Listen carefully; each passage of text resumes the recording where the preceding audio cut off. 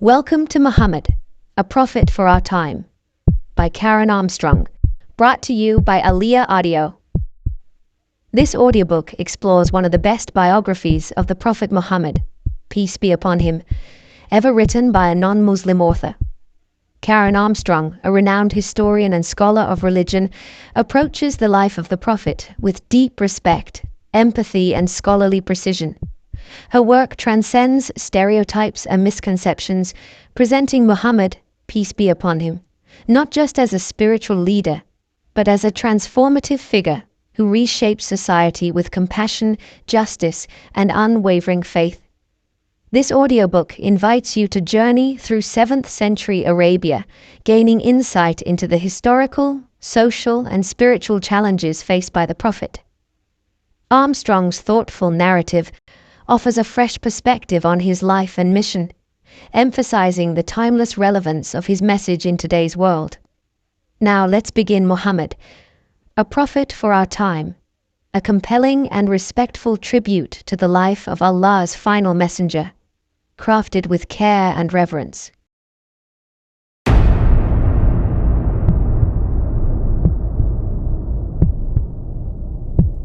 Muhammad was born in the year 570 of the Christian era, and over the following 60 years built a thriving spiritual community, laying the foundations of a religion that changed the course of world history. There is more historical data on his life than on that of the founder of any other major faith, and yet his story is little known. And now, Muhammad. Introduction. The history of a religious tradition is a continuous dialogue between a transcendent reality and current events in the mundane sphere. The faithful scrutinize the sacred past, looking for lessons that speak directly to the conditions of their lives. Most religions have a figurehead, an individual who expresses the ideals of the faith in human form. In contemplating the serenity of the Buddha, Buddhists see the supreme reality of nirvana to which each of them aspires. In Jesus, Christians glimpse the divine presence as a force for goodness and compassion in the world. These paradigmatic personalities shed light on the often dark conditions in which most of us seek salvation in our flawed world. They tell us what a human being can be. Muslims have always understood this. Their scripture, the Quran, gave them a mission: to create a just and decent society in which all members were treated with respect. The political well-being of the Muslim community was, and is, a matter of supreme importance. Like any religious ideal, it is almost insuperably difficult to fulfill, but after each failure, Muslims have tried to get up and begin again. Many Islamic rituals, philosophies, doctrines, sacred texts and shrines are the result of frequently anguished and self-critical contemplation of the political events of Islamic society. The life of the Prophet Muhammad, who lived from about 570 to 632 CE, was as crucial to the unfolding Islamic ideal as it is today. His career revealed the inscrutable God's activity in the world and illustrated the perfect surrender. In Arabic, the word for surrender is Islam, that every human being should make to the divine. Beginning during the Prophet's lifetime, Muslims had to strive to understand the meaning of his life and apply it to their own. A little more than 100 years after Muhammad's death, as Islam continued to spread to new territories and gain converts, Muslim scholars began to compile the great collections of Muhammad's sayings, the ahadith and customary practice, or sunnah, which would form the basis of Muslim law. The sunnah taught Muslims to imitate the way Muhammad spoke, ate, loved, washed, and worshipped, so that in the smallest details of their daily existence they reproduced his life on earth, in the hope that they would acquire his internal disposition of total surrender to God. At the same time, in the 8th and 9th centuries, the first Muslim historians began to write about the life of the Prophet Muhammad. Muhammad ibn Ishaq, who died in 767, Muhammad ibn Umar al-Waqidi, who died in about 820, Muhammad ibn Sa'd, who died in 845, and Abu Jarir at-Tabari, who died in 923. These historians were not simply relying on their own memories and impressions, but were attempting a serious historical reconstruction. They included earlier documents in their narratives, traced oral traditions back to their original source, and though they revered Muhammad as a man of God, they were not entirely uncritical. Largely as a result of their efforts, we know more about Muhammad than about nearly any other founder of a major religious tradition. These early sources are indispensable to any biographer of the Prophet, and I will frequently refer to them in these pages.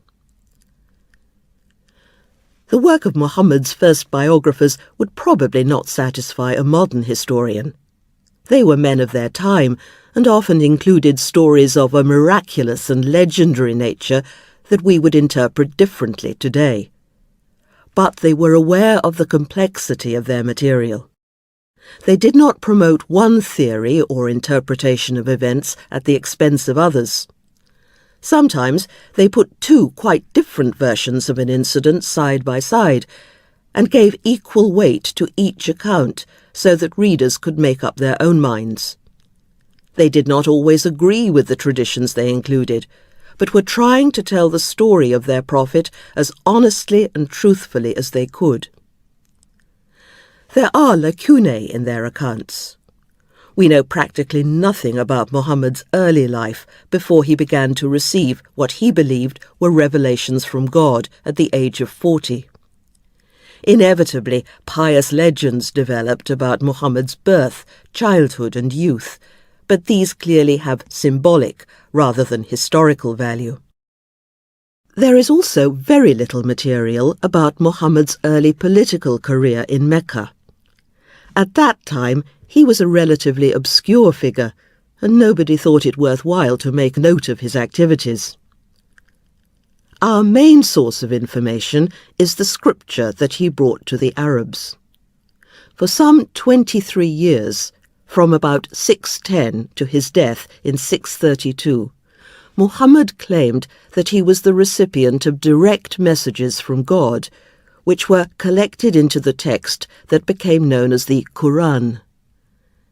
It does not contain a straightforward account of Muhammad's life, of course, but came to the Prophet piecemeal, line by line, verse by verse, chapter by chapter. Sometimes the revelations dealt with a particular situation in Mecca or Medina. In the Quran, God answered Muhammad's critics. He reviewed their arguments. He explained the deeper significance of a battle or a conflict within the community.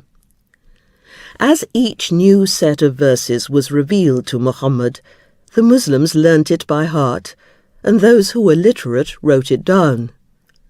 The first official compilation of the Quran was made in about 650, 20 years after Muhammad's death, and achieved canonical status. The holy word of God, and its authority remains absolute. But Muslims know that it is not always easy to interpret. Its laws were designed for a small community, but a century after their prophet's death, Muslims ruled a vast empire, stretching from the Himalayas to the Pyrenees. Their circumstances were entirely different from those of the Prophet and the first Muslims, and Islam had to change and adapt. The first essays in Muslim history were written to address current perplexities. How could Muslims apply the Prophet's insights and practice to their own times? When the early biographers told the story of his life, They tried to explain some of the passages in the Quran by reproducing the historical context in which these particular revelations had come down to Muhammad. By understanding what had prompted a particular Quranic teaching, they could relate it to their own situation by means of a disciplined process of analogy. The historians and thinkers of the time believed that learning about the Prophet's struggles to make the word of God audible in the 7th century would help them to preserve his spirit in their own. From the very start, writing about the Prophet Muhammad was never a wholly antiquarian pursuit. The process continues today. Some Muslim fundamentalists have based their militant ideology on the life of Muhammad. Muslim extremists believe that he would have condoned and admired their atrocities. Other Muslims are appalled by these claims and point to the extraordinary pluralism of the Quran, which condemns aggression and sees all rightly guided religions as deriving from the one God. We have a long history of Islamophobia in Western culture that dates back to the time of the Crusades. In the 12th century, Christian monks in Europe insisted that Islam was a violent religion of the sword and that Muhammad was a charlatan who imposed his religion on a reluctant world by force of arms. They called him a lecher and a sexual pervert. This distorted version of the Prophet's life became one of the received ideas of the West, and Western people have always found it difficult to see Muhammad in a more objective light. Since the destruction of the World Trade Center on September the 11th, 2001, members of the Christian right in the United States and some sectors of the Western media have continued this tradition of hostility, claiming that Muhammad was irredeemably addicted to war. Some have gone so far as to claim that he was a terrorist and a pedophile. We can no longer afford to indulge this type of bigotry because it is a gift to extremists who can use such statements to prove that the Western world is indeed engaged on a new crusade against the Islamic world. Muhammad was not a man of violence. We must approach his life in a balanced way in order to appreciate his considerable achievements. To cultivate an inaccurate prejudice damages the tolerance, liberality, and compassion that are supposed to characterize Western culture. I became convinced of this 15 years ago, after the fatwa of Ayatollah Khomeini had sentenced Salman Rushdie and his publishers to death because of what was perceived to be a blasphemous portrait of Muhammad in the Satanic Verses. I abhorred the fatwa and believed that Rushdie had a right to publish whatever he chose. But I was disturbed by the way some of Rushdie's liberal supporters segued from a denunciation of the fatwa to an out-and-out condemnation of Islam itself that bore no relation to the facts. It seemed wrong to defend a liberal principle by reviving a medieval prejudice. We appeared to have learned nothing from the tragedy of the 1930s, when this type of bigotry made it possible for Hitler to kill 6 million Jews. But I realized that many Western people had no opportunity to revise their impression of Muhammad, so I decided to write a popular, accessible account of his life to challenge this entrenched view. The result was Muhammad, a biography of the Prophet, which was first published in 1991. But in the wake of September the 11th, we need to focus on other aspects of Muhammad's life. So this is a completely new and entirely different book, which, I hope, will speak more directly to the terrifying realities of our post-September the 11th world. As a paradigmatic personality, Muhammad has important lessons not only for Muslims, but also for Western people. His life was a jihad. As we shall see, this word does not mean holy war. It means struggle. Muhammad literally sweated with the effort to bring peace to war-torn Arabia, and we need people who are prepared to do this today. His life was a tireless campaign against greed, injustice, and arrogance. He realized that Arabia was at a turning point and that the old way of thinking would no longer suffice. So he wore himself out in the creative effort to evolve an entirely new solution. We entered another era of history on September the 11th and must strive with equal intensity to develop a different outlook. Strangely, events that took place in 7th century Arabia have much to teach us about the events of our time and their underlying significance. Far more, in fact, than the facile sound bites of politicians. Muhammad was not trying to impose religious orthodoxy. He was not much interested in metaphysics, but to change people's hearts and minds. He called the prevailing spirit of his time Jahiliyyah. Muslims usually understand this to mean the time of ignorance, that is, the pre-Islamic period in Arabia. But, as recent research shows, Muhammad used the term Jahiliyyah to refer not to an historical era, but to a state of mind that caused violence and terror in 7th century Arabia. Jahiliyyah, I would argue, is also much in evidence in the West today, as well as in the Muslim world. Paradoxically, Muhammad became a timeless personality because he was so rooted in his own period. We cannot understand his achievement unless we appreciate what he was up against. In order to see what he can contribute to our own predicament, we must enter the tragic world that made him a prophet nearly 1400 years ago on a lonely mountaintop just outside the holy city of Mecca. Chapter 1. Mecca.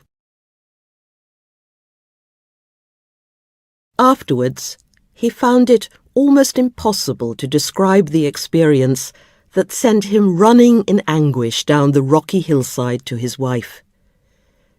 It seemed to him that a devastating presence had burst into the cave where he was sleeping and gripped him in an overpowering embrace, squeezing all the breath from his body. In his terror, Muhammad could only think that he was being attacked by a jinni, one of the fiery spirits who haunted the Arabian steppes and frequently lured travellers from the right path. The jinn also inspired the bards and soothsayers of Arabia. One poet described his poetic vocation as a violent assault. His personal jinni had appeared to him without any warning, thrown him to the ground, and forced the verses from his mouth. So, when Muhammad heard the curt command, "Recite," he immediately assumed that he too had become possessed. "I am no poet," he pleaded. But his assailant simply crushed him again, until, just when he thought he could bear it no more, he heard the first words of a new Arabic scripture pouring, as if unbidden, from his lips. He had this vision during the month of Ramadan, 610 CE. Later, Muhammad would call it Layla al-Qadr, the night of destiny, because it had made him the messenger of Allah, the high god of Arabia. But at the time, he didn't understand what was happening. He was 40 years old, a family man and a respected merchant in Mecca, a thriving commercial city in the Hijaz. Like most Arabs of the time, he was familiar with the stories of Noah, Lot, Abraham, Moses, and Jesus, and knew that some people expected the imminent arrival of an Arab prophet. But it never occurred to him that he would be entrusted with this mission. Indeed, when he escaped from the cave and ran headlong down the slopes of Mount Hira, he was filled with despair. How could Allah have allowed him to become possessed? The jinn were capricious. They were notoriously unreliable because they delighted in leading people astray. The situation in Mecca was serious. His tribe didn't need the dangerous guidance of a jinni. They needed the direct intervention of Allah. In Arabic, the word Allah simply means God. He had always been a distant figure in the past, and many believed he was identical with the God worshipped by Jews and Christians. Had achieved astonishing success.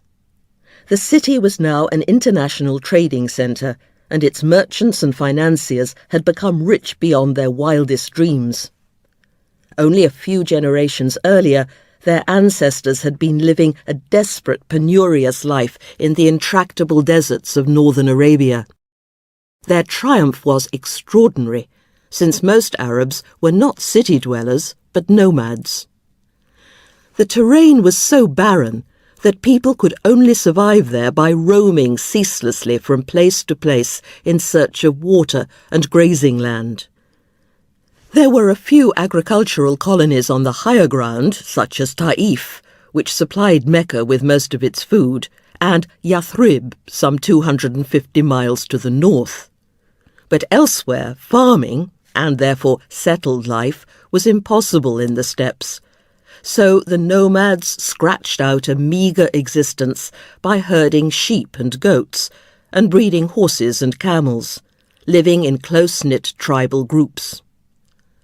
Nomadic, or Badwa, life was a grim, relentless struggle, because there were too many people competing for too few resources. Always hungry, perpetually on the brink of starvation, the Bedouin fought endless battles with other tribes for water, pasture land, and grazing rights. Consequently, the Ghazou, the acquisition raid, was essential to the Badwa economy. In times of scarcity, tribesmen would regularly invade the territory of their neighbours in the hope of carrying off camels, cattle or slaves, taking great care to avoid killing anybody, since this could lead to a vendetta. Nobody considered this in any way reprehensible. The Ghazou was an accepted fact of life.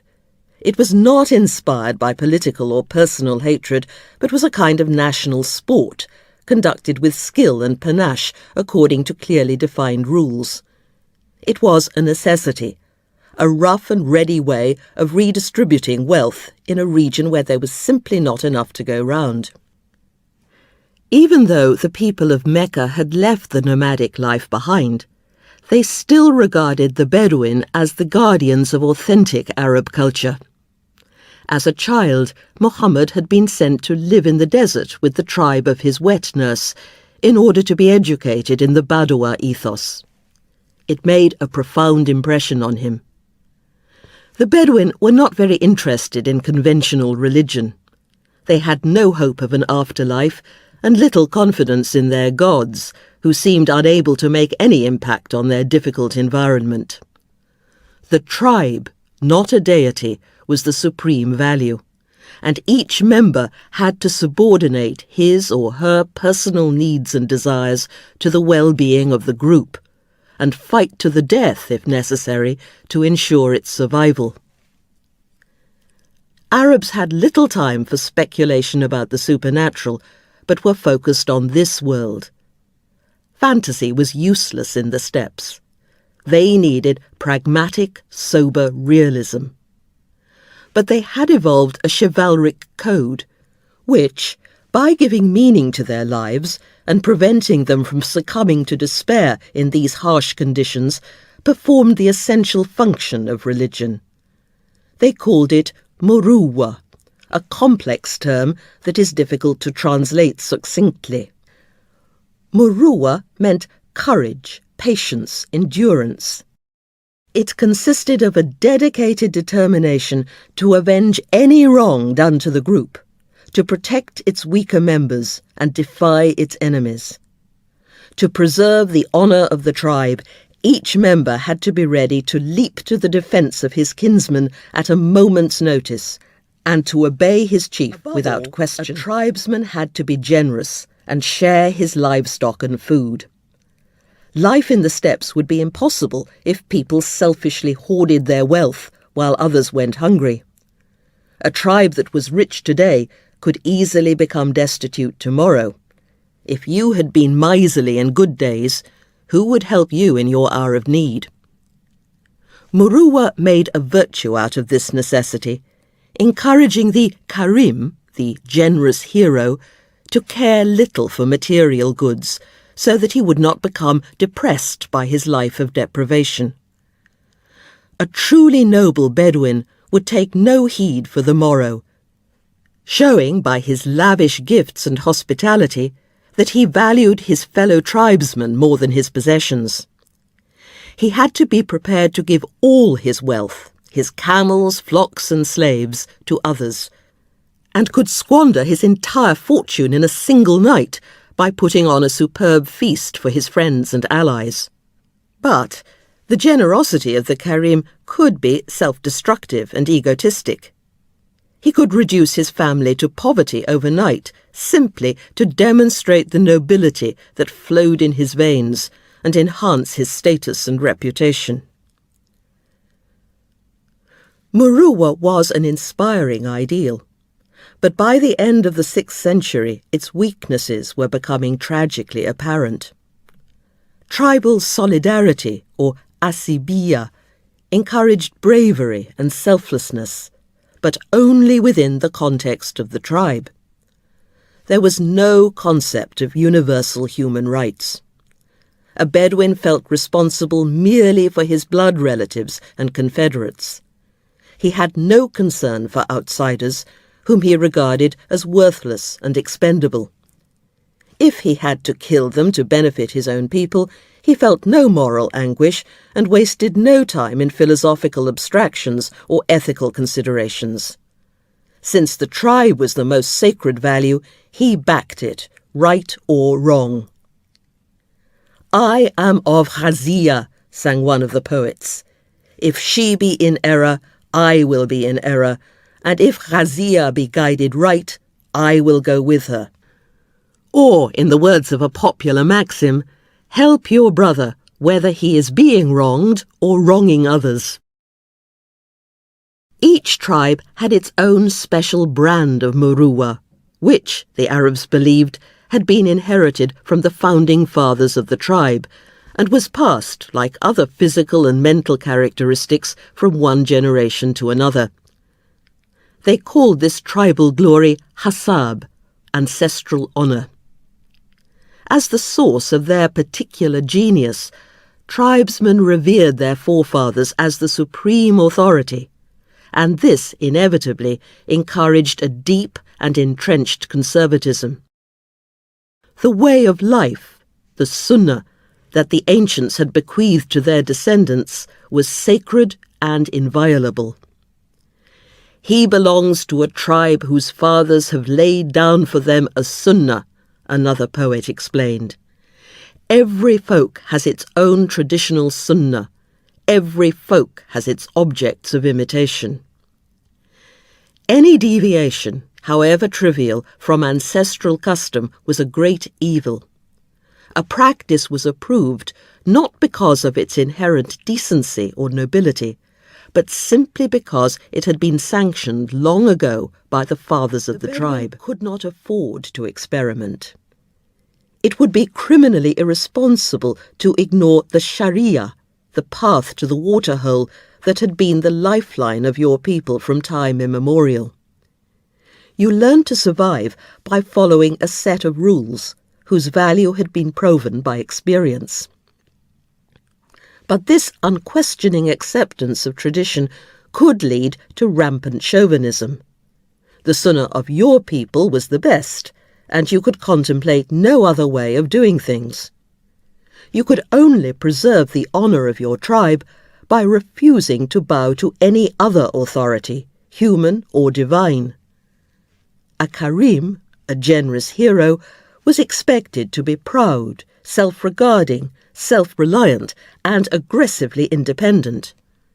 Arrogance was not a fault, but a sign of nobility, whereas humility showed that you came from defective stock and had no aristocratic blood in your veins.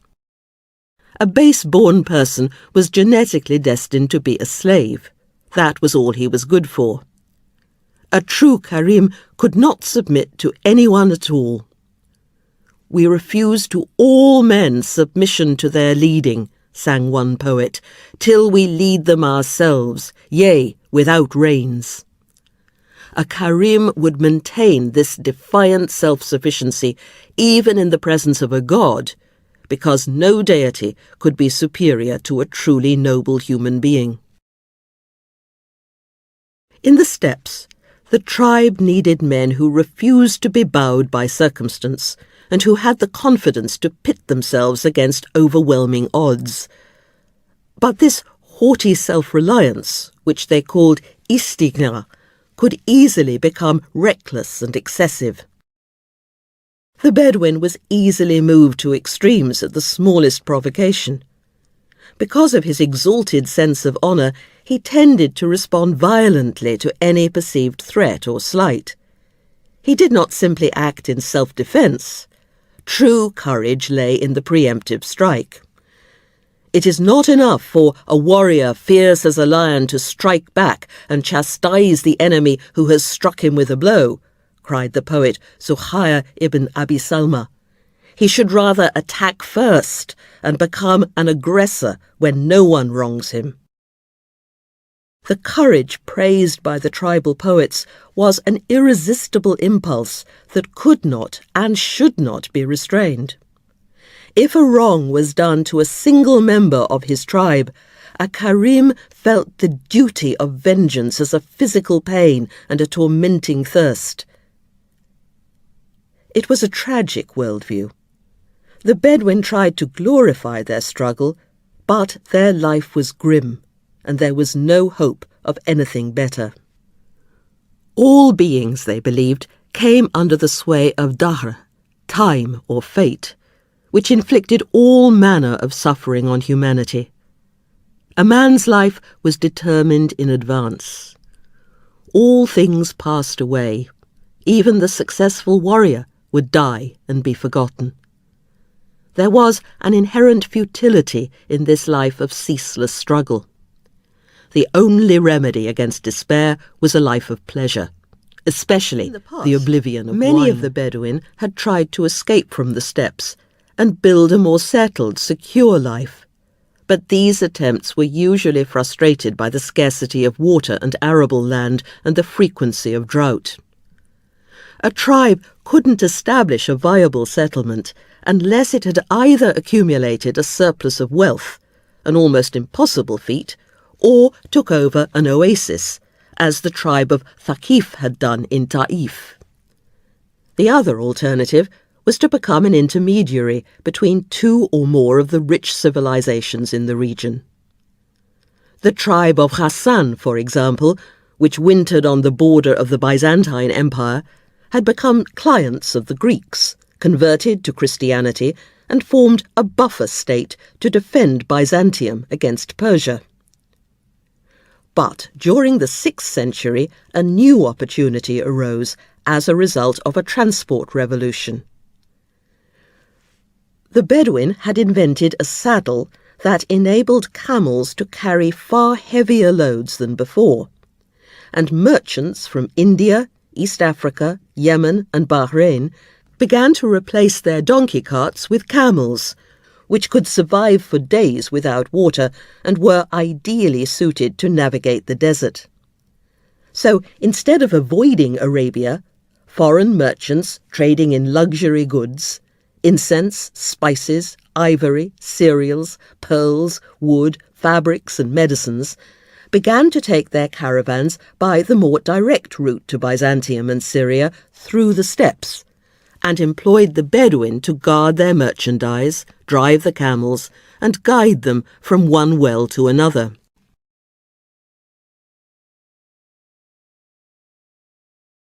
Mecca became a station for these northbound caravans.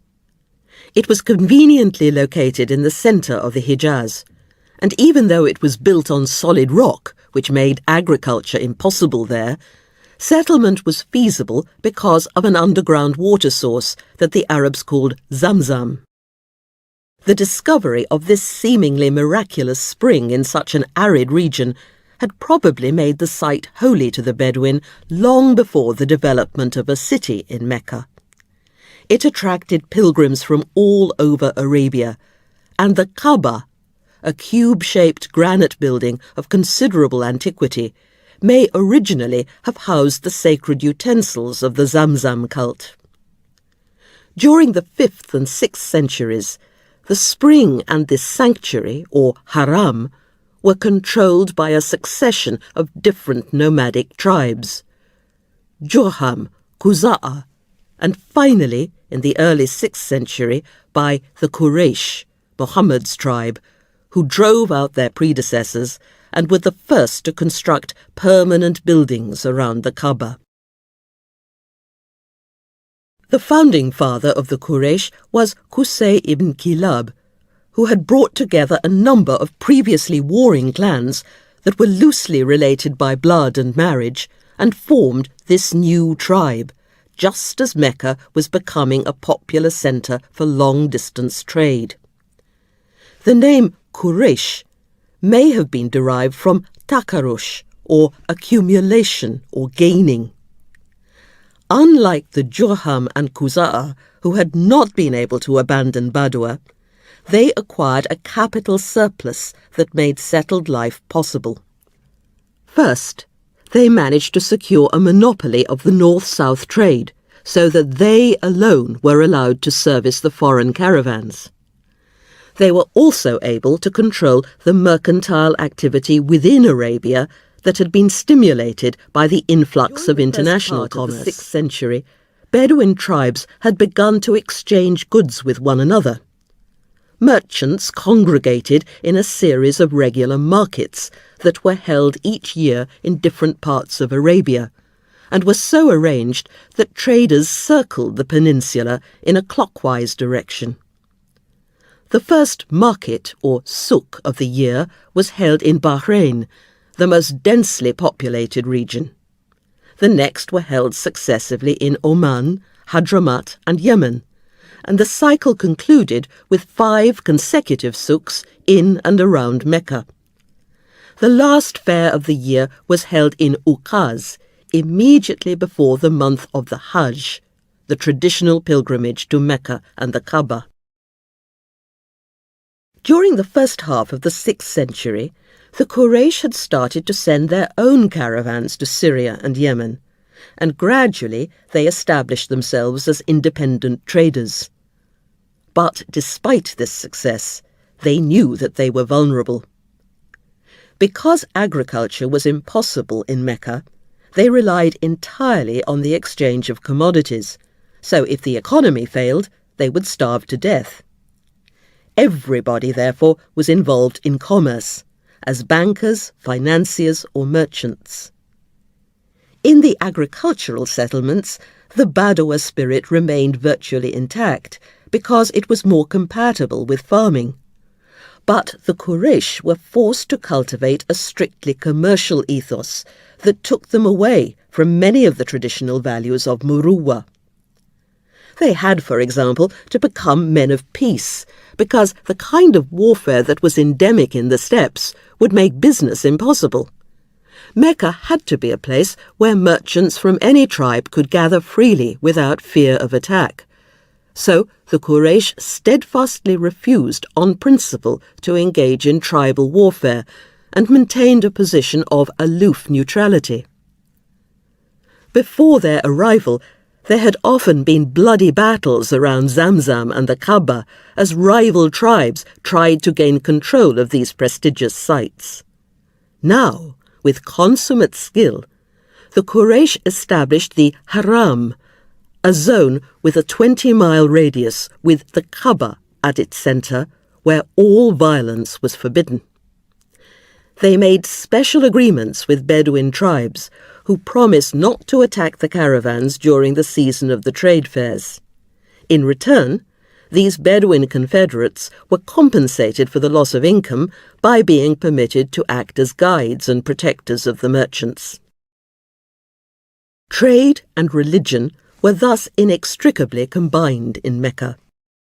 The pilgrimage to Mecca was the climax of the Suk cycle, and the Quraysh reconstructed the cult and architecture of the sanctuary so that it became a spiritual centre for all the Arab tribes. Even though the Bedouin were not much interested in the gods, each tribe had its own presiding deity, usually represented by a stone effigy. The Quraysh collected the totems of the tribes that belonged to their confederacy and installed them in the haram, so that the tribesmen could only worship their patronal deities when they visited Mecca. The sanctity of the Kaaba was thus essential to the success and survival of the Quraysh, and their competitors understood this.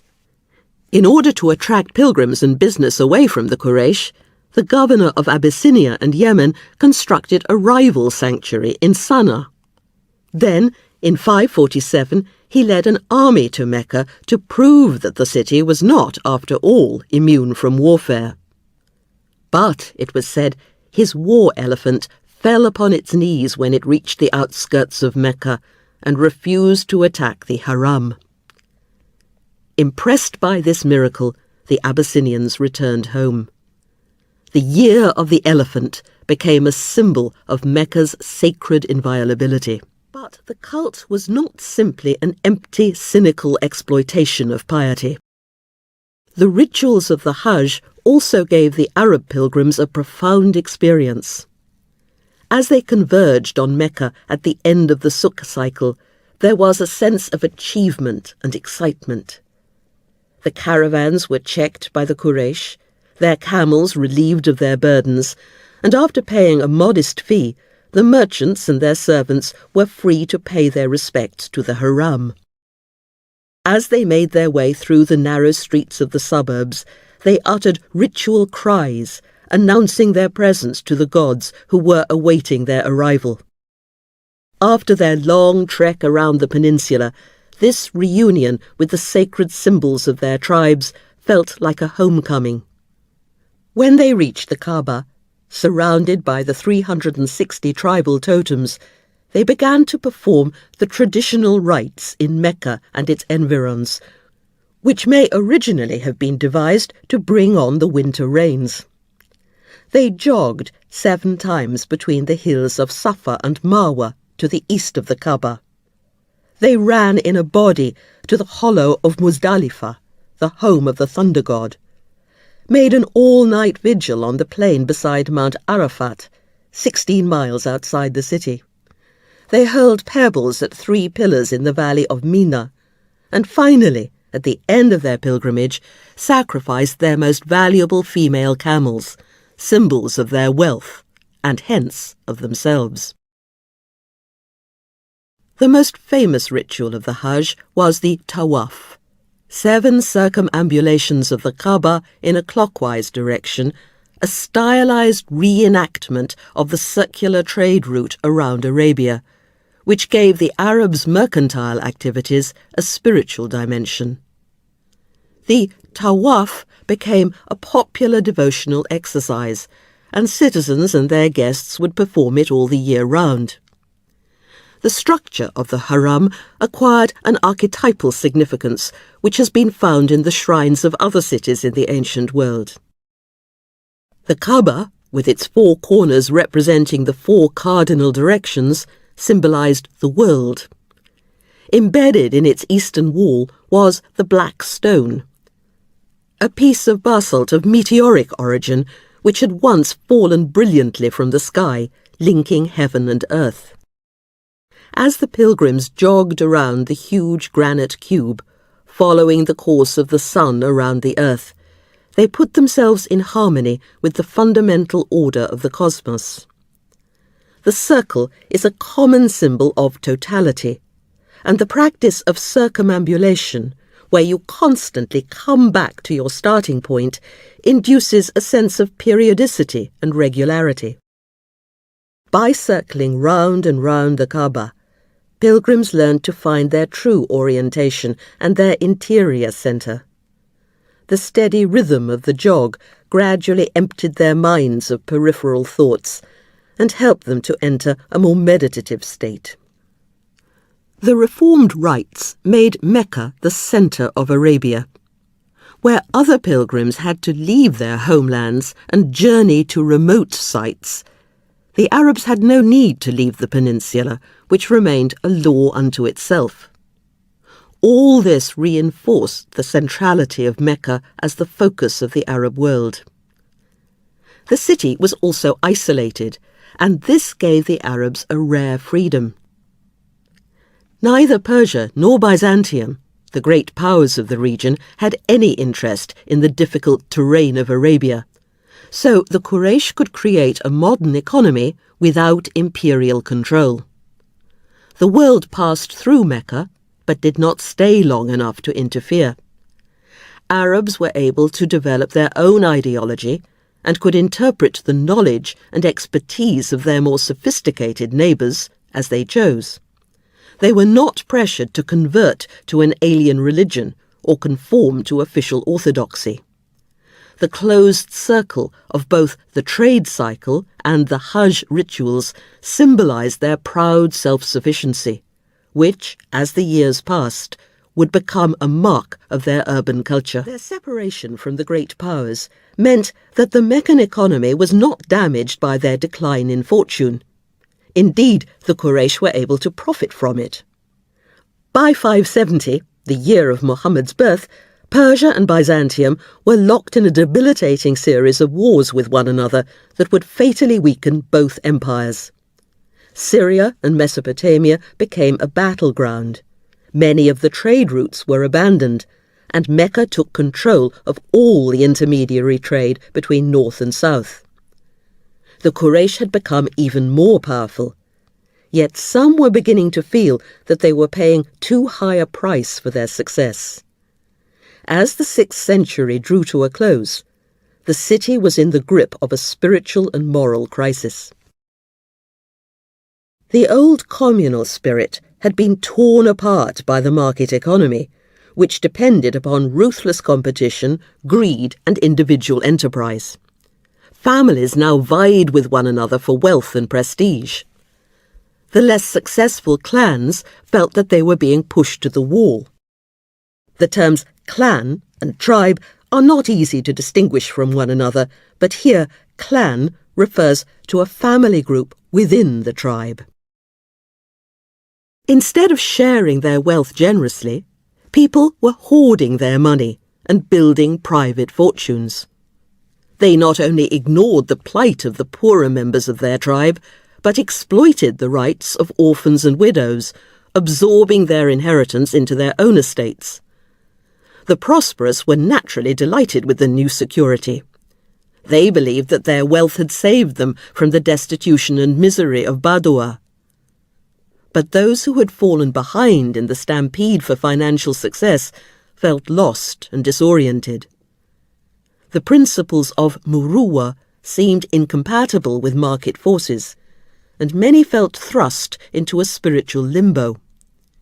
The old ideals had not been replaced by anything of equal value, and the ingrained communal ethos told them that this rampant individualism would damage the tribe, which could only survive if its members pooled all their resources. Muhammad was born into the clan of Hashim, one of the most distinguished family groups in Mecca. His great-grandfather had been the first merchant to engage in independent trade with Syria and Yemen, and the clan had the privilege of providing the pilgrims with water during the Hajj, one of the most important offices in the city. But recently, Hashim had fallen on hard times. Muhammad's father, Abdullah, died before Muhammad was born, and his mother, Amina, was in such straitened circumstances that, it was said, the only Bedouin woman who was willing to be his wet nurse came from one of the poorest tribes in Arabia. He lived with her family until he was 6 years old, and would have experienced nomadic life at its harshest. Shortly after he was brought back to Mecca, his mother died. This double bereavement made a deep impression on Muhammad. As we shall see, he would always be concerned about the plight of orphans treated by his surviving relatives. First, he lived with his grandfather, Abd al-Muttalib, who had been a highly successful merchant in his prime. The old man made quite a favourite of Muhammad. He liked to have his bed carried outside, where he could lie in the shade of the Kaaba, surrounded by his sons. Muhammad used to sit beside him, while his grandfather affectionately stroked his back. When he died, however, Muhammad, now 8 years old, inherited nothing. His more powerful relatives controlled the estate, and Muhammad went to live with his uncle Abu Talib, who was now the Sayyid, or chief of Hashim, and greatly respected in Mecca, even though his business was failing. Abu Talib was very fond of his nephew, and his brothers also helped with Muhammad's education. Hamza, the youngest, a man of prodigious strength, instructed Muhammad in the martial arts, making him a skilled archer and competent swordsman. His uncle, Abbas, a banker, was able to get Muhammad a job managing the caravans on the northern leg of the journey to Syria. The young Muhammad was well liked in Mecca. He was handsome, with a compact, solid body of average height. His hair and beard were thick and curly, and he had a strikingly luminous expression and a smile of enormous charm, which is mentioned in all the sources. He was decisive and wholehearted in everything he did, so intent on the task at hand that he never looked over his shoulder, even if his cloak got caught in a thorny bush. When he did turn to speak to somebody, he used to swing his entire body around and address him full face. When he shook hands, he was never the first to withdraw his own. He inspired such confidence that he was known as Al-Amin, the reliable one. But his orphan status constantly held him back. He had wanted to marry his cousin Fakhita, but Abu Talib had to refuse his request for her hand, gently pointing out that Muhammad could not afford to support a wife, and made a more advantageous match for her. But when Muhammad was about 25 years old, his luck suddenly changed. Khadija bint al-Khuwaylid, a distant relative, asked him to take a caravan into Syria for her. She came from the clan of Asad, which was now far more influential than Hashim, and since her husband had died, she had become a successful merchant. Urban life often gives elite women the opportunity to flourish in business, though women of the lower classes had no status at all in Mecca. Muhammad conducted the expedition so competently that Khadija was impressed and proposed marriage to him. She needed a new husband, and her talented kinsman was a suitable choice. "I like you because of our relationship," she told him, "and your high reputation among your people, your trustworthiness, good character, and truthfulness." Some of Muhammad's critics have sneered at this timely match with the wealthy widow, but this was no marriage of convenience. Muhammad loved Khadija dearly, and even though polygamy was the norm in Arabia, he never took another, younger wife while she was alive. Khadija was a remarkable woman, determined, noble, and intelligent, says the historian Ibn Ishaq, Muhammad's first biographer. She was the first to recognize her husband's genius, and, perhaps because he had lost his mother at such a young age, he depended upon her emotionally and relied on her advice and support. After her death, he used to infuriate some of his later wives by endlessly singing her praises. Khadija was probably in her late 30s when she married Muhammad, and bore him at least 6 children. Their 2 sons, Al-Qasim and Abdullah, died in infancy, but Muhammad adored his daughters, Zainab, Ruqayya, Kulthum, and Fatima. It was a happy household, even though Muhammad insisted on giving a high proportion of their income to the poor. He also brought 2 needy boys into the family. On their wedding day, Khadija had presented him with a young slave called Zayd ibn al-Harith from one of the northern tribes.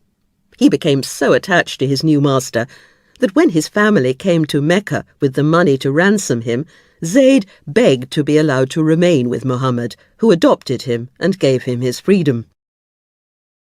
A few years later, Abu Talib was in such financial trouble that Muhammad took his 5-year-old son, Ali, into his household to ease his burden.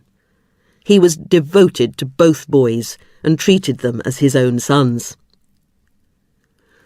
We know very little about these early years, but from his later career it is clear that he had accurately diagnosed the malaise that was particularly rife among the younger generation, who felt ill at ease in this aggressive market economy. The Quraysh had introduced class distinctions that were quite alien to the tribal ideal. Almost as soon as they had seized control of Mecca, the wealthier Quraysh had lived beside the Kaaba, while the less prosperous inhabited the suburbs and the mountainous region outside the city. The Quraysh had abandoned the Badawa virtue of generosity and become niggardly, except that they called this shrewd business sense. Some no longer succumbed to the old fatalism because they knew that they had succeeded in turning their fortunes around. They even believed that their wealth could give them some kind of immortality. Others took refuge in a life of hedonism, making a religion out of pleasure. Increasingly, it seemed to Muhammad that the Quraysh had jettisoned the best and retained only the worst aspects of muruwa, the tribal code. The recklessness, arrogance and egotism that were morally destructive and could bring the city to ruin. He was convinced that social reform must be based on a new spiritual solution, or it would remain superficial. He probably realized at some deep level that he had exceptional talent, but what could he do? Nobody would take him seriously, because, despite his marriage to Khadija, he had no real status in the city. There was widespread spiritual restlessness. The settled Arabs, who lived in the towns and agricultural communities of the Hijaz, had developed a different kind of religious vision. They were more interested in gods than the Bedouin, but their rudimentary theism had no strong roots in Arabia.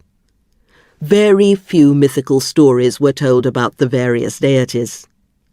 Allah was the most important god and was revered as the lord of the Kaaba, but he was a remote figure and had very little influence on the people's daily lives. Like the other high gods or sky gods, who were a common feature of ancient religion, Allah had no developed cult and was never depicted in effigy. Everybody knew that Allah had created the world, that he quickened each human embryo in the womb, and that he was the giver of rain. But these remained abstract beliefs. Arabs would sometimes pray to Allah in an emergency, but once the danger had passed, they forgot all about him.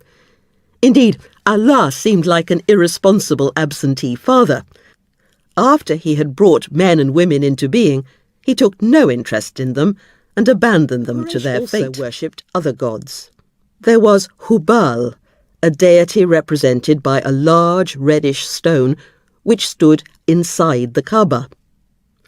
There were 3 goddesses, Alat, Al-Uzza and Manat, who were often called the daughters of Allah or Banat Allah. They were very popular in the settled communities. Represented by large standing stones, their shrines in Ta'if, Nakhla and Qudayd were roughly similar to the Meccan Haram.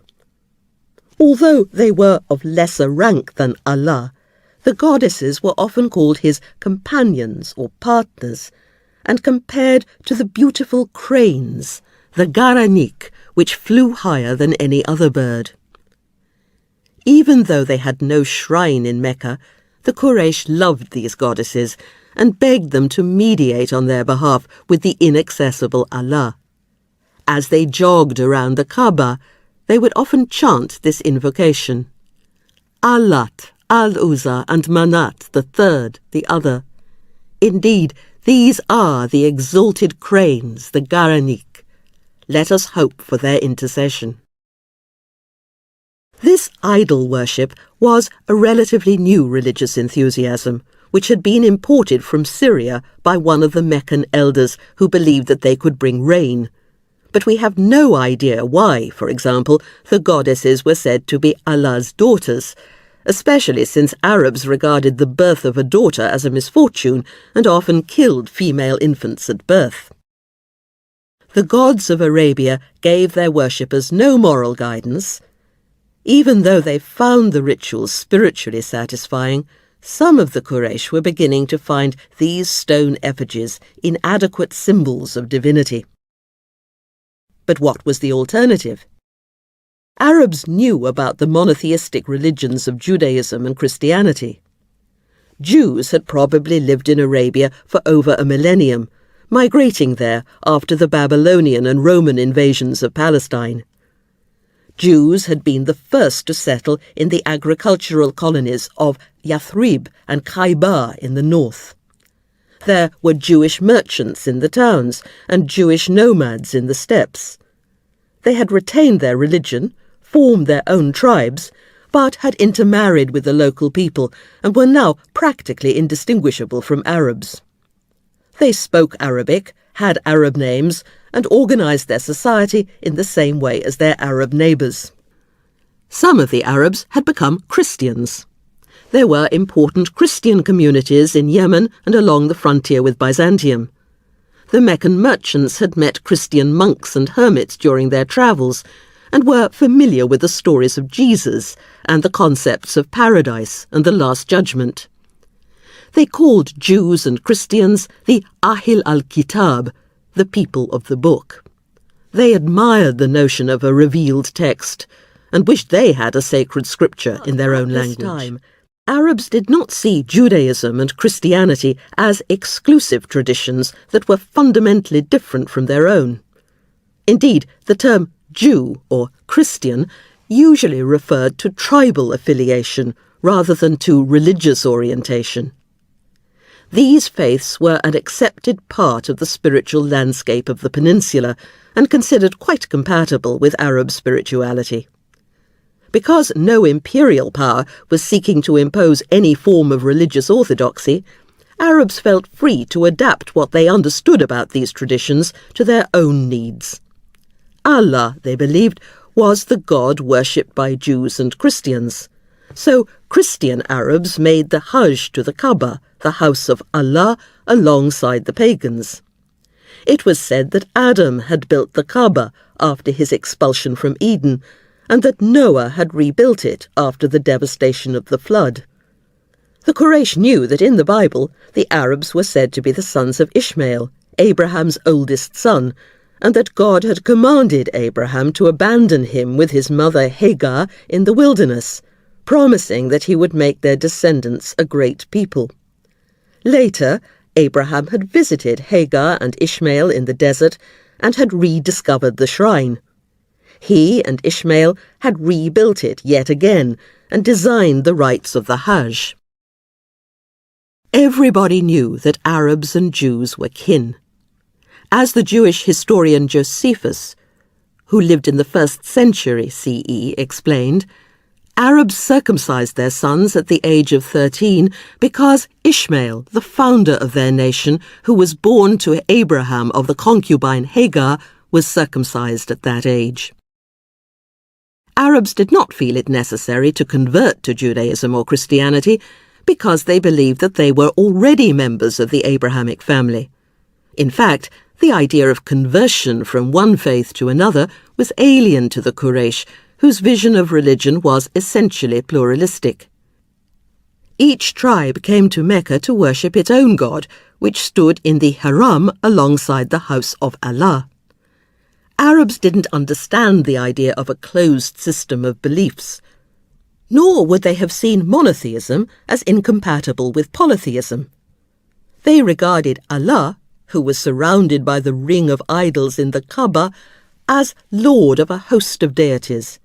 in much the same way as some of the biblical writers saw Yahweh as surpassing all other gods. Some of the settled Arabs were becoming dissatisfied with this pagan pluralism and were attempting to create an indigenous Arabian monotheism. Shortly before Muhammad received his first revelation, they had seceded from the religious life of the Haram. It was pointless, they told their tribesmen, to run round and round the black stone, which could neither see, nor hear, nor hurt, nor help. Arabs, they believed, had corrupted the religion of their father Abraham, so they were going to seek the Hanifiyya, his pure religion. This was not an organised sect. These Hanifs all despised the worship of the stone effigies and believed that Allah was the only God, but not all interpreted this conviction identically. Some expected that an Arab prophet would come with a divine mission to revive the pristine religion of Abraham. Others thought that this was unnecessary. People could return to the Hanifiyya on their own initiative. Some preached the resurrection of the dead and the Last Judgment. Others converted to Christianity or Judaism as an interim measure until the religion of Abraham was properly established. The Hanifs had little impact on their contemporaries because they were chiefly concerned with their own personal salvation.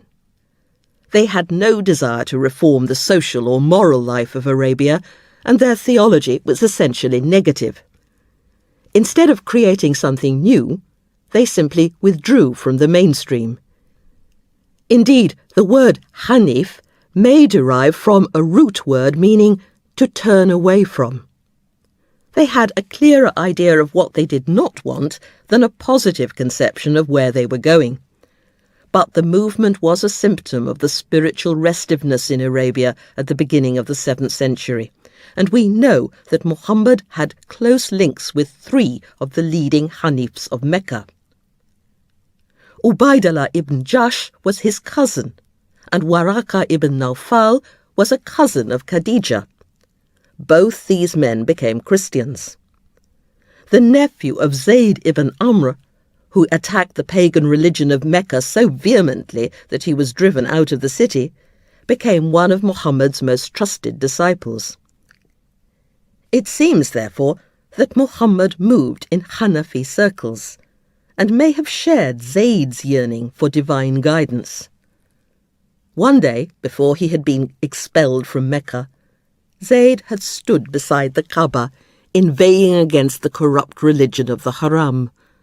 But suddenly he broke off. "O Allah," he cried, "if I knew how you wish to be worshipped, I would so worship you, but I do not know."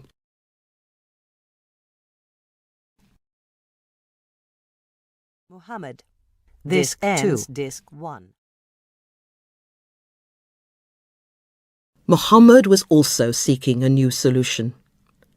For some years, accompanied by Khadija, he had made an annual retreat on Mount Hira during the month of Ramadan, distributing alms to the poor who visited him in his mountain cave and performing devotions.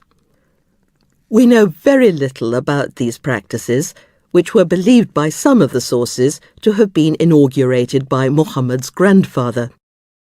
They seem to have combined social concern with rituals that may have included deep prostrations before Allah and intensive circumambulation of the Kaaba.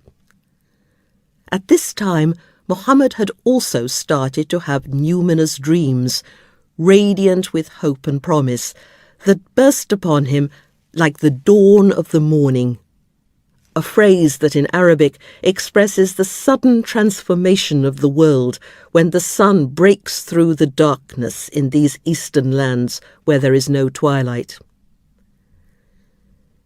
It was while he was making his annual retreat on Mount Hira in about the year 610 that he experienced the astonishing and dramatic attack. The words that were squeezed as if from the depths of his being went to the root of the problem in Mecca. "Recite in the name of your Lord who created, from an embryo created the human. Recite, your Lord is all-giving, who taught by the pen, taught the human what he did not know before. The human being is a tyrant. He thinks his possessions make him secure. To your Lord is the return of everything. This verse was an extension of the Quraysh's belief that Allah had created each one of them. It identified the proud self-sufficiency of the tribal ideal as a delusion, because humans are entirely dependent upon God. Finally, Allah insisted that he was not a distant, absent deity, but wanted to instruct and guide his creatures, so they must come near to him. But instead of approaching God in a spirit of prideful self-sufficiency, they must bow before him like a lowly slave.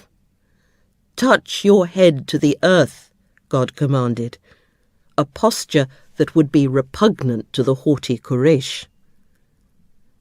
From the very beginning, Muhammad's religion was diametrically opposed to some of the essential principles of the old tribal ideal. When Muhammad came to himself, he was so horrified to think that after all his spiritual striving, he had simply been visited by a jinni, that he no longer wanted to live.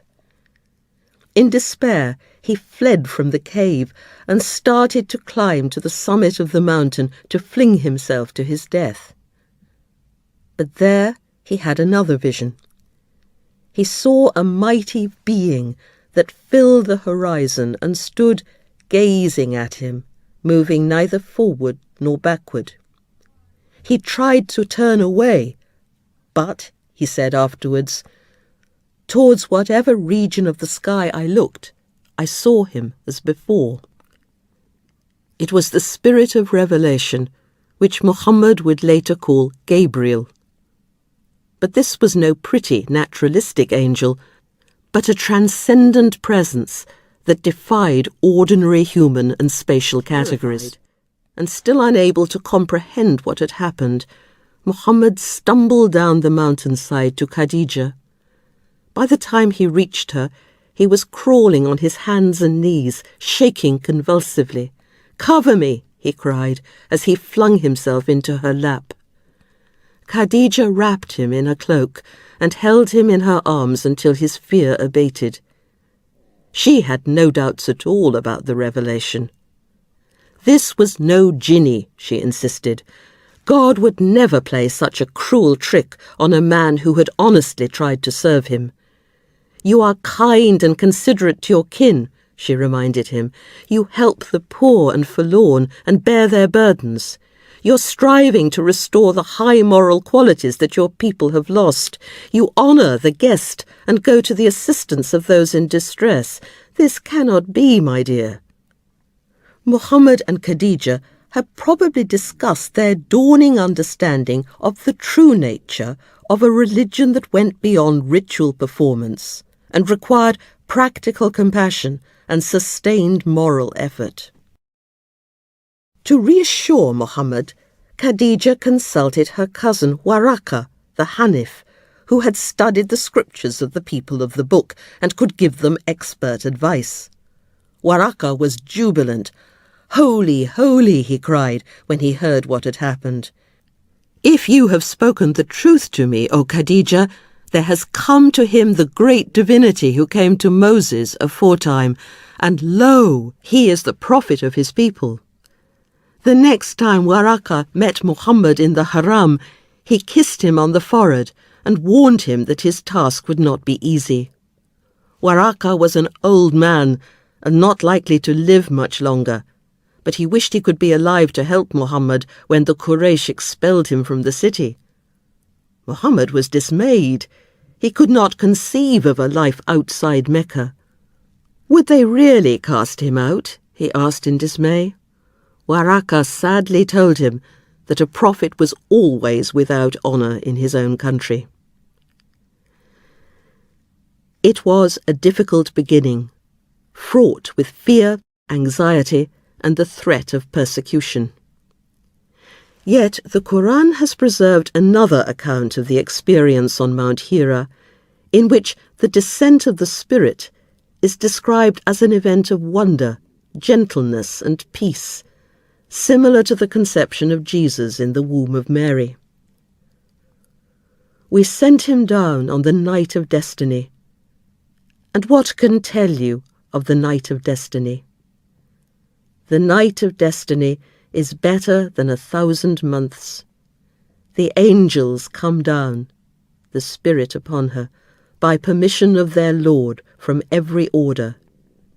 Peace she is, until the rise of dawn. In this surah, or chapter of the Quran, there is a suggestive blurring of masculine and feminine, especially in pronouns, which is often lost in translation. In the Quran, the question, "What can tell you?" regularly introduces an idea that would have been strange to Muhammad's first audience, indicating that they were about to enter the realm of the ineffable.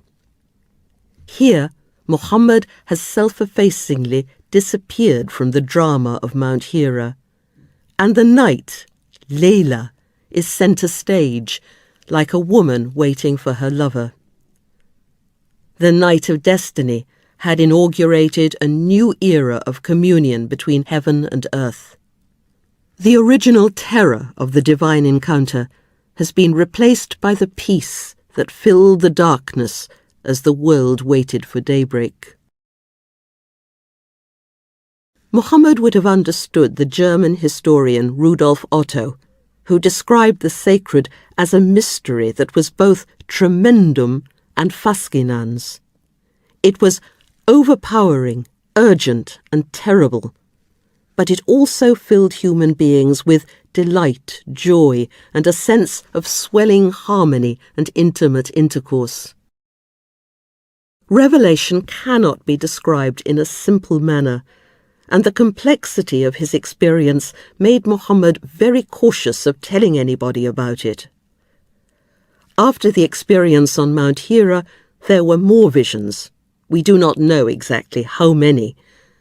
And then, to Muhammad's dismay, the divine voice fell silent, and there were no further revelations. It was a time of great desolation. Had Muhammad been deluded after all? Was the present simply a mischievous jinni? Or had God found him wanting and abandoned him? For 2 long years, the heavens remained obdurately closed. And then, suddenly, the darkness was dispersed in a burst of luminous assurance. By the morning hours, by the night when it is still, your Lord has not abandoned you and does not hate you. What is after will be better than what came before. To you the Lord will be giving. You will be content. Did he not find you orphaned and give you shelter? Find you lost and guide you? Find you in hunger and provide for you?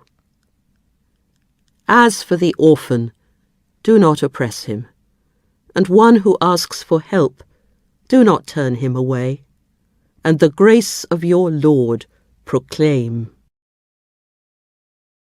Here, Allah offered his assurance that he did not abandon his creatures, and reminded men and women to imitate his continuous kindness and generosity.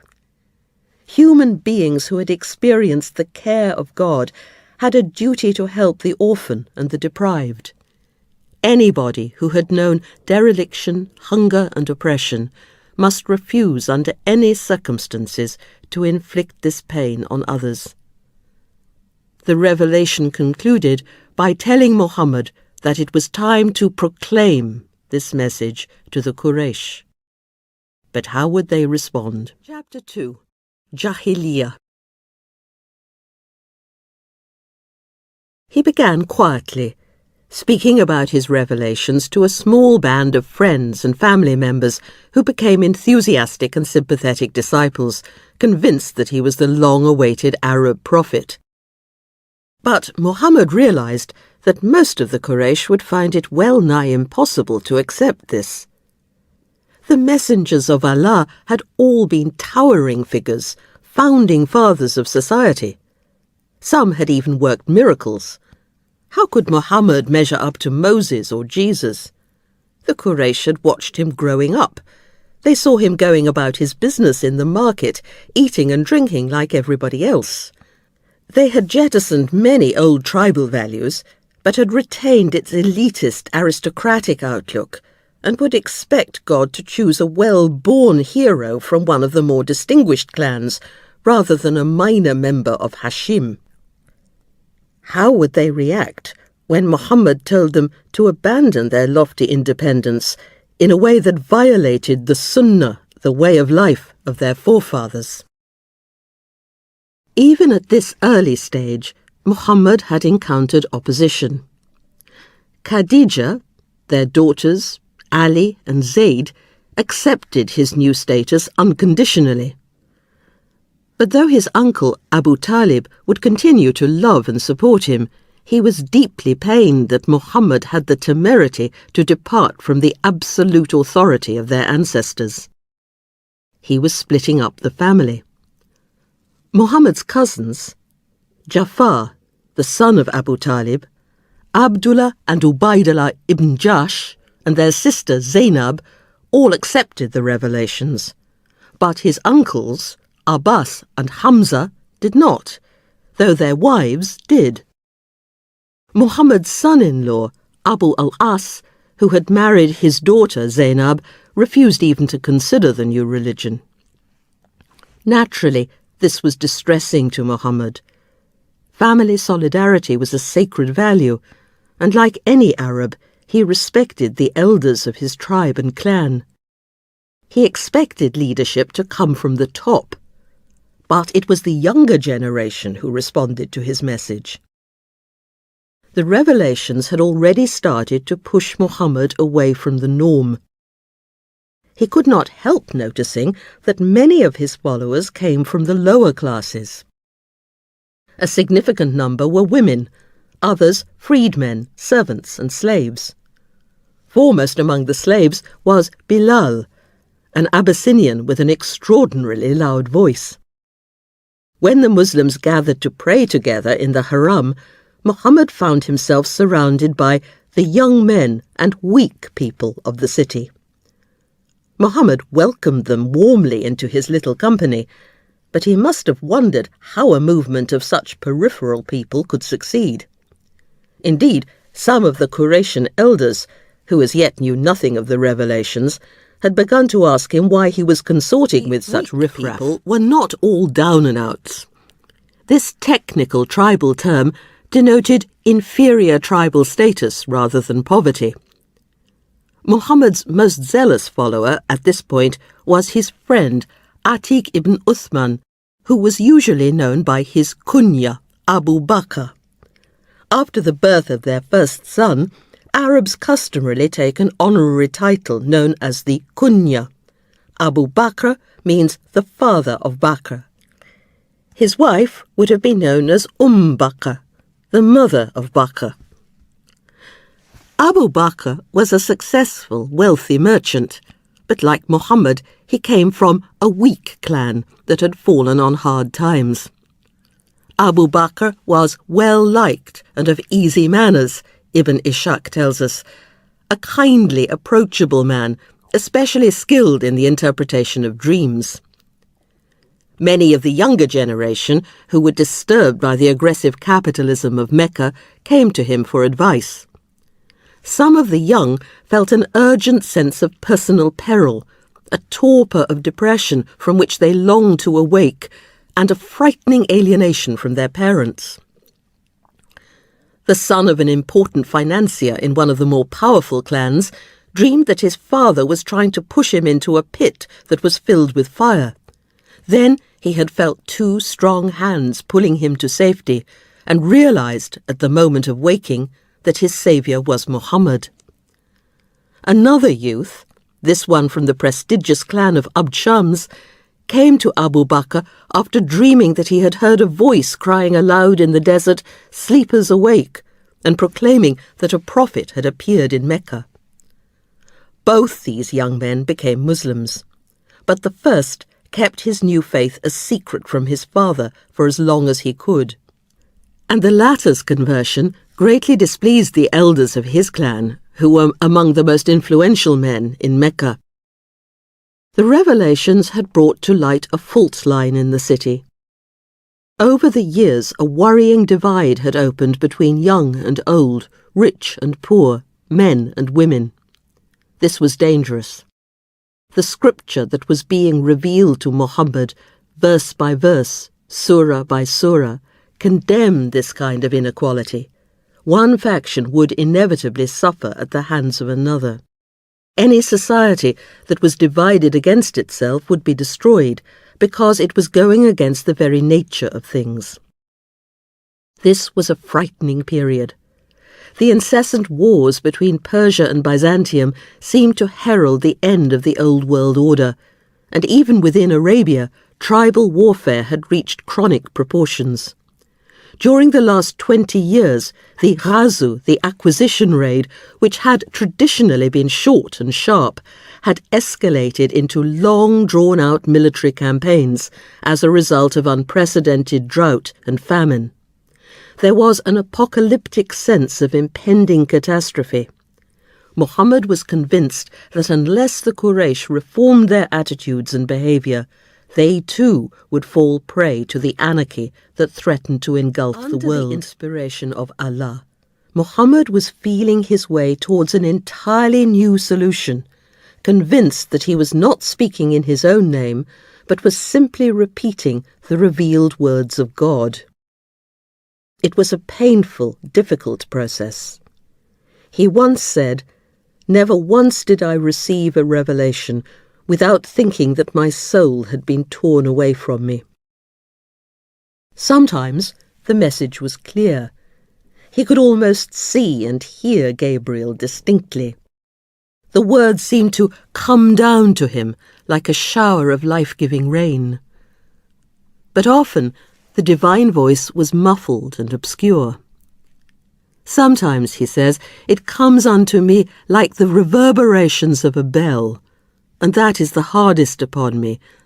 The reverberations abate when I am aware of their message." He had to listen to the undercurrent of events, trying to discover what was really going on. He would grow pale with the effort and cover himself with his cloak as if to shield himself from the divine impact. He would perspire heavily, even on a cold day, as he turned inwards, searching his soul for a solution to a problem, in rather the same way as a poet has to open himself to the words that he must haul from the depths of himself to the conscious level of his mind. In the Quran, God instructed Muhammad to listen intently to each revelation as it emerged. He must be careful not to impose a meaning on a verse prematurely, before its full significance had become entirely clear. In the Quran, therefore, God spoke directly to the people of Mecca, using Muhammad as his mouthpiece, just as he spoke through the Hebrew prophets in the Jewish scriptures. Hence, the language of the Quran is sacred, because, Muslims believe, it records the words spoken in some way by God himself. When Muhammad's converts listened to the divine voice, chanted first by the prophet and later by the skilled Quran reciters, they felt that they had an immediate encounter with Allah.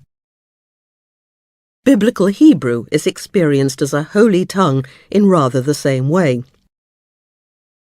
Christians do not have this concept of a sacred language because there is nothing holy about New Testament Greek. Their scriptures presented Jesus as the word spoken by God to humanity. Like any scripture, the Quran thus provided an encounter with transcendence, bridging the immense gulf between our frail mortal world and the divine. Muhammad's converts eagerly awaited each new revelation. After he had recited it, they would learn it by heart, and those who were literate wrote it down. They felt moved and stirred by the exquisite language of their scripture, which, they were convinced, could only have come from God. It is difficult for a non-Arabic speaker to appreciate the beauty of the Quran because this is rarely conveyed in translation. The text seems wearyingly repetitive. It has no apparent structure, no sustained argument or organizing narrative. But the Quran was not designed to be read sequentially. In its final form, the chapters or surahs of the Quran had been arranged arbitrarily, beginning with the longest and ending with the shortest, so the order is not important. Each surah contains essential teachings, and it is possible to dip into the text at any point and imbibe crucial lessons. In common with the majority of Arabs at this time, Muhammad could neither read nor write. The word Quran means recitation. It was not designed for private perusal, but, like most scriptures, it was meant to be read aloud, and the sound was an essential part of the sense. Poetry was important in Arabia. The poet was the spokesman, social historian, and cultural authority of his tribe, and over the years the Arabs had learned how to listen to a recitation and had developed a highly sophisticated critical ear. Bards chanted their odes at the annual trade fairs to excited audiences from all over the peninsula. Every year there was an important poetry contest at the fair of Ukaz just outside Mecca, and the winning poems were embroidered in gold on fine black cloth and hung on the walls of the Kaaba. Muhammad's followers would therefore have been able to pick up verbal signals in the text that are lost in translation.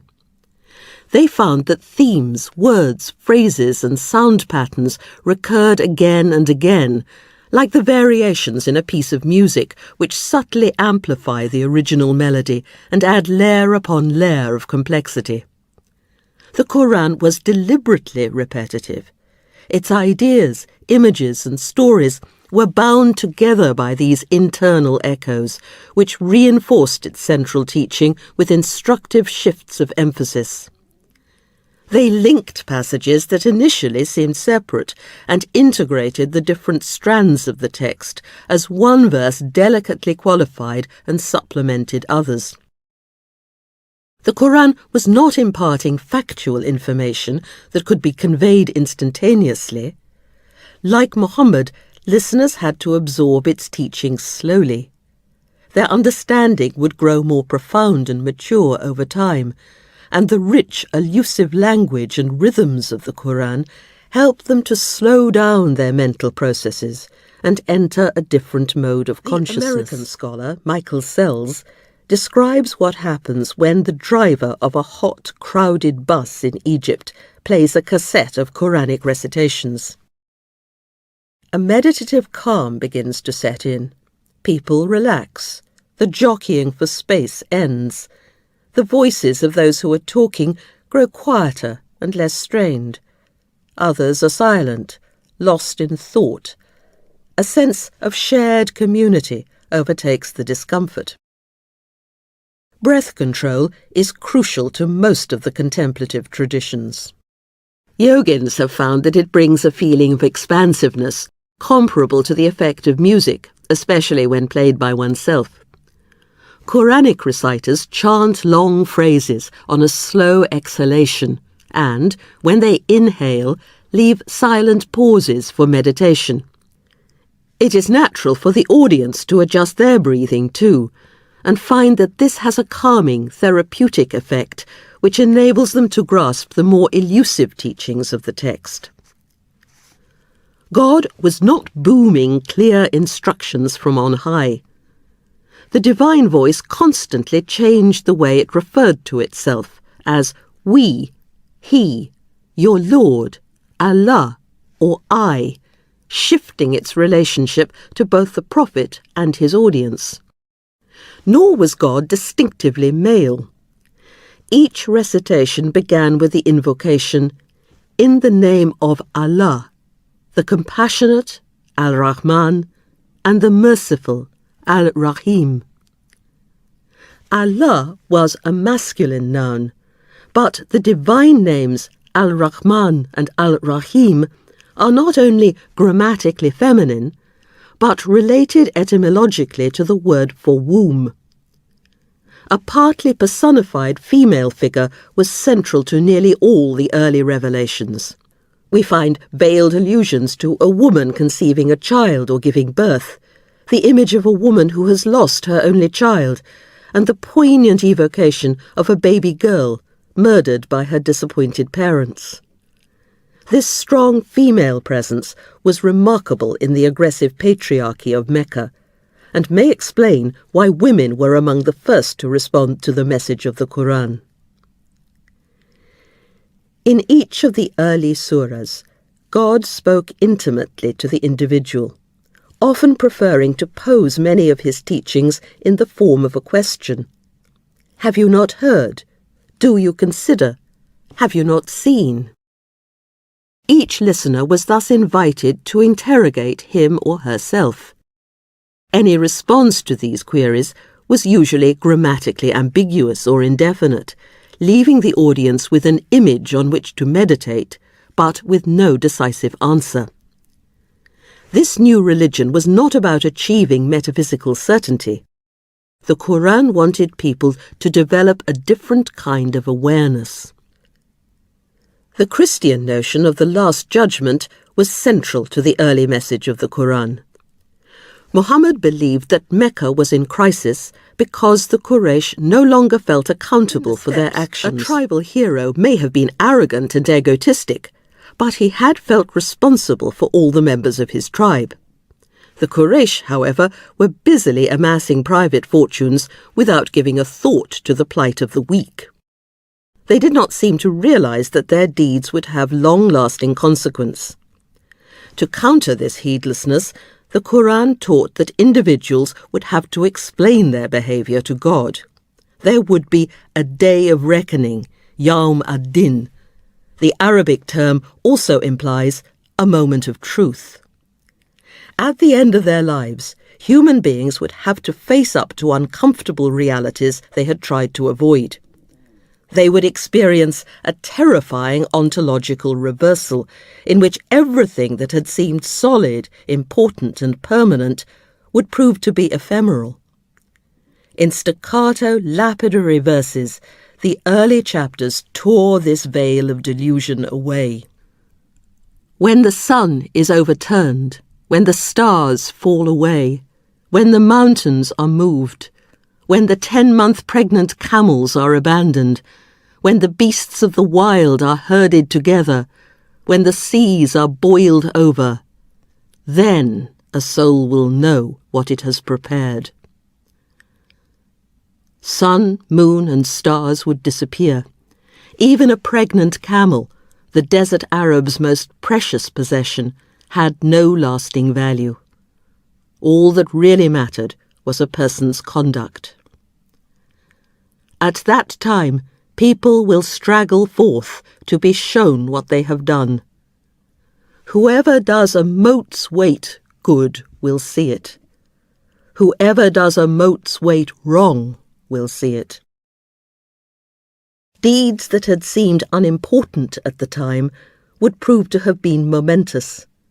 A tiny act of selfishness and unkindness, or, conversely, an unconsidered act of generosity, would become the measure of a human life. To free a slave, to feed the destitute on a day of hunger, a kinsman, orphan, or a stranger out of luck, in need. Anybody who had performed these works of justice, or salihat, would be rewarded eternally in paradise. But those who had concentrated on the selfish acquisition of material possessions would be punished in the Jahim, a strange word, usually translated raging fire. But the Quran was not preaching a crudely apocalyptic vision of hell. The passages describing the Jahim A Later sad Muslim rather tradition than would angry. elaborate on the themes of heaven, hell, and judgment, but the Quran remains reticent, its language characteristically elusive and mysterious. More crucially, it compels the listener to face up to the judgment in the immediate present. The Day of Reckoning was not merely a distant event, it was also a moment of truth here and now. The probing, intimate questioning and the use of the present tense obliged listeners to face up to the implications of their behaviour on a daily basis. What would it be like to know that you had wasted your time on earth when it was too late to do anything about it? The Quran asks insistently, where are you going with your life? Human beings were not inherently evil, but they were forgetful, all too eager to push these uncomfortable ideas to the back of their minds. So they needed a constant reminder, or zikr. Remind them, God urged Muhammad. All you can do is be a reminder. People must therefore become self-aware, conscious of what they are doing. They must cultivate the virtue of taqwa, a word that is sometimes translated fear, but is better rendered mindfulness. They must be continually on their guard against selfishness, greed, and arrogance. Instead of frightening themselves with the fear of hell, they should meditate on the signs, or ayat, of God's generosity in the natural world and imitate His benevolence. Look at the camel and how it is created. Look at the sky and how it is raised. Look at the mountains and how they are set. Look at the earth and how it is spread. The entire cosmos was a veil which hid the presence of its creator. The succession of day and night, sun and moon, the life-giving rains, and the marvellous construction of the human being were all signs of God's presence. By contemplating these signs in a sustained and disciplined manner, they would become aware of the inexpressible reality behind them and be filled with gratitude. At present, the Quraysh despised the weak. They believed that failure and poverty revealed an inherent lack of nobility, so they felt no obligation towards the poor, the orphan, or the widow. But if they understood their dependence upon Allah at every moment of their lives, they would appreciate their own frailty, and their arrogance would be tempered by awe and wonder. They would lay aside their haughty self-reliance and their proudly cultivated refusal to bow to any creature, human or divine. Muhammad wanted every man, woman, and child in Mecca to develop within themselves the humble thankfulness that should characterize the human condition. Muhammad was not content simply to work for social reform. He believed that without an interior transformation, a purely political program would be superficial. To effect this, he taught his little group the ritual actions that would enable them to cultivate this new attitude. First, they would meet for prayer, or salat. Their devout prostration would be a daily reminder of their true condition. Salat interrupted their ordinary business and helped them to remember that Allah was their first priority. It was very difficult for men and women schooled in the old tribal ethos to grovel like slaves, and many of the Quraysh were offended by this abject posture. But the physical routine of salat symbolized the Islam, the surrender of their entire being to Allah. It taught their bodies at a level deeper than the rational to lay aside the self-regarding impulse to prance and preen arrogantly. A Muslim was a man or a woman who had made this act of submission and was proud to be God's slave. Second, members of the Muslim community, the Ummah, were required to give a proportion of their income in alms to the poor. This pure offering, or zakat, took the egotism out of the traditional Bedouin generosity. Instead of exhibiting their reckless, excessive liberality, they made a regular, undramatic contribution to the weaker members of the tribe. The new hero was no longer a person who gave away his entire fortune in a single night, but one who tirelessly practiced the works of justice. At this stage, the new faith was called tazakah, purification. By looking after the poor and needy, freeing slaves, performing small acts of kindness on a daily, hourly basis, the Muslims learned to cloak themselves in the virtue of compassion, and would gradually acquire a responsible, caring spirit which imitated the generosity of Allah Himself. If they persevered, they would purge their hearts of pride and selfishness and achieve a spiritual refinement. For 3 years, Muhammad kept a low profile, preaching only to carefully selected people. But, somewhat to his dismay, in 615, Allah instructed him to deliver his message to the whole clan of Hashim. "The task is beyond my strength," he told Ali. But he went ahead and invited 40 elders to a frugal meal. The meagre fare was a message in itself. There was to be no more excessive hospitality. Luxury was not simply a waste of money, but ingratitude, a thankless squandering of Allah's precious bounty. When the elders arrived, they were nonplussed when Ali served them a simple leg of mutton and a cup of milk. When he told the story later, Ali made it sound like Jesus' miracle of the loaves and fishes.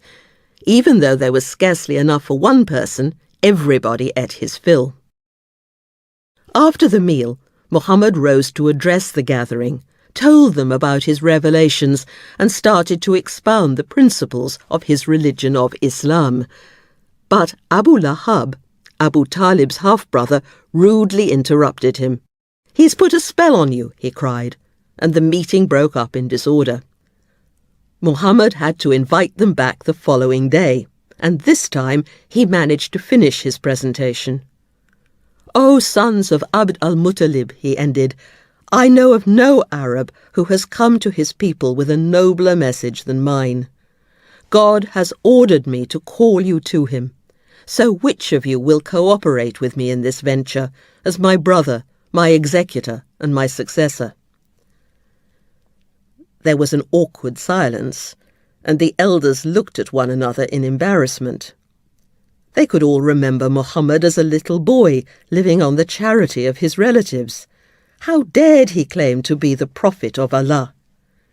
Even Muhammad's cousin Ja'far and his adopted son Zayd were reluctant to speak. But finally Ali, a gawky 13-year-old, could bear it no longer. "O Prophet of God," he cried, "I will be your helper in this matter." Muhammad laid his hand tenderly on the boy's neck. "This is my brother, my executor, and my successor among you," he said. "Hearken to him and obey him." This was too much. The spell was broken, and the elders burst out laughing. "He's ordered you to listen to your son and obey him," they cried derisively to Abu Talib as they stormed out of the house. Undeterred by this humiliating failure, Muhammad continued to preach more widely in the city, but with very little success. Nobody criticized his social message. They knew that the tribal ethos required them to share their wealth with the poorer members of the tribe. It was one thing to be selfish and greedy, but quite another to defend these attitudes. Most people objected to the day of reckoning. This, they argued, was simply an old wives' tale. How could bodies that had rotted away in the earth come to life again? Was Muhammad seriously suggesting that their venerable ancestors would rise from their graves to stand before the Lord of all beings? The Quran replied that nobody could prove that there was no life after death, and that if Allah could create a human being out of a tiny drop of semen, he could easily resurrect a dead body. It also pointed out that the people who poured scorn on the idea of a final reckoning were precisely those who had no intention of changing their oppressive, selfish behaviour. When faced with the insistent questioning of the Quran about the ultimate value of their life, they took refuge in denial and levity. But, despite their scepticism, most of the Quraysh were content to leave Muhammad alone. They were businessmen who had little taste for ideological debate, and they knew that a serious internal conflict would be bad for trade. In any case, this little band of slaves, angry young men, and failing merchants was no real threat, and their movement would surely peter out. Muhammad himself was anxious to avoid an open rift. He had no desire to damage Mecca, the mother of cities. He knew that some of the Quraysh thought that he wanted to become king, an abhorrent idea to the Arabs, who were deeply suspicious of monarchy. But Muhammad had no political ambitions. As if to reassure his critics, God told him firmly that he must not aspire to public office. He was simply a nadir, a messenger with a warning, and should approach the Quraysh humbly, avoid provocation, and be careful not to attack their gods. This is what the great prophets had done in the past. A prophet had to be altruistic. He must not trumpet his own opinions egotistically or trample on the sensibilities of others, but should always put the welfare of the community first. A prophet was first and foremost a Muslim, one of those who have surrendered themselves unto Allah. In his desire to avoid a serious dispute, Muhammad did not, at this stage, emphasize the monotheistic content of his message. Like the Hanifs, he was convinced that Allah was the only God, but he did not at first condemn the worship of the stone idols around the Kaaba or the cult of the three goddesses, the Garanik. Like most of the great religious sages, he was not much interested in orthodoxy. Metaphysical speculation tended to make people quarrelsome and could be divisive. It was more important to practice the works of justice than to insist on a theological position that would offend many of the people he was trying to win over. But tension was growing. In 616, some of the Quraysh attacked the Muslims while they were performing their ritual prayers in one of the glens outside the city. The incident shocked everybody in Mecca, and both sides desperately tried to reach a modus vivendi. This may have led to the notorious incident of the so-called satanic verses. The episode is recounted by only 2 of Muhammad's early biographers, and some scholars believe it to be apocryphal, though it is hard to see why anybody would make it up. Both historians emphasize the desire for reconciliation in the city at this time. Ibn Sa'd starts his account by saying that in his desire to avoid an irrevocable breach with the Quraysh, Muhammad sat down by himself, wishing that nothing be revealed to him that would drive them away. The historian Tabari, however, begins, "When the apostle saw that his people had turned their backs on him, and he was pained by their estrangement from what he had brought them from God, he longed that there should come to him, from God, a message that would reconcile his people to him. Because of his love for his people and his anxiety over them, it would delight him that the obstacle that made his task so difficult could be removed. So he meditated on the project and longed for it, and it was dear to him." One day, Tabari continues, Muhammad was sitting beside the Kaaba with some of the elders, reciting a new surah, in which Allah tried to reassure his critics. To cause all this trouble, the divine voice insisted. He was not deluded nor inspired by a jinni. He had experienced a true vision of the divine and was simply telling his people what he had seen and heard. But then, to his surprise, Muhammad found himself chanting some verses about the three goddesses, the daughters of God. Have you then ever considered what you are worshipping in Alat and Al-Uzza, as well as Manat, the third, the other? Immediately, the Quraysh sat up and listened intently. They loved the goddesses who mediated with Allah on their behalf. These are the exalted cranes, the Garanik, Muhammad continued, whose intercession is approved. Tabari claims that these words were put on his lips by the shaitan, the tempter. This is a very alarming notion to Christians, who regard Satan as a figure of monstrous evil. The Quran is certainly familiar with the story of the fallen angel who defied God. It calls him Iblis, a contraction of the Greek diabolos, devil. But the shaitan who inspired this gracious compliment to the goddesses was a far less threatening creature. Shaitans were simply a species of jinn. They were tempters who suggested the empty, facile and self-indulgent yearnings that deflected humans from the right path. Like all jinn, the shaitans were ubiquitous, mischievous and dangerous, but not on a par with the devil. Muhammad had been longing for peace with the Quraysh.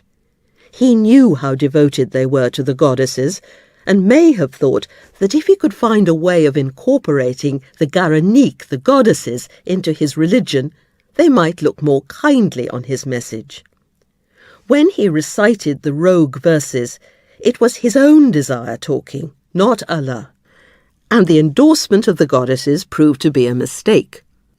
Like any other Arab, he naturally attributed his error to a shaitan, not implied that the three daughters of God were on the same level as Allah. They were simply intermediaries, like the angels, whose intercession is approved in the same surah. Jews and Christians have always found such mediators compatible with their monotheism. The new verses seemed a truly propitious gesture, and their effect on the Quraysh was electrifying. As soon as Muhammad had finished his recitation, he prostrated himself in prayer. And, to his astonishment, the Quraysh elders knelt down beside him, humbly pressing their foreheads to the ground. The news spread like wildfire through the city. Muhammad has spoken of our gods in splendid fashion. He alleged in what he recited that they are the exalted Garanik, the heavenly birds whose intercession is approved. The crisis was over. The elders told Muhammad, "We know that Allah kills and gives life, creates and preserves. But these, our goddesses, pray to him for us. And since you have now permitted them to share divine honours with Allah, we therefore desire to unite with you." But Muhammad was troubled. This was too easy. Were the Quraysh really going to amend their behaviour, share their wealth with the poor, and be content to become the humble slaves of God? It did not seem likely. He was also disturbed by the jubilant words of the elders. He had certainly not meant to imply that the goddesses shared divine honours with Allah. While everybody else was celebrating, Muhammad went home, shut himself away, and meditated. That night Gabriel, the spirit of revelation, came to him. "What have you done, Muhammad?" he asked. "You have recited to those people something I did not bring you from God, and have said what he did not say to you." Muhammad's wish for a compromise had distorted the divine message. He was immediately contrite, but God consoled him with a new revelation. All the previous prophets had made similar satanic mistakes. It was always a struggle to make sense of the revelations, and all too easy to confuse the deeper current of inspiration with a more superficial idea of one's own. But, the revelation continued, God renders null and void whatever aspersion the shaitan might cast, and God makes his messages clear in and by themselves. An important principle had been established. God could alter his scriptures at the time that they were being revealed to a particular prophet.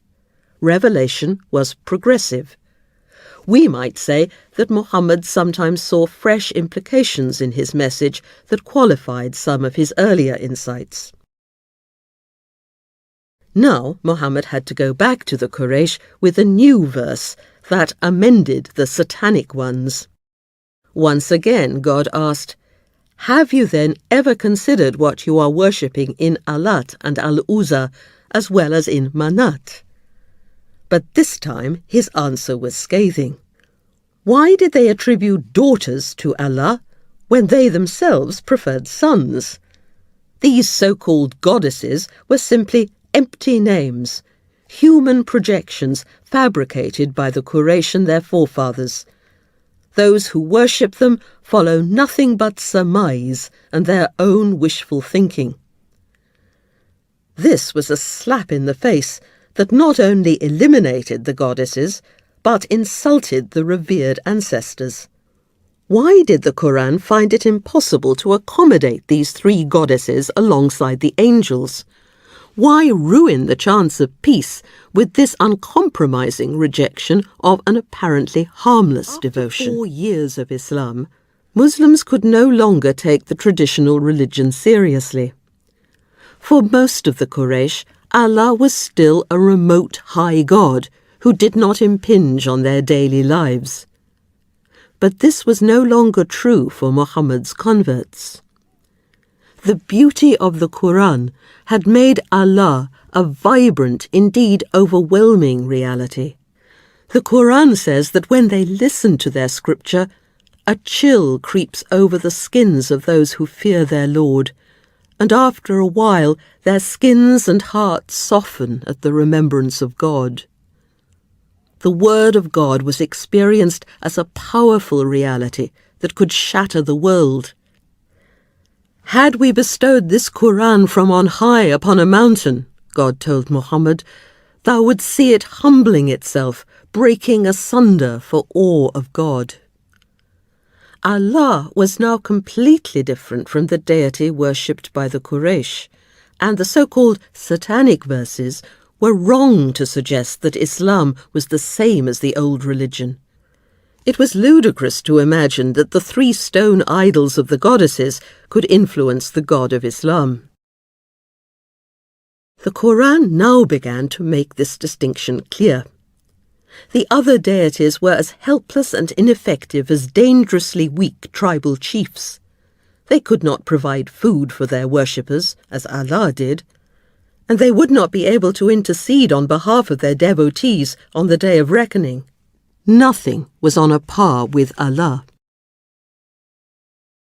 Shortly after the repudiation of the satanic verses, the Surah of Sincerity was revealed.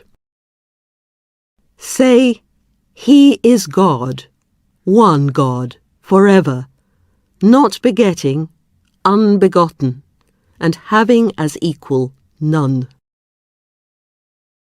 The principle of Tawheed, unity, became the crux of Muslim spirituality. It was not simply an abstract metaphysical affirmation of the singularity of the divine, but, like all Quranic teaching, a call to action.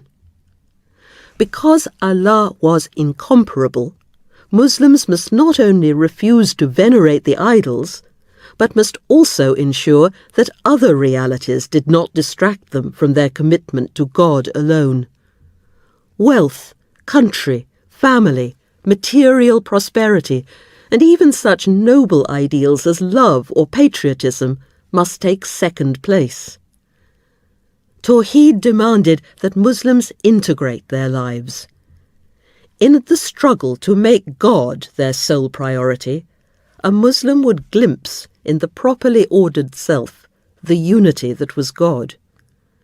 It was perhaps at this time that new converts were first required to utter the Shahada, the declaration of faith recited by all Muslims today. I bear witness that there is no God but Allah, and that Muhammad is his prophet. The Quraysh would not have been shocked by monotheism per se, which was not, after all, a new idea to them. They had long found the religion of Jews and Christians compatible with their own traditions, and had not been particularly disturbed by the Hanif's attempt to create an authentically Arabian monotheism. But Muhammad was doing something different. Most Hanifs had retained a deep respect for the haram and had made no attempt to reform the social order. But in attacking the effigies that surrounded the Kaaba, Muhammad implied that the haram, on which the Meccan economy depended, was worthless. The Bedouin tribes did not make the Hajj to visit the house of Allah, but to pay their respect to their own tribal gods, whose cult was now condemned by the Quran in the strongest terms. Quraysh often invoked the three goddesses as they circumambulated the Kaaba. Now this practice was dismissed as deluded and self-indulgent. Ta'if, where Alat had her shrine, provided Mecca with its food. Many of the Quraysh had summer homes in this fertile oasis. How could Ta'if remain on friendly terms with them if they condoned the insult to their goddess? Overnight, Muhammad had become the enemy. The Quraysh leaders sent a delegation to Abu Talib, asking him to disown his nephew. Nobody could survive in Arabia without an official protector. A man who had been expelled from his clan could be killed with impunity without fear of vendetta. Abu Talib, who was genuinely fond of Muhammad and not himself a Muslim, was in an impossible position. He tried to temporize, but the Quraysh returned with an ultimatum. By God, we cannot endure that our fathers should be reviled, our customs mocked, and our gods insulted, they cried. Until you rid us of him, we will fight the pair of you until one side perishes. Abu Talib summoned Muhammad, begging him to stop this subversive preaching. Spare me and yourself, he pleaded. Do not put upon me a burden greater than I can bear.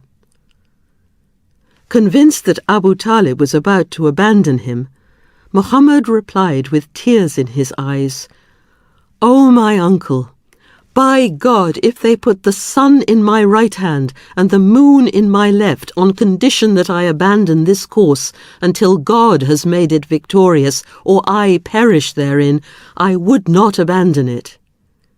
He then broke down and left the room, weeping bitterly. His uncle called him back.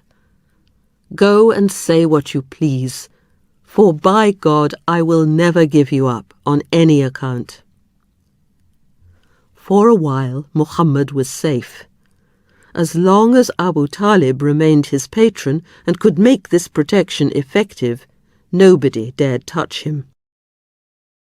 Abu Talib was a gifted poet, and he now wrote passionate verses denouncing the clans who had deserted Hashim in its hour of need. The clan of Al-Muttalib responded by declaring their solidarity with Hashim. But this good news was followed by a fateful defection. Abu Lahab, Abu Talib's half-brother, had opposed Muhammad and his revelations from the start. But to prevent a schism within the clan, he had betrothed two of his sons to Muhammad's daughters, Ruqayya and Kulthum. Now he forced his sons to repudiate the women.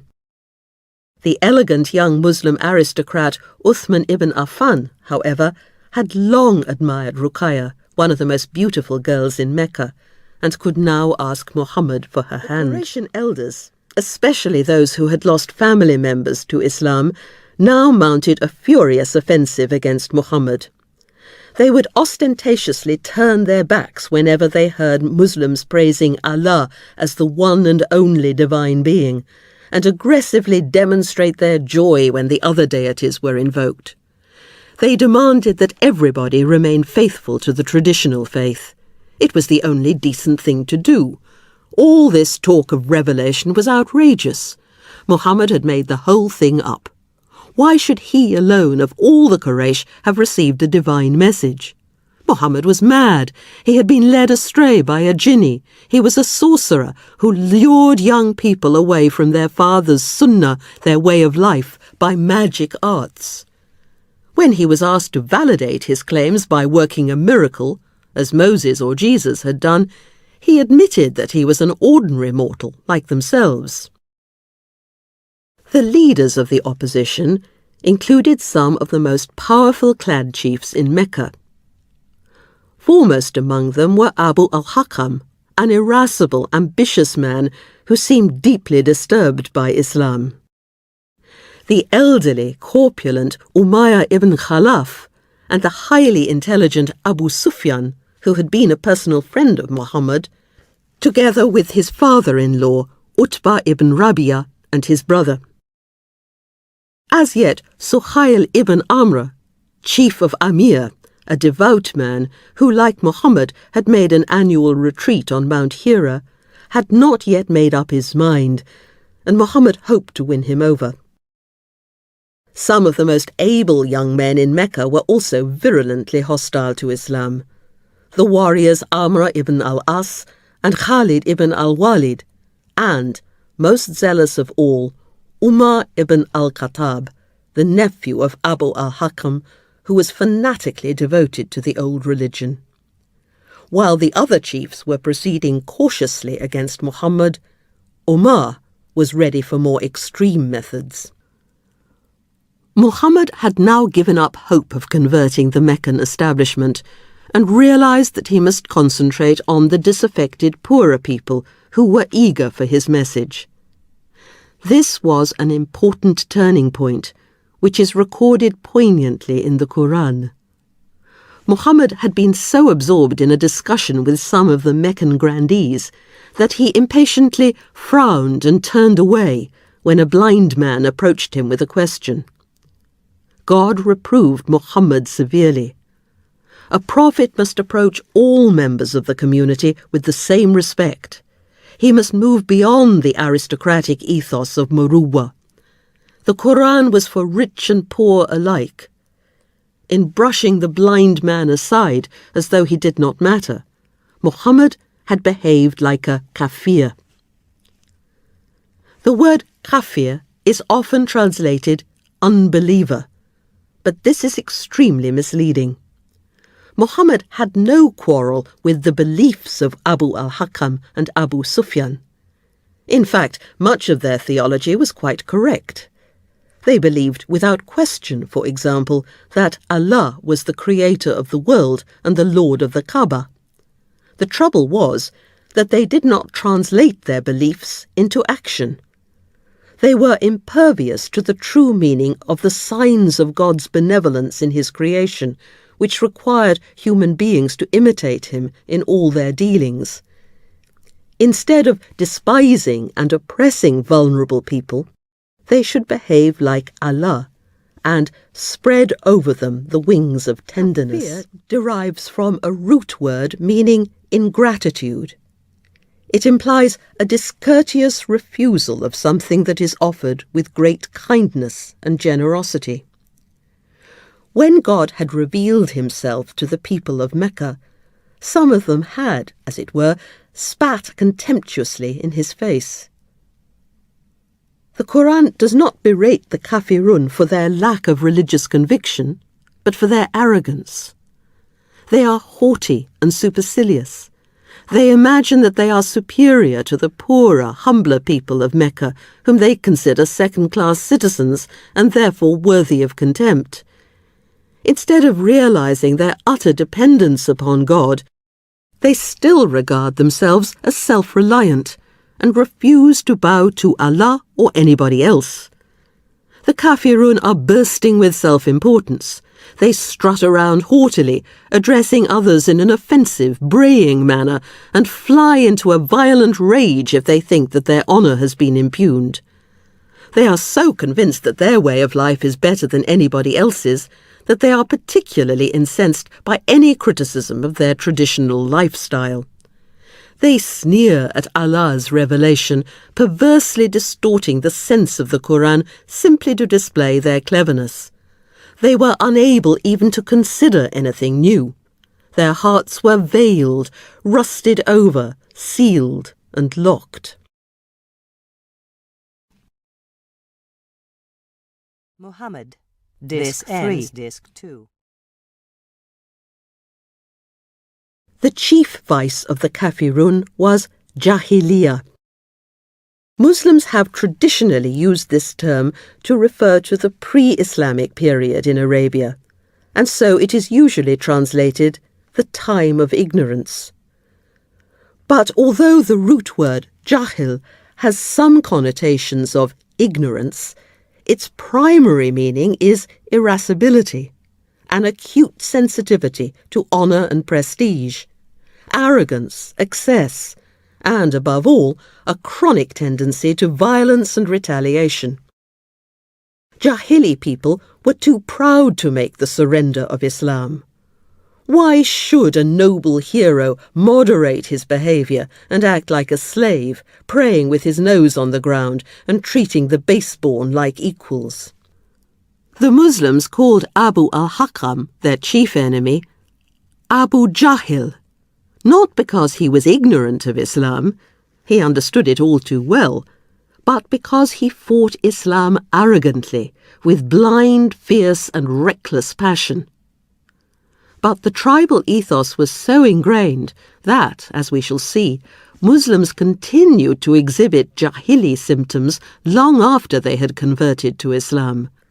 Jahiliyyah could not be eradicated overnight, and it remained a latent menace, ready to flare up destructively at any moment. Instead of succumbing to the Jahili spirit, the Quran urges Muslims to behave with hilm, a traditional Arab virtue. Men and women of hilm were forbearing, patient and merciful. They could control their anger and remain calm in the most difficult circumstances instead of exploding with rage. They were slow to retaliate. They did not hit back when they suffered injury, but left revenge to Allah. Hilm also inspired positive action. If they practiced hilm, Muslims would look after the weak and disadvantaged, liberate their slaves, counsel each other to patience and compassion, and feed the destitute, even when they were hungry themselves. Muslims must always behave with consummate gentleness and courtesy. They were men and women of peace. As the Quran says, "For true servants of the Most Gracious are they who walk gently on the earth, and who, whenever the Jahilun address them, reply, 'Peace.'" After the affair of the so-called satanic verses, the conflict with the Kafirun became very nasty. Abu Jahil regularly subjected any Muslims he met to vitriolic verbal abuse and slandered them with vicious lies and rumour. He threatened merchants with ruin and simply beat up the weaker Muslims. The Kafirun could not hurt Muslims who had strong protectors, but they could attack slaves and those who lacked adequate tribal patronage. Umayyah, chief of Juma, used to torture Bilal, his Abyssinian slave, by tying him up and forcing him to lie exposed to the gruelling sun with a huge boulder on his chest. Abu Bakr could not bear to watch Bilal suffering, so he bought him from Umayyah and set him free. He also liberated a Muslim slave girl when he saw Umar ibn al-Khattab flogging her. Some of the younger Muslims were locked up by their families, who even tried to starve them into submission. The situation became so serious that Muhammad sent the more vulnerable members of the Ummah, the community, to Abyssinia, where the Christian governor gave them asylum. It was becoming painfully clear that, unthinkable as it might seem, there might be no future for the Muslims in Mecca. It must have been very difficult indeed for the Muslims, brought up in the Jahili spirit, to practice hilm and turn the other cheek. Even Muhammad sometimes had to struggle to maintain his composure. One of the early surahs expresses his rage against his uncle Abu Lahab and his wife, who used to scatter sharp thorns outside his house. On one occasion, Muhammad overheard some of the Quraysh chiefs jeering at him contemptuously while he was circumambulating the Kaaba. For a while, he was able to keep his rising anger in check, but by the time he had completed the third circuit, his face was as black as thunder. He stopped in his tracks, faced the Kafirun, and instead of wishing them peace, as the Quran enjoined, said grimly, "Will you listen to me, O Quraysh? By him who holds my life in his hand, I bring you slaughter." He uttered the last word so threateningly that the chiefs were silenced. But the next day they had recovered their nerve. They leapt on Muhammad when he arrived in the haram, encircled him menacingly, and started to rough him up, pulling him about by his robe. This time Muhammad did not respond aggressively, but allowed the chiefs to manhandle him until Abu Bakr intervened, weeping, "Would you kill a man for saying Allah is my Lord?" But this kind of behavior could sometimes be counterproductive. One day, Abu Jahil came upon Muhammad near the Safa gate, an important site of the Hajj, and was so incensed to see him calmly occupying this sacred spot that he exploded in true Jahili style.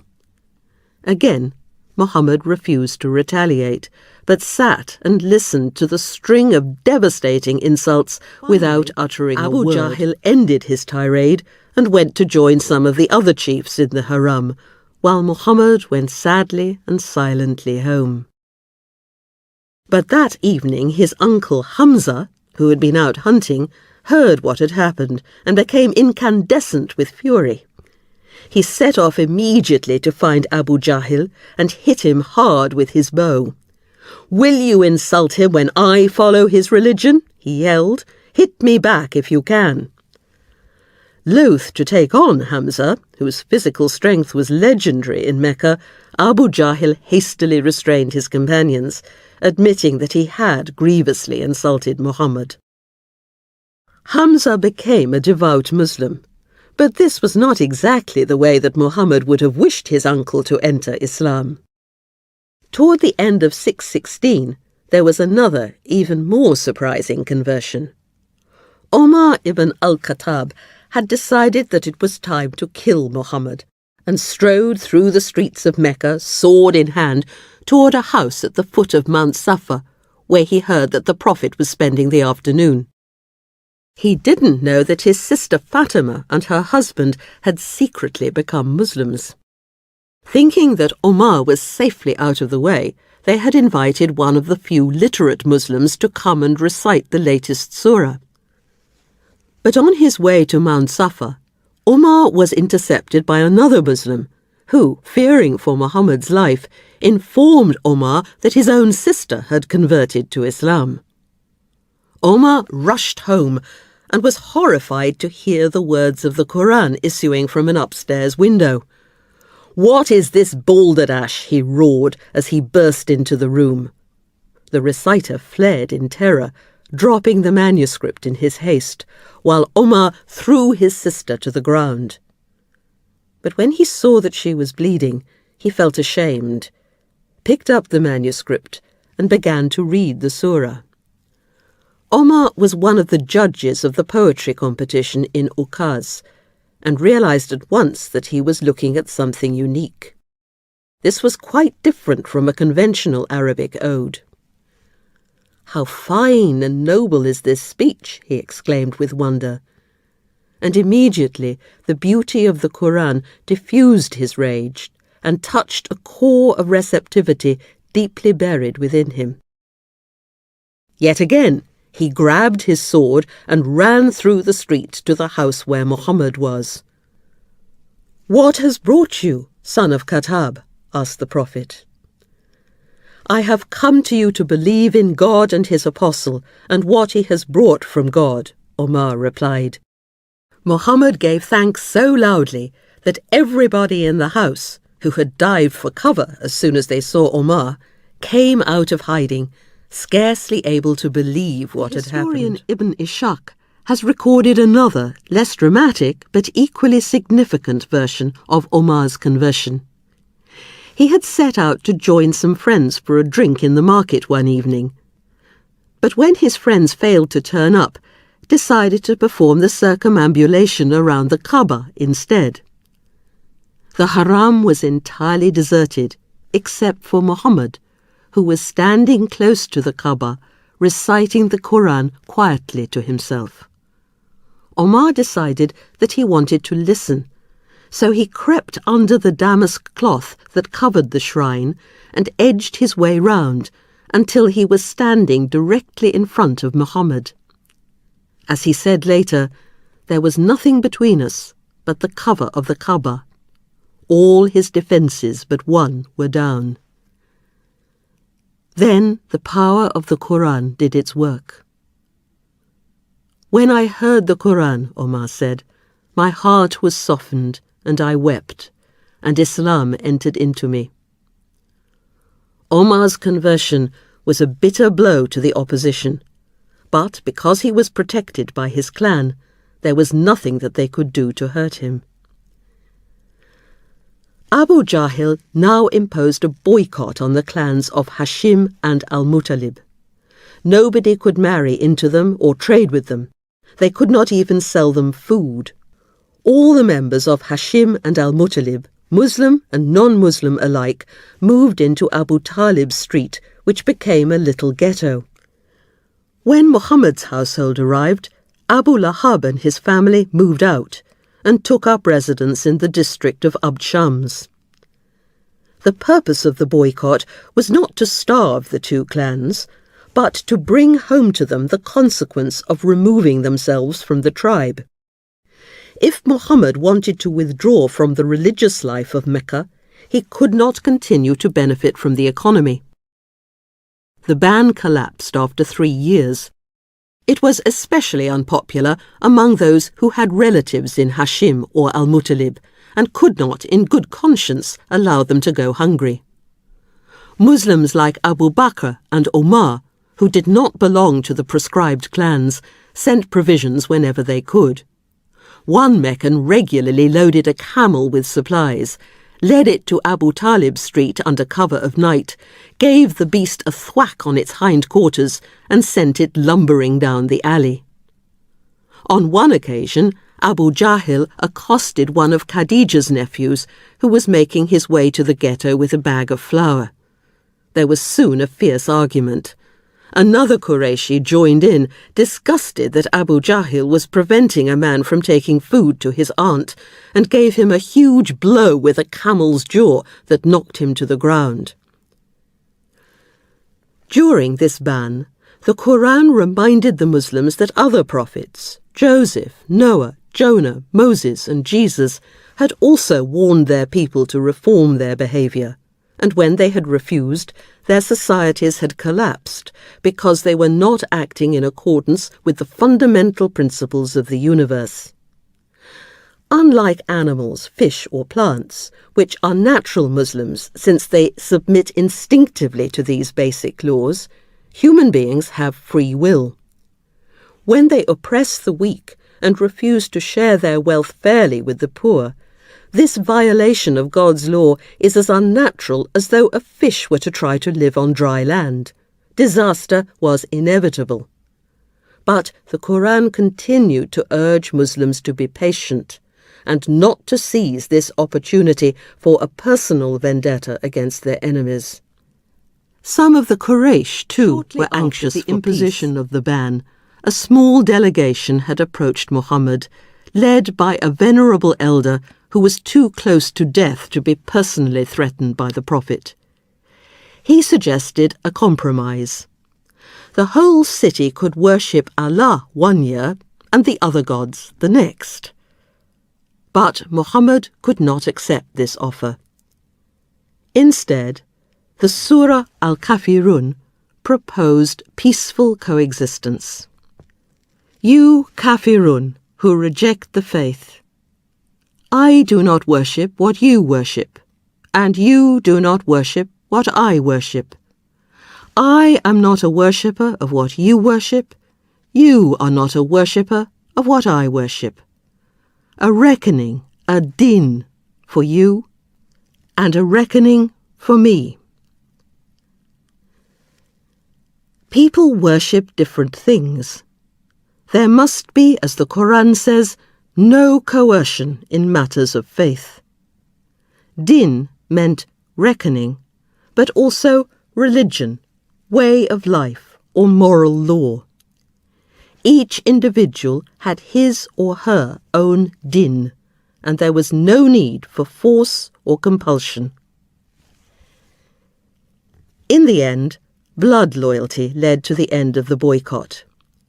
4 of the Quraysh establishment who had relatives in Hashim and al-Muttalib solemnly requested an end to the ban, and despite the angry protests of Abu Jahl, the other chiefs agreed.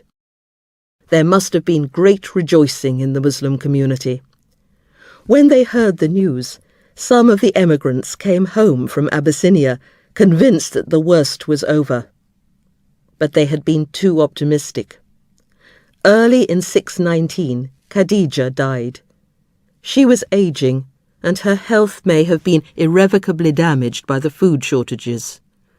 She had been Muhammad's closest companion, and nobody, not even Abu Bakr or the fervent Omar, would ever be able to provide Muhammad with the same intimate support. The early biographers call 619 Muhammad's year of sadness. Not long afterwards, a second death had even more far-reaching implications. Abu Talib had been ruined financially, and may also have been physically weakened by the boycott. Later that year, he fell ill and died. And the new chief of Hashim was the hostile Abu Lahab. Chapter 3. Hijrah. Everybody in Mecca was immediately aware of Muhammad's new vulnerability. Abu Lahab did not repudiate Muhammad. A chief was expected to give all his clansmen a measure of protection, and to fail in this duty at the very start of his office would have been a sign of weakness. But it was obvious that he extended his patronage very grudgingly. Muhammad's neighbours played disgusting tricks with a sheep's uterus, thwacking him with it while he was at prayer, and once even dropping it into the family cooking pot. One day, a young Qurayshi threw filth all over Muhammad while he was walking in the city. When his daughter Fatima saw him in this state, she burst into tears. "Don't cry, my little girl," Muhammad reassured her tenderly while she tried to clean him up. "God will protect your father." But to himself he added grimly, "Quraysh never treated me thus while Abu Talib was alive." His weakness probably affected the position of some of the more vulnerable Muslims. Abu Bakr, for example, had been almost ruined by the boycott. He lived in the district of the Juma clan, and its chief, the corpulent Umayyah ibn Khalaf, who used to expose Bilal to the sun, now felt free to do the same to Abu Bakr, tying him to his young cousin and leaving them parched and sick in this humiliating position in the sweltering heat. Time, their clan, was too weak to protect them. So, realizing that he had no future in Mecca, Abu Bakr set off to join the Muslim emigrant community in Abyssinia. But on the road he met Ibn Dugunna, one of the Bedouin allies of the Quraysh, who was horrified to hear what had happened. He insisted on returning to Mecca and formally took Abu Bakr under his own protection. Since the Quraysh establishment was anxious to cultivate Ibn Dugunna, they agreed to this arrangement, but asked him to make sure that Abu Bakr did not pray or recite the Quran in public. He was so popular and charismatic, they explained, that he would lure the young men away from the official religion. So Abu Bakr worshipped alone, making a little masjid, a place for prostration, in front of his house. But the situation was clearly unsatisfactory. Muhammad tried to find a new protector for himself in the pleasant, fertile oasis of Taif, but it was a hopeless venture, which revealed the measure of his desperation, because the tribe of Thaqif had been greatly offended by Muhammad's repudiation of their goddess Alat. Muhammad visited 3 of the leaders of Thaqif, asking them to accept his religion and extend their protection to him, but they were so enraged by his effrontery that they had their slaves chase him through the streets. He was only able to escape by diving into the garden of Utbah ibn Rabi'a, one of the chief Meccan Kafirun, who had a summer home in Taif. Utbah and his brother Shaiba saw Muhammad's humiliating flight, but did not wish to hand a fellow tribesman over to the Thaqif. So, instead of reporting Muhammad, they sent a slave to him with a platter of grapes. Crouching ignominiously behind a tree, Muhammad was close to despair. It was customary for Arabs to take refuge with a god or a jinni in times of crisis. So now, Muhammad took refuge with Allah. O God, to Thee I complain of my weakness, my little resource and lowliness before men. O most merciful, Thou art Lord of the weak, and Thou art my Lord. To whom wilt Thou confide me? To one afar, who will misuse me, or an enemy, to whom Thou hast given power over me? If Thou art not angry with me, I care not. Thy favour is more wide for me. I take refuge in the light of Thy countenance, by which the darkness is illumined, and the things of this world and the next are rightly ordered, lest Thy anger descend upon me, or Thy wrath light upon me. It is for Thee to be satisfied, until Thou art well pleased. There is no power, and no might, save in Thee. It is unusual for the historian Ibn Ishaq to give such an intimate account of Muhammad's state of mind. It indicates a moment of spiritual truth. In this act of Islam, of surrender, Muhammad realized more fully than ever before that he had no security and no true protector but Allah. God seemed to answer his prayer, because no sooner had he finished speaking than Adas, Utbah's slave boy, arrived with the grapes.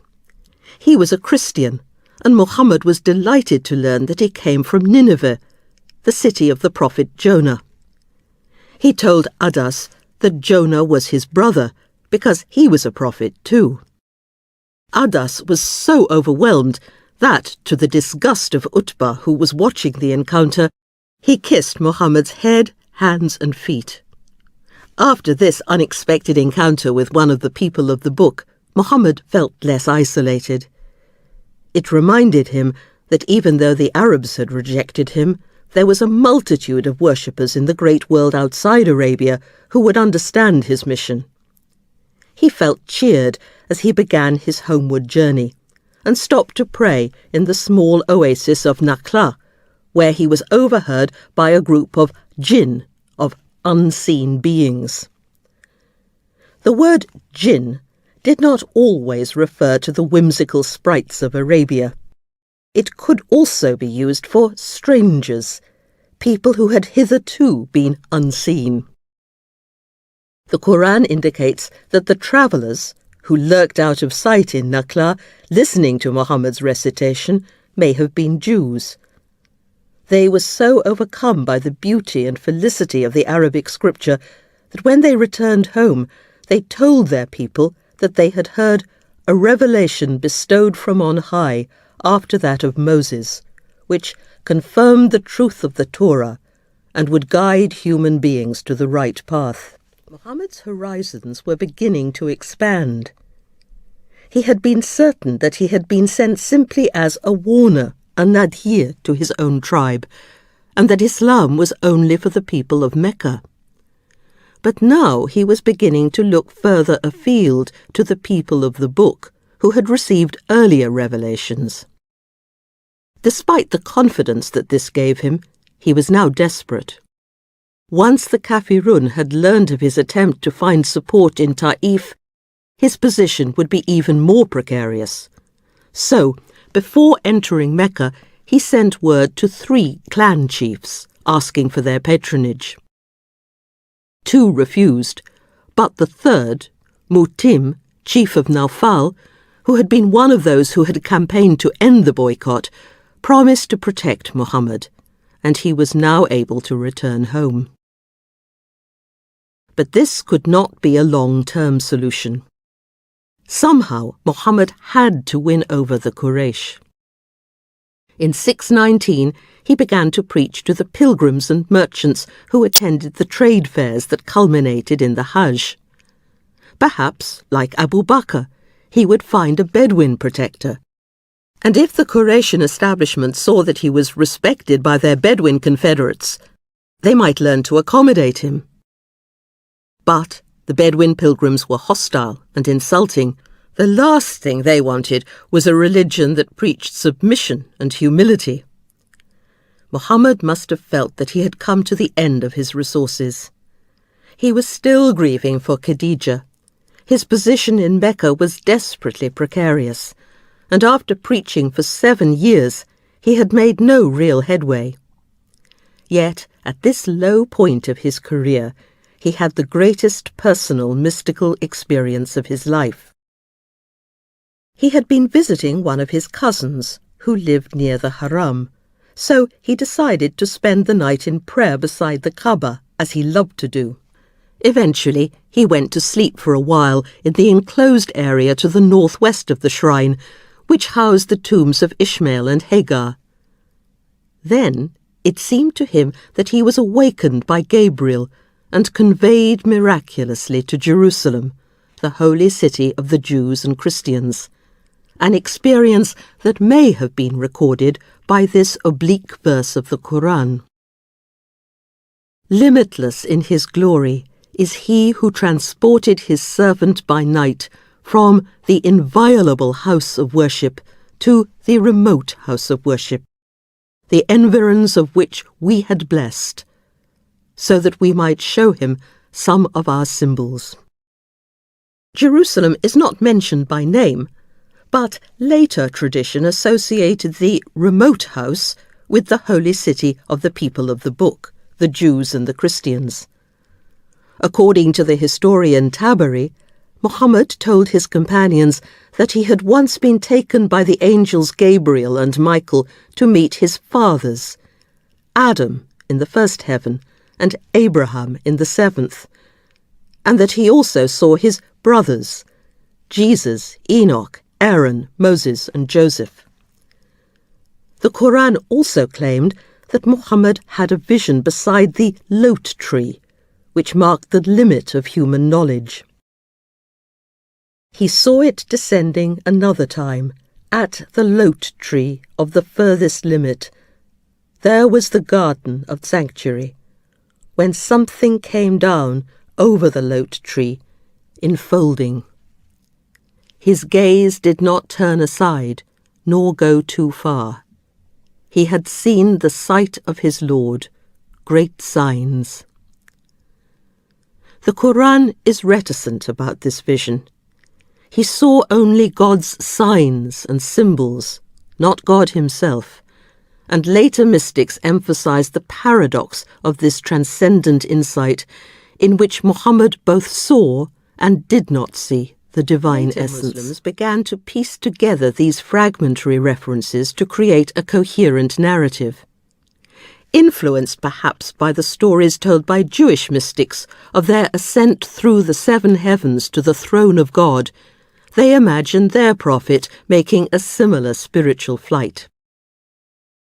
The first account of this night journey, Isra, is found in the 8th century biography by Ibn Ishaq. In this extended story, Gabriel lifted the prophet onto a heavenly steed, and together they flew through the night to Jerusalem, where they alighted on the site of the ancient Jewish temple, the remote house of the Quran. There they were greeted by Abraham, Moses, Jesus, and all the great prophets of the past, who welcomed Muhammad into their fellowship and invited him to preach to them.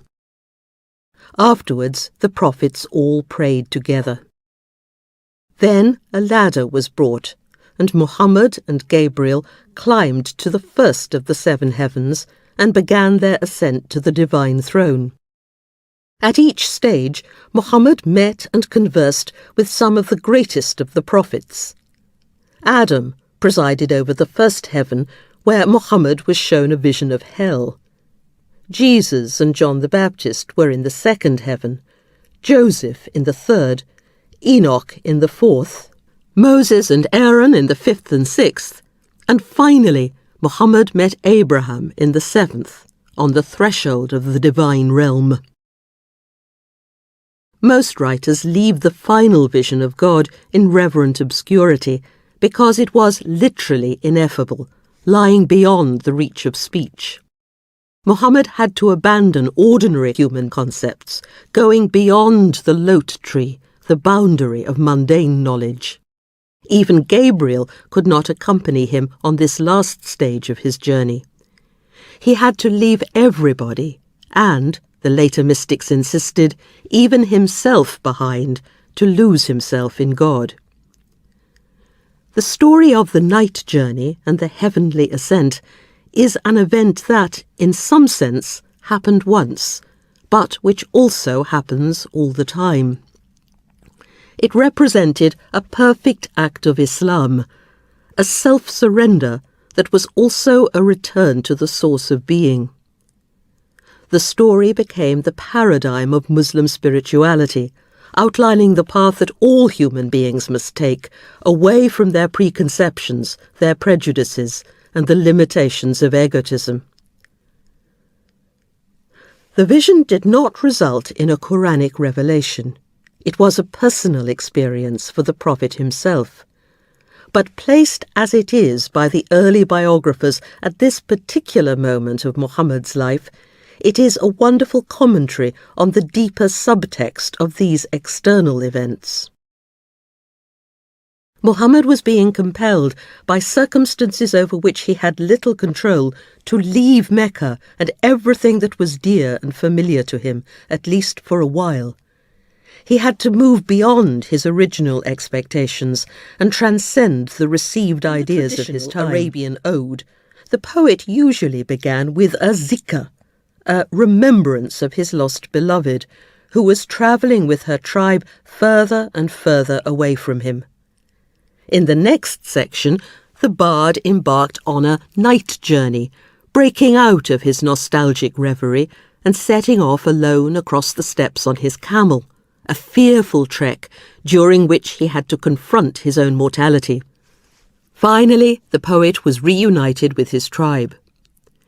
In the final section of the ode, he proudly boasted of the heroic values of his people, their prowess in battle, and their ceaseless war against all strangers who threatened their survival. In Muhammad's night journey, these old tribal values were reversed. Instead of returning to his tribe, the Prophet travelled far away from it to Jerusalem. Instead of asserting his tribal identity with the arrogant chauvinism of Jahiliyyah, Muhammad surrendered his ego. Instead of rejoicing in fighting and warfare, Muhammad's journey celebrated harmony, transcendence of the blood group, and the integration with the rest of humanity. The story of the night journey reveals Muhammad's longing to bring the Arabs of the Hijaz, who felt they had been left out of the divine plan, into the heart of the monotheistic family. This is a story of pluralism. Muhammad was abandoning the pagan pluralism of Mecca because it had degenerated into the self-destructive arrogance and violence of Jahiliyyah. But he was beginning to embrace monotheistic pluralism. In Jerusalem, he discovered that all the prophets, sent by God to all peoples, are brothers. Muhammad's prophetic predecessors do not spurn him as a pretender, but welcome him into their family. The prophets do not revile or try to convert each other. Instead, They listen to each other's insights. They invite the new prophet to preach to them. And, in one version of the story, Muhammad asks Moses for advice about how frequently Muslims should pray. Originally, God wanted salat 50 times a day, but Moses kept sending Muhammad back to God until the number of prescribed prayers had been reduced to 5, which Moses still found excessive. The fact that this appreciation of other traditions is written into the archetypal myth of Muslim spirituality shows how central this pluralism was to early Islam. From this point, the Quran began to emphasize this shared vision. In one remarkable passage, Allah makes it clear that the faithful must believe indiscriminately in the revelations of every single one of God's messengers. Say, "We believe in God, and in that which has been bestowed from on high upon us, and that which has been bestowed upon Abraham, and Ishmael, and Isaac, and Jacob and their descendants, and that which has been vouchsafed by their sustainer unto Moses and Jesus and all the other prophets. We make no distinction between any of them, and unto him do we surrender ourselves." You could not be a Muslim unless you also revered Moses and Jesus. True faith required surrender to God, not to an established faith. Indeed, exclusive loyalty to only one tradition could become shirk, an idolatry that puts a human institution on the same level as God. This is one of the first passages in the Quran to emphasize the words Islam and Muslim, which both derive from the verb aslama, surrendering oneself entirely to someone else's will. The verse continues, "For if one goes in search of a religion other than self-surrender, Islam, unto God, it will never be accepted from him, and in the life to come he shall be among the lost." This verse is often quoted to prove that the Quran claims that Islam is the one true faith and that only Muslims will be saved. But Islam was not yet the official name for Muhammad's religion, and when this verse is read correctly in its pluralistic context, it clearly means the exact opposite. The Quran depicts one prophet handing on the revelation to another. The message passes from Abraham to Ishmael and Isaac to Moses, and so on, in a continuous narrative. The Quran is simply a confirmation of the previous scriptures, and the Torah, the Gospel, and the Quran are simply moments in God's continuous self-disclosure. Verily, those who have attained to faith in this divine writ, as well as those who follow the Jewish faith and the Sabians and the Christians, all who believe in God and the last day and do righteous deeds, no fear need they have, and neither shall they grieve. There was no thought of forcing everybody into the Muslim Ummah, the Muslim community. Each of the revealed traditions had its own din, its own practices and insights. Unto every one of you have we appointed a different law and way of life, God told Muhammad.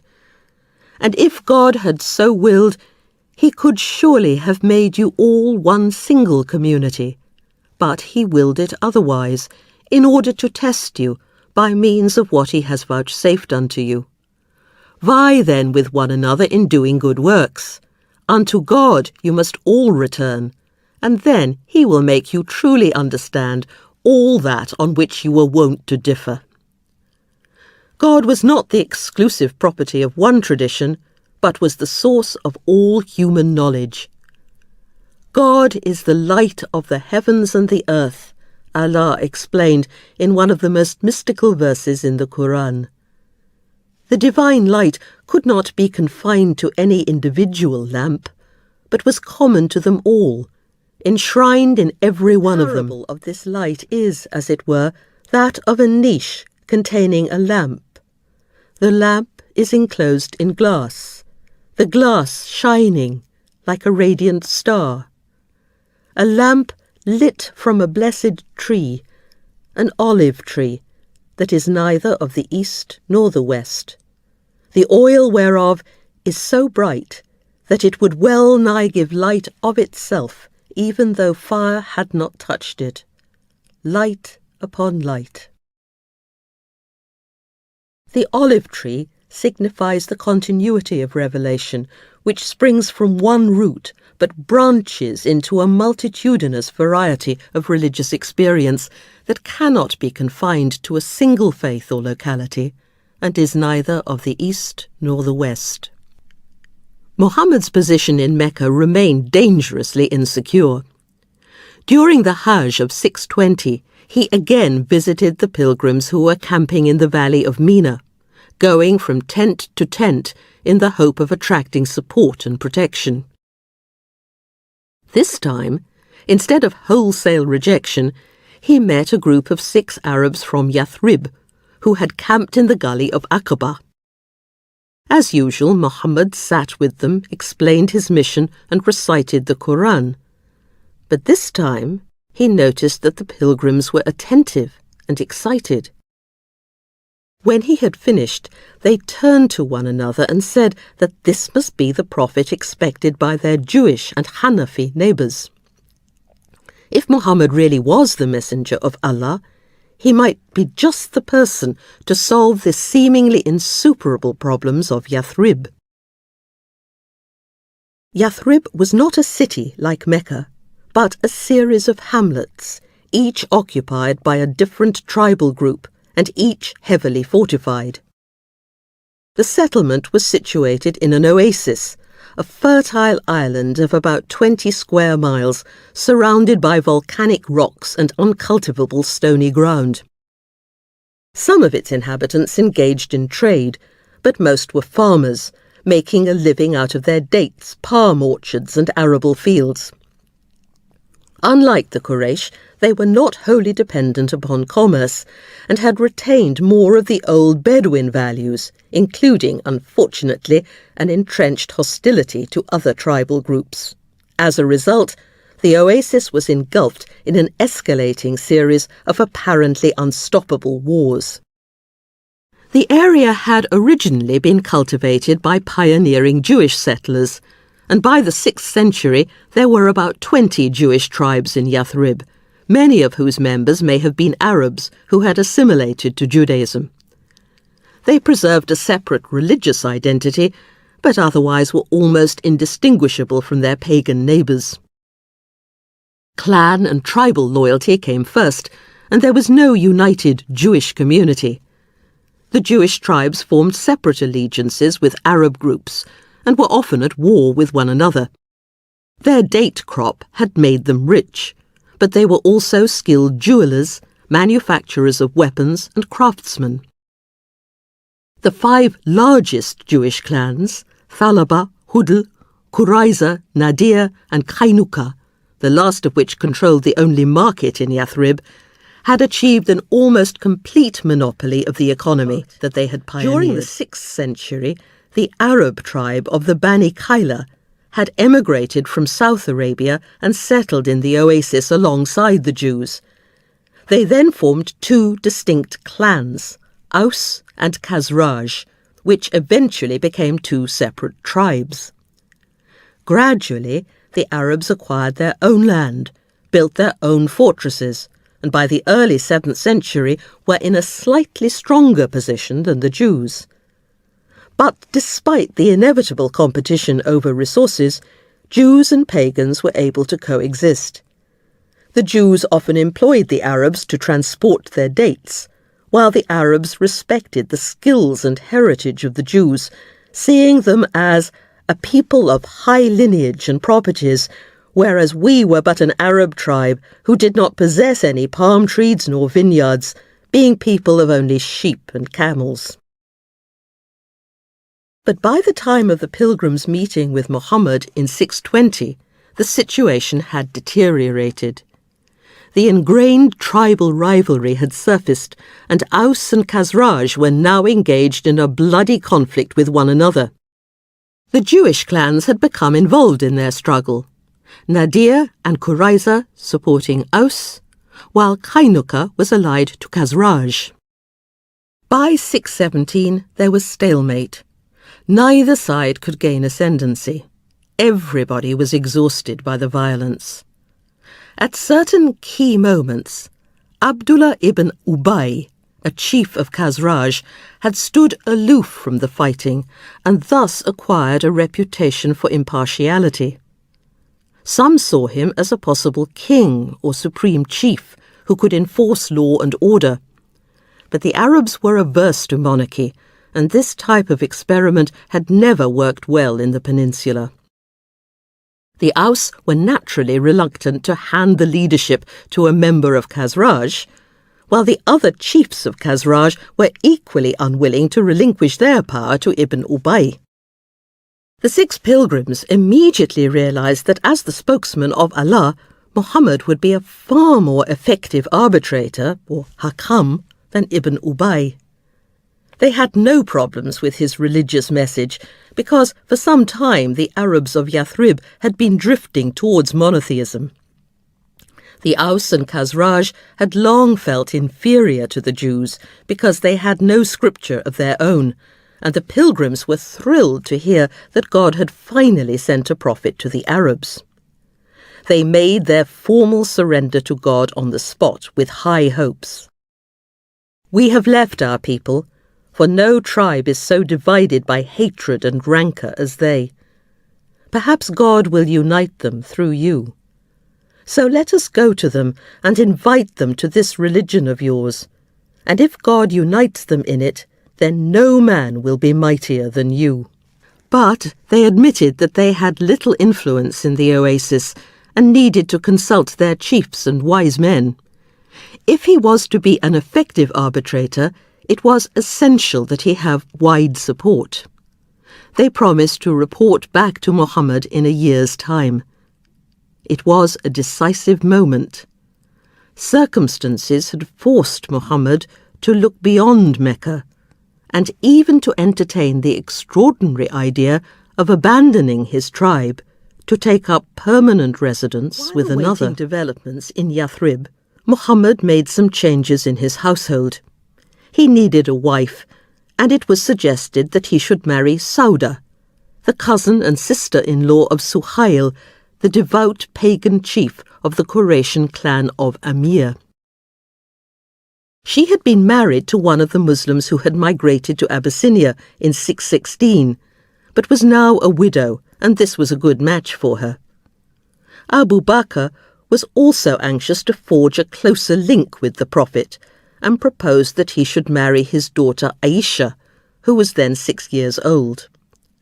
Aisha was formally betrothed to Muhammad in a ceremony at which the little girl was not present. In later years, she recalled that the first inkling she had of her new status was when her mother explained to her that she could no longer play in the streets, but must invite her friends into the family home. Muhammad's harem has excited a good deal of prurient and ill-natured speculation in the West. But in Arabia, where polygamy was more common than the monogamous marriage that Muhammad had enjoyed with Khadija, it would have been commonplace. These marriages were not romantic or sexual love affairs, but were undertaken largely for practical ends. Sauda seems to have been a rather homely woman who was past her first youth, but she could take care of Muhammad's domestic needs. Muhammad may also have hoped to win over Suhail, who was still undecided about the revelations. There was no impropriety in Muhammad's betrothal to Aisha. Marriages conducted in absentia to seal an alliance were often contracted at this time between adults and minors who were even younger than Aisha. This practice continued in Europe well into the early modern period. There was no question of consummating the marriage until Aisha reached puberty, when she would have been married off like any other girl. Muhammad's marriages usually had a political aim. He was starting to establish an entirely different kind of clan, based on ideology rather than kinship. but the blood tie was still a sacred value and helped to cement this experimental community. During the Hajj of 621, the 6 converts from Yathrib duly returned to Mecca, bringing 7 others with them. Again, they met Muhammad in the gully of Aqaba, and, in what would become known as the Pledge of Aqaba, promised to worship Allah alone, to refrain from stealing, lying and infanticide, and pledged to obey Muhammad's directives concerning social justice. In return, Muhammad promised them paradise. The emphasis was on religion and ethics, and there was, as yet, no political commitment. When the pilgrims returned to Yathrib, they took with them Musab ibn Umayyah, a trusted Muslim, to instruct the people of Yathrib in their new faith. This was a wise move. Tribal hatred was so intense in the oasis that neither Aus nor Khazraj could bear to hear a rival leading the prayers or reciting the Quran, so it was important that these offices were performed by a neutral outsider. At first, the Aus were antagonistic to the faith, but gradually the power of the Quran broke down their reserves. One day, Sa'd ibn Mu'adh, chief of one of the leading Aus clans, was horrified to hear that Musab was preaching in his territory, so he dispatched his second-in-command to drive him away, who bore down on the little group, brandishing his lance, and asked the Muslim how he had the temerity to spread these lies among weak, foolish people. But instead of retaliating with Jahili rage, Musab quietly asked him to sit down and judge for himself. The deputy agreed, stuck his lance in the ground, and, as he listened to the recitation, his face changed. "What wonderful and beautiful discourse this is," he cried. "What does one do to enter this religion?"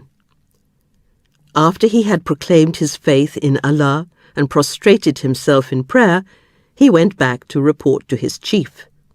Sa'd was furious, grasped his own lance, and marched off to confront Musab himself, only to be overwhelmed in his turn by the Quran. He then summoned his people and asked them to follow him. Trusting his leadership implicitly, the entire clan converted en masse. The news of Sa'd's dramatic about-face made a great impression on other chiefs, who began to take Musab more seriously. It was not long before there were Muslims in almost every family in the oasis. In Mecca, Muhammad's preaching mission had stalled, largely because the Quraysh could not believe that such an ordinary person could become the messenger of Allah. But conditions in Yathrib were different. Muhammad was no commonplace fellow who could be seen strolling around the marketplace and eating and drinking like anybody else, but a remote, mysterious figure whose coming was eagerly anticipated. In Mecca, Muhammad's teaching threatened to damage the cult of the haram, which was crucial to the economy, but there was no sanctuary full of idols in Yathrib. Not everybody was enamored of the new faith, however. Ibn Ubay naturally feared that his position was being undermined. Others were still committed either to the old paganism or to the Hanifiya, but at this stage the opposition was muted. If the new prophet really could solve the problems of Yathrib, there might be some material advantage to be gained from him. The Jewish tribes were also prepared to give Muhammad the benefit of the doubt, especially since the Muslims honoured their prophets and had adopted some of their own customs. Muhammad had recently introduced some new practices. As a result of the night journey, perhaps, Muslims now prayed facing the direction, or Qibla, of Jerusalem, reaching out to the holy city of the people of the book. Muhammad had also instructed Musab to hold a special prayer meeting on Friday afternoon, while the Jews were preparing for their Sabbath, and to fast with the Jews on Yom Kippur. Muslims would now pray in the middle of the day, as the Jews did, and observe a modified version of the Jewish dietary laws, similar to those adopted by the early Christians. Used to think that Muhammad introduced these new devotions in order to appeal to the Jews of Yathrib. But this view has recently been challenged.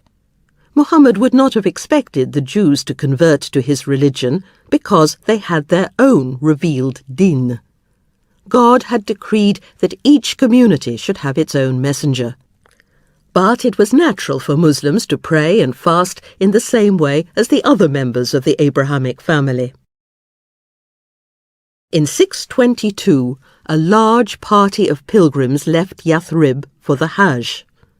Some were pagans, but 73 of the men and 2 of the women were Muslims.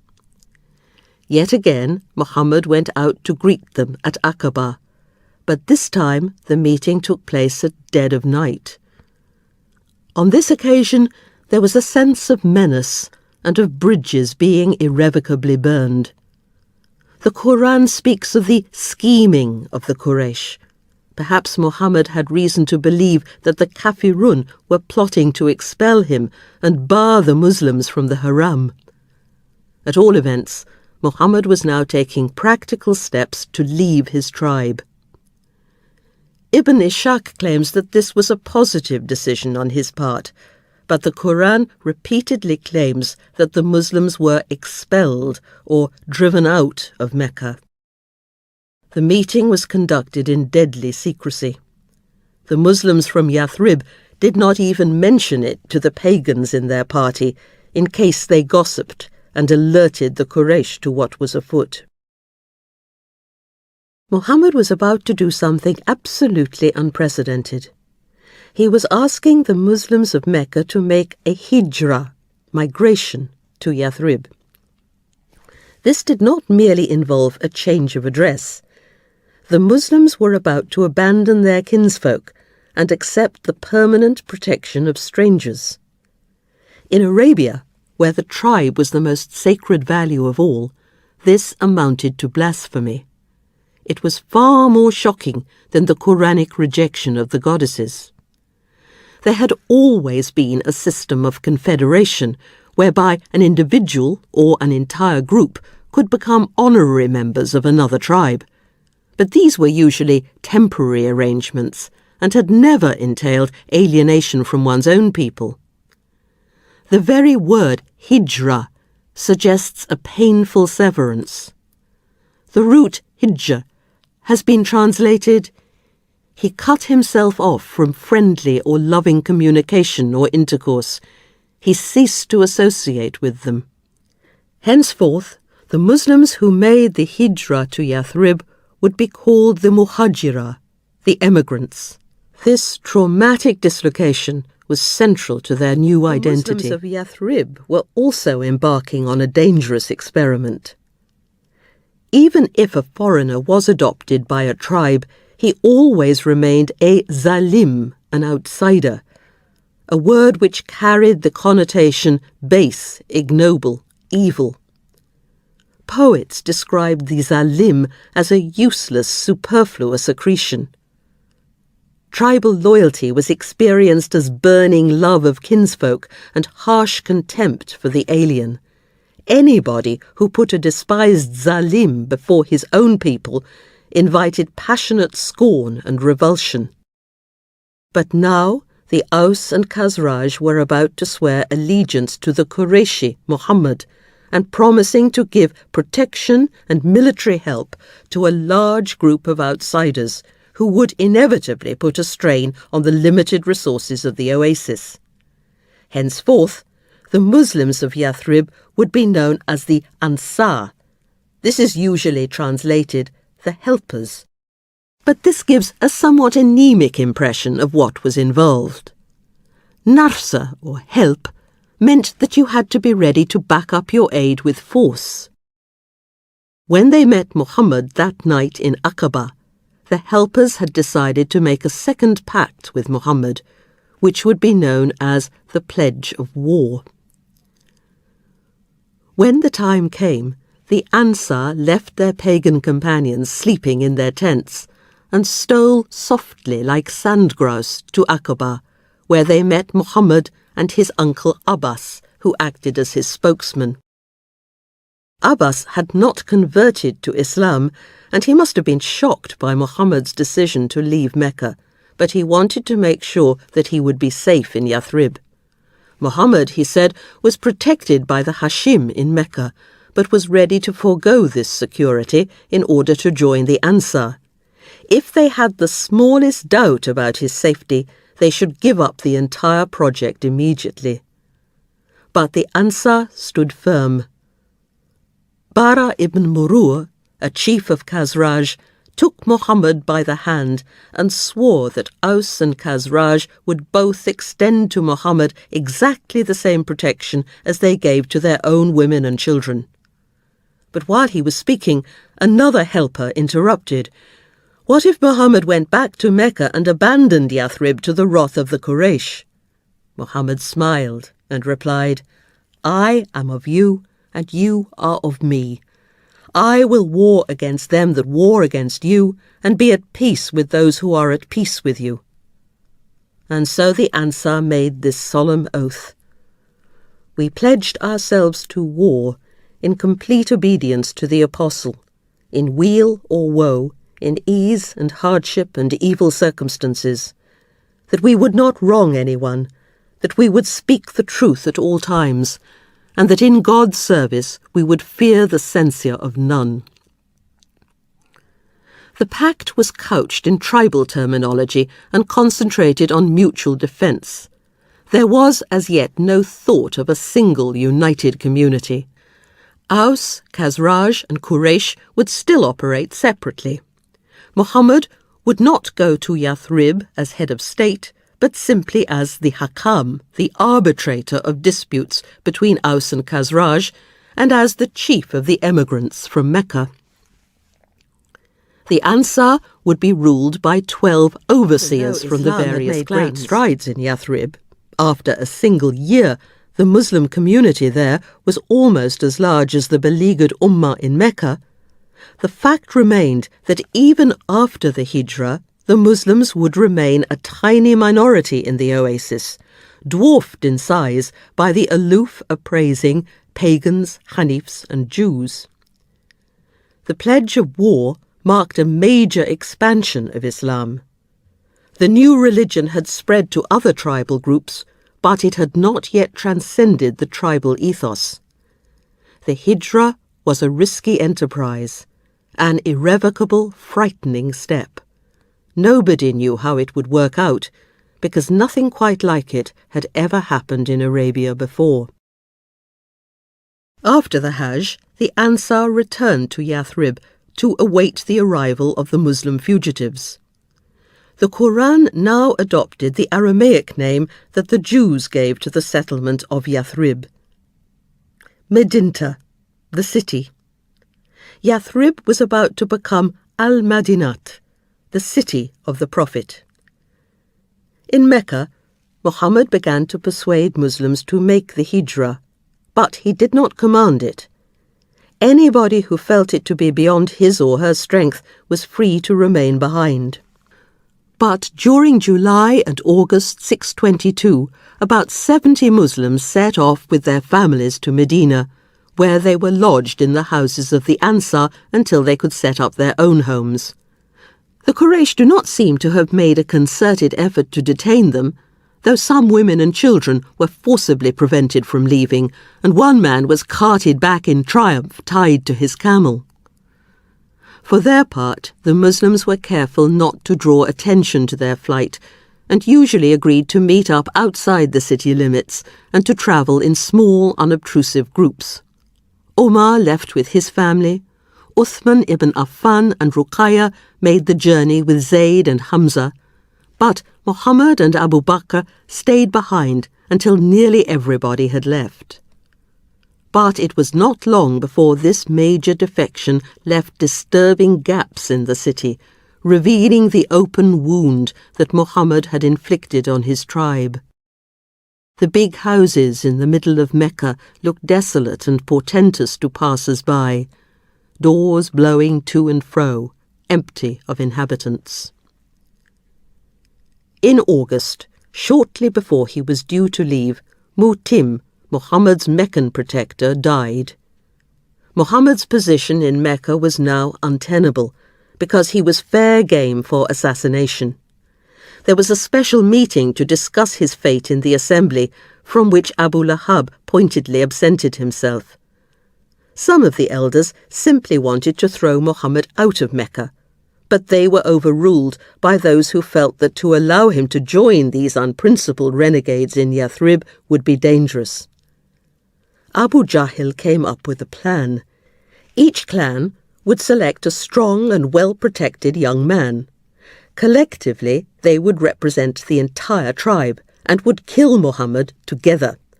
There would be no vendetta because the Hashim could not take on the whole of Quraysh. A band of carefully chosen youths gathered outside Muhammad's home, but were disturbed to hear the voices of Sauda and some of the Prophet's daughters through the window. It would be shameful to kill a man in the presence of his women, so they decided to wait until he left the house the following morning. One of them peered in and saw a figure lying in bed, wrapped in Muhammad's cloak. Unbeknownst to them, Muhammad had already escaped through a back window, leaving Ali lying apparently asleep wearing his clothes. When Ali strolled outside the next morning, the young men realized that they had been tricked, and the Quraysh offered a reward of 100 camel mares to anybody who would bring Muhammad back, dead or alive.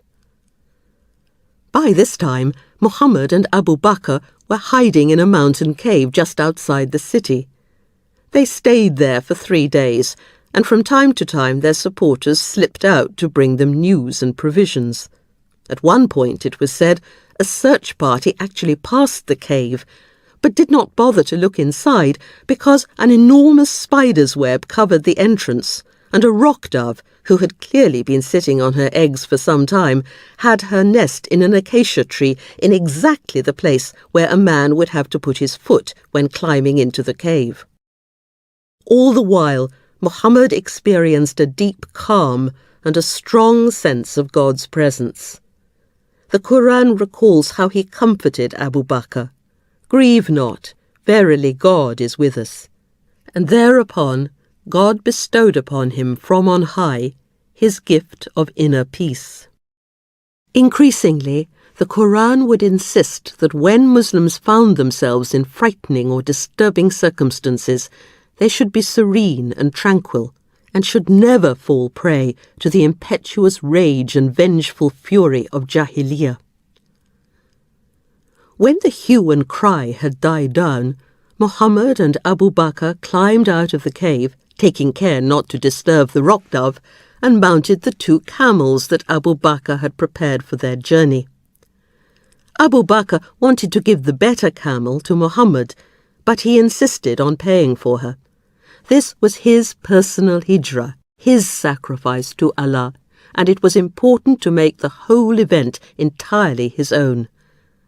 Muhammad called the camel mare Qaswa, and she remained his favourite mount for the rest of his life.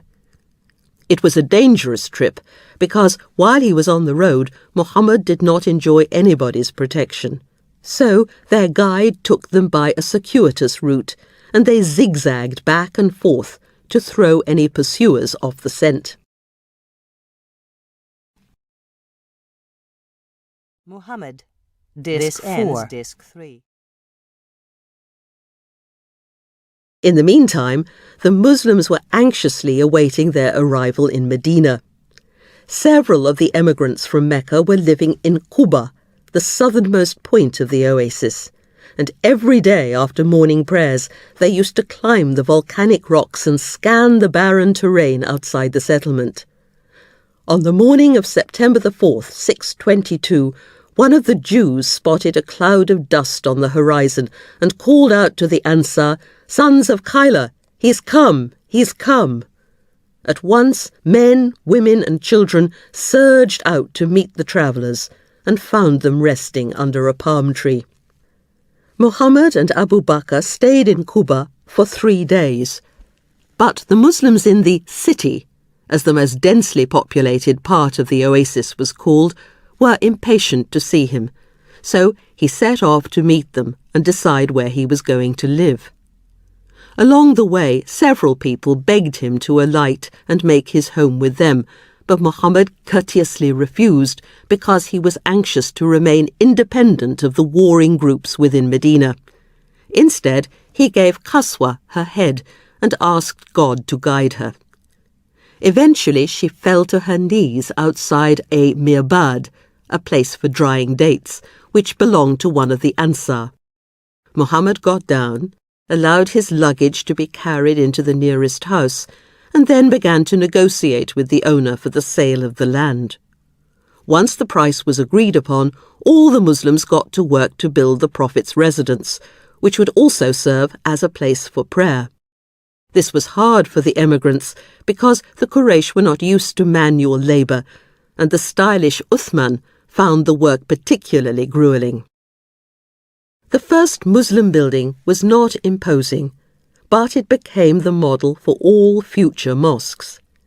It was primarily a masjid, a place of prostration, an open space roomy enough for the entire community to perform the prayer together, and it expressed the austerity of the early Islamic ideal.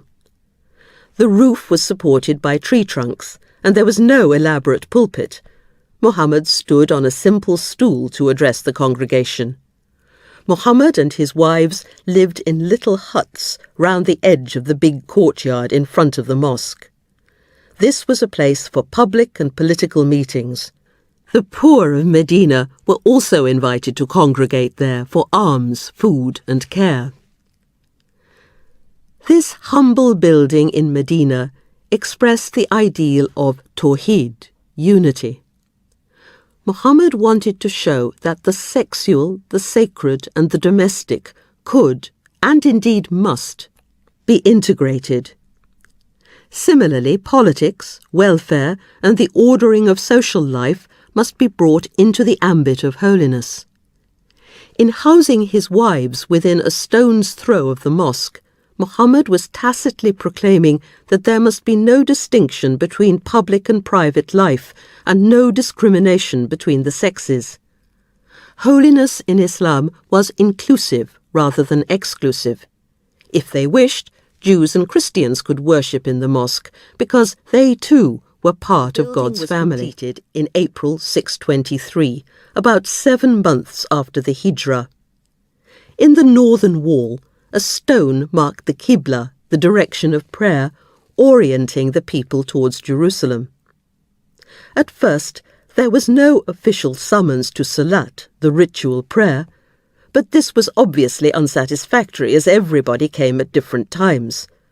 Muhammad thought of using a ram's horn like the Jews, or a wooden clapper like the local Christians, but one of the emigrants had an important dream. A man clad in a green cloak had told him that somebody with a loud, resonant voice should announce the service, crying, "Allahu Akbar, God is greater," as a reminder of the Muslims' first priority. Muhammad liked the idea, and Bilal, the former Abyssinian slave with the big voice, was an obvious choice. Every morning he climbed to the top of the tallest house in the vicinity of the mosque and sat on the rooftop waiting for dawn. Then he would stretch out his arms, and before beginning the call would pray, "O God, I praise thee, and ask thy help for Quraysh, that they may accept thy religion." The Muslims may have changed their Qibla, the direction of their prayer, to Jerusalem, but they had not forgotten Mecca.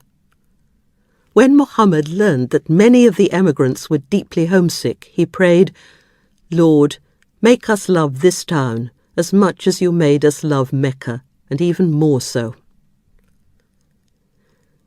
The immense uprooting of the Hijrah meant that even though they still used the old tribal terminology, the Muslims had to create an entirely different type of community.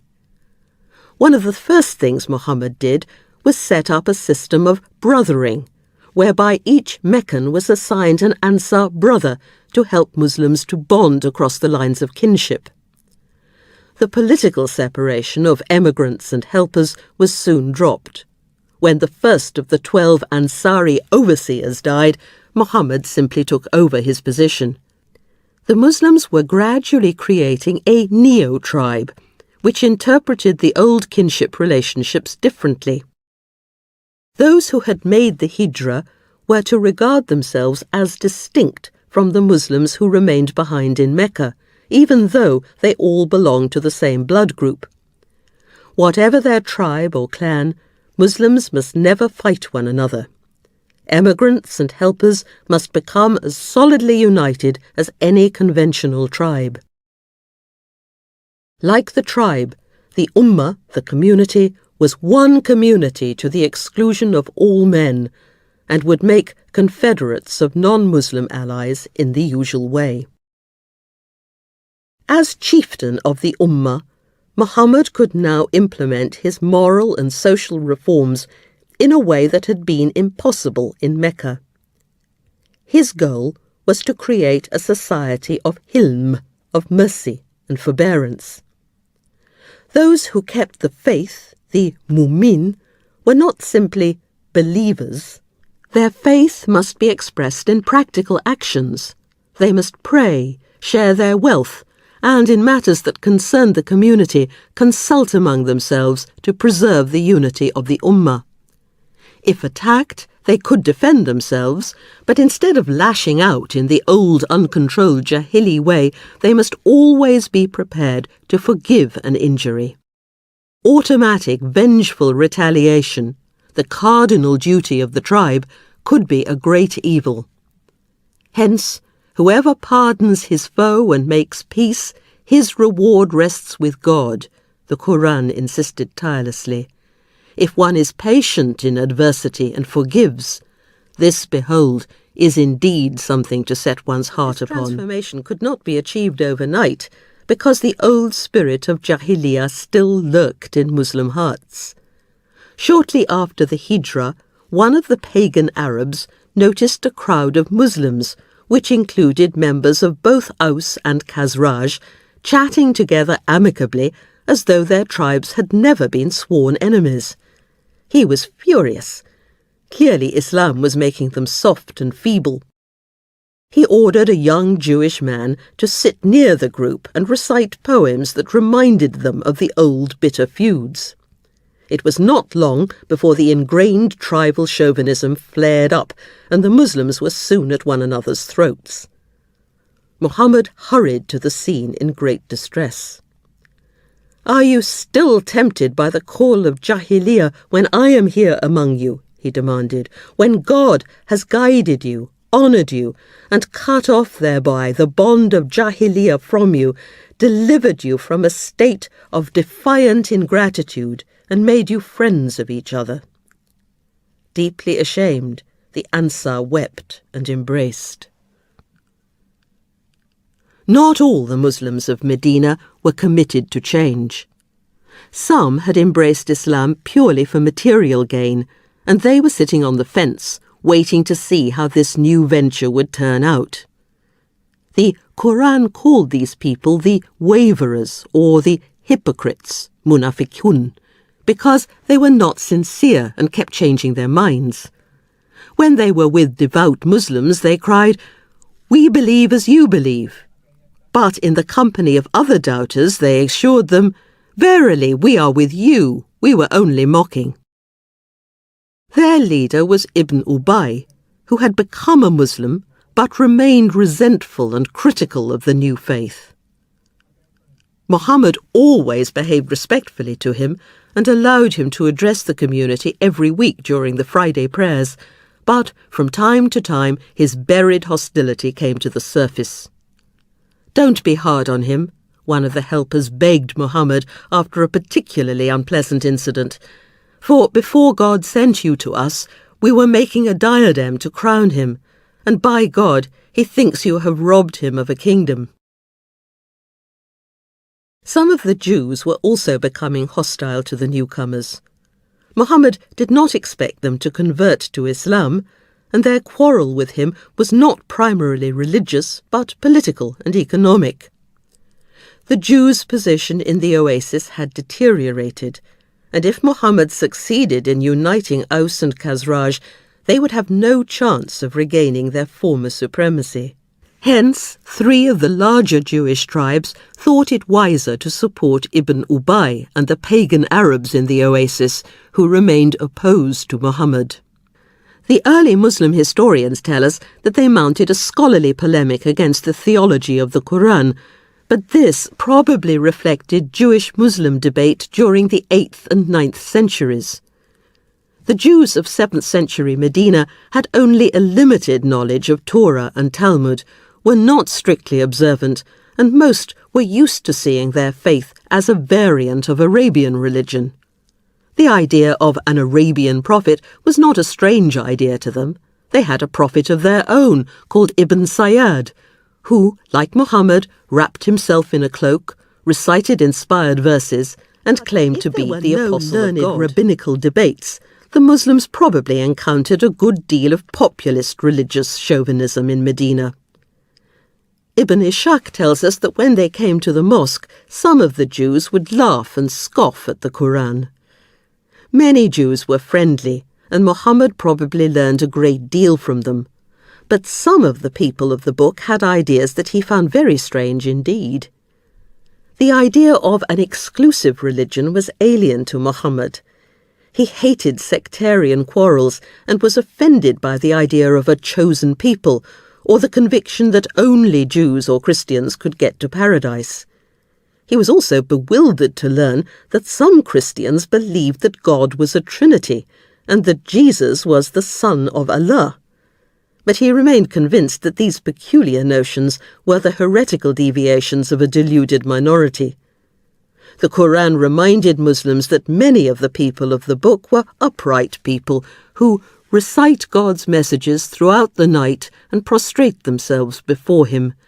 They believe in God and the last day, and enjoin the doing of what is right and forbid the doing of what is wrong, and vie with one another in doing God's works, and these are among the righteous.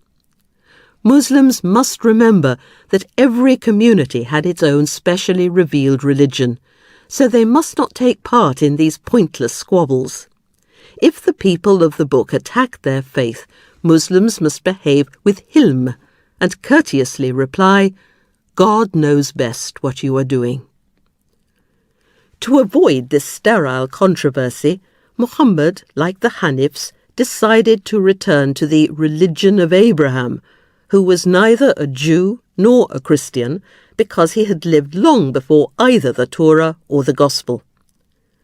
After the Hijrah, the Quran started to apply the words Hanif and Hanifiyya to the Muslims and Islam, but gave these words a new interpretation. For Muhammad, Hanifiyya simply meant total submission to God.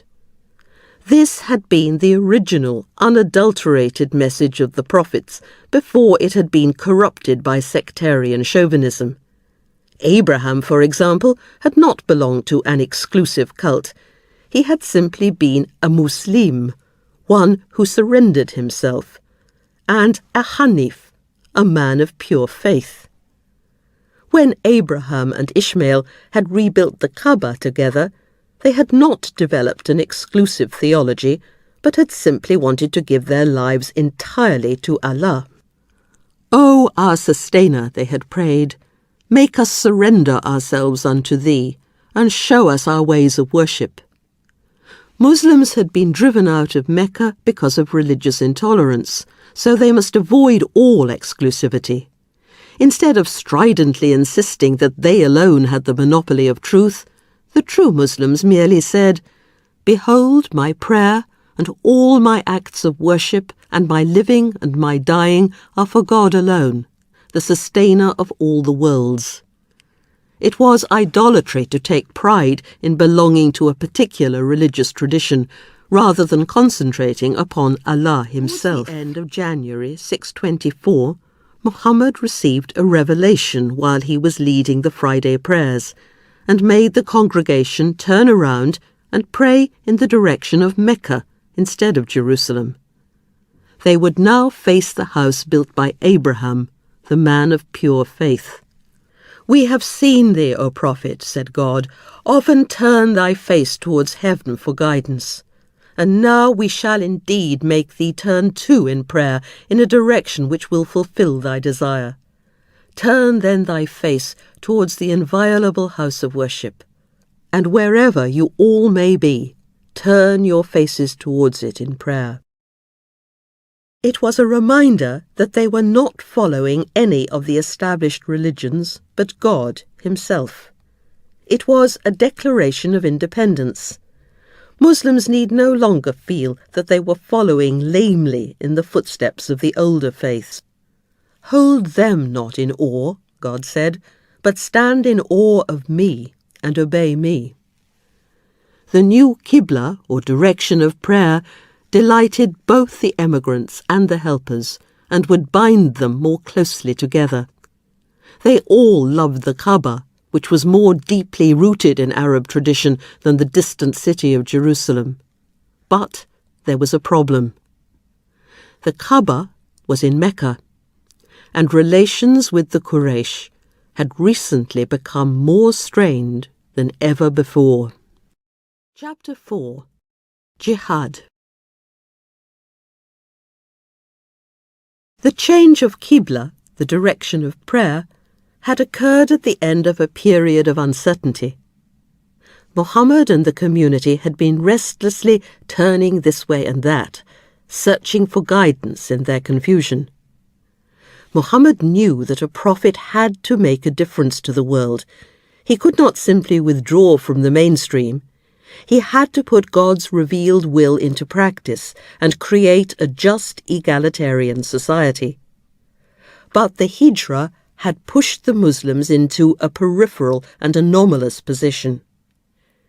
Even though Muhammad had begun to implement his social reforms, he knew that he would make no lasting impression on Arabia as long as he was confined to and isolated in Medina. Mecca, the mother of cities, was crucial to the development of the peninsula. Arabia needed the commercial genius of the Quraysh. Mecca was now the center of the Muslim world. Muslims yearned towards it in prayer several times a day, but it was coming to seem like an absent, inaccessible lover. Muslims could not even make the Hajj like other Arabs. Muhammad realized that Mecca was the key to his mission.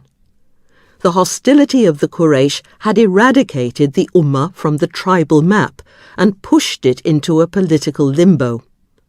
Without Mecca, Islam was doomed to marginality. Somehow Muhammad would have to make peace with his people. But after the first shock of the Hijra, most of the Quraysh seemed to have forgotten all about the Muslims. Before Muhammad could seek reconciliation with Mecca, he had to make the Quraysh take notice of him.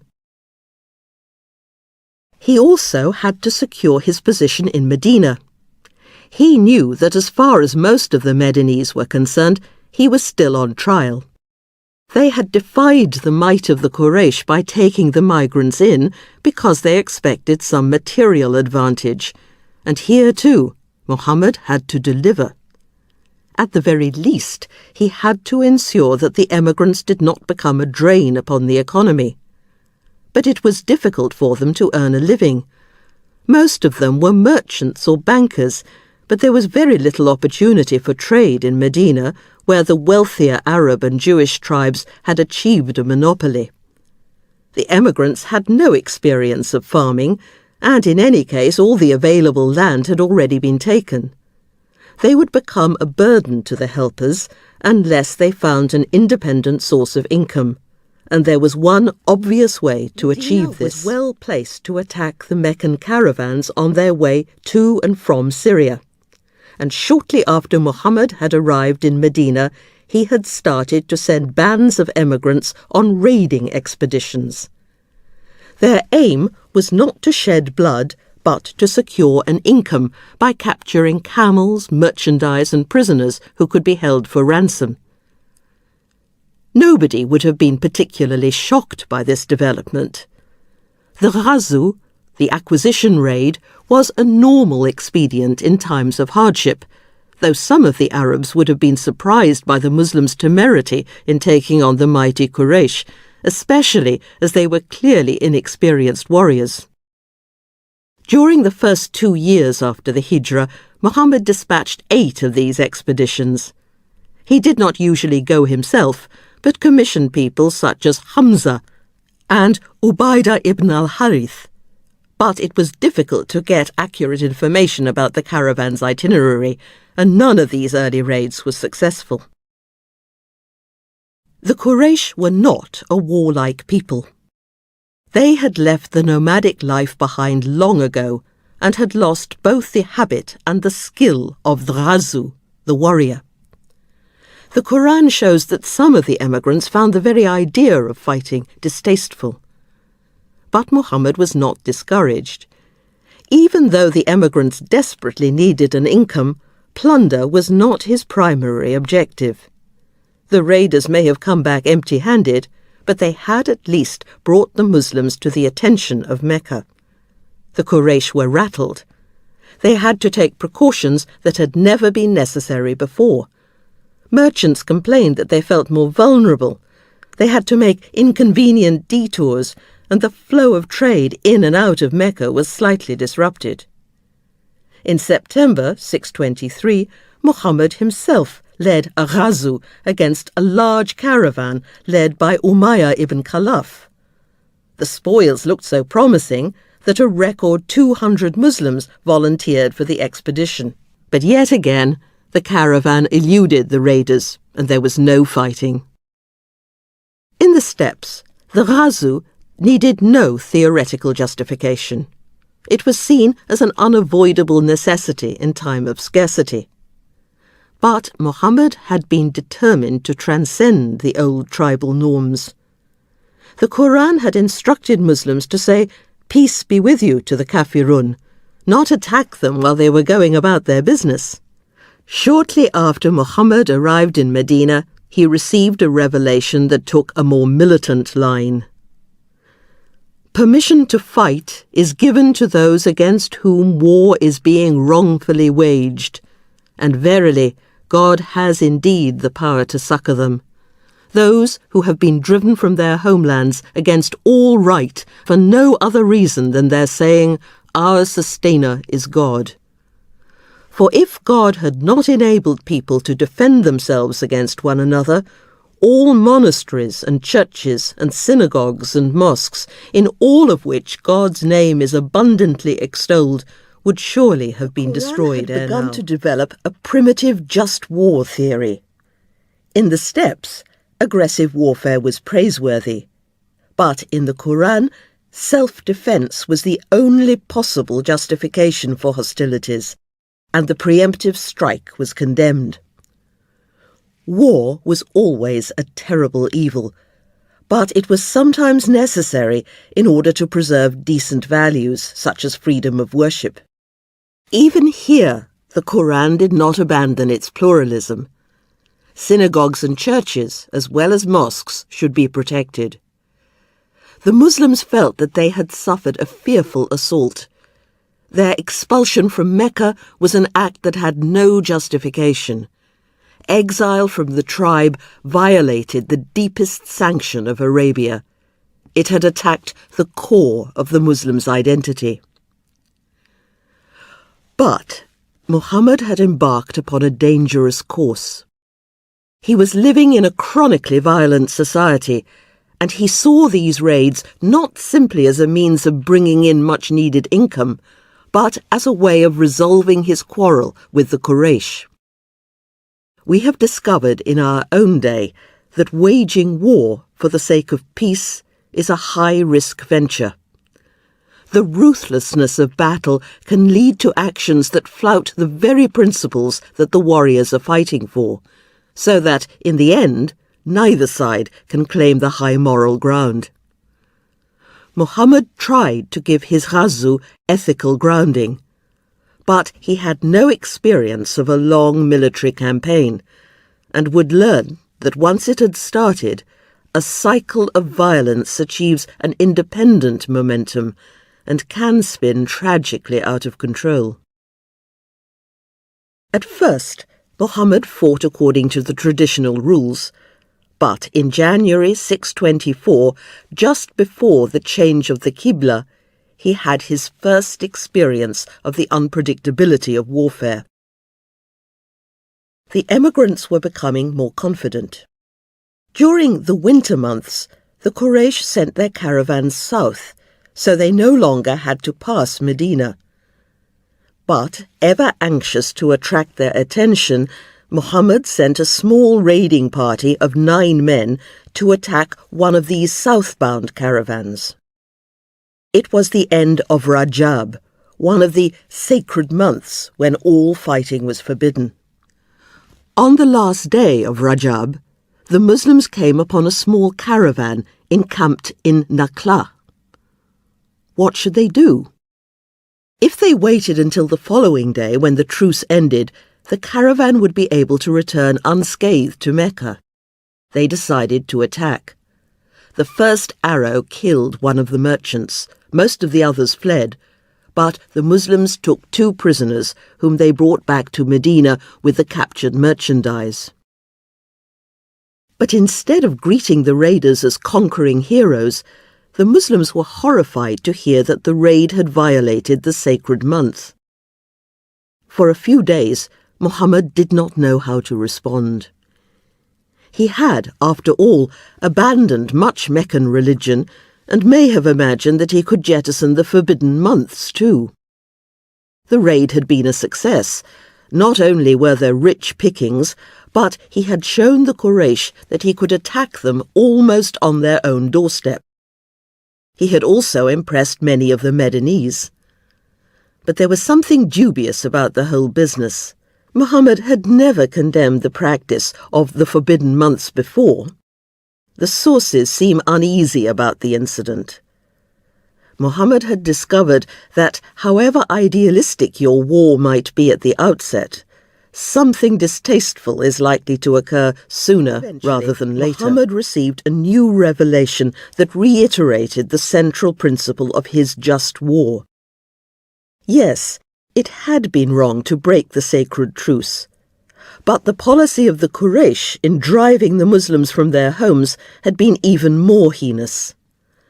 They will not cease to fight you till they have turned you away from your faith, the Quran warned Muhammad.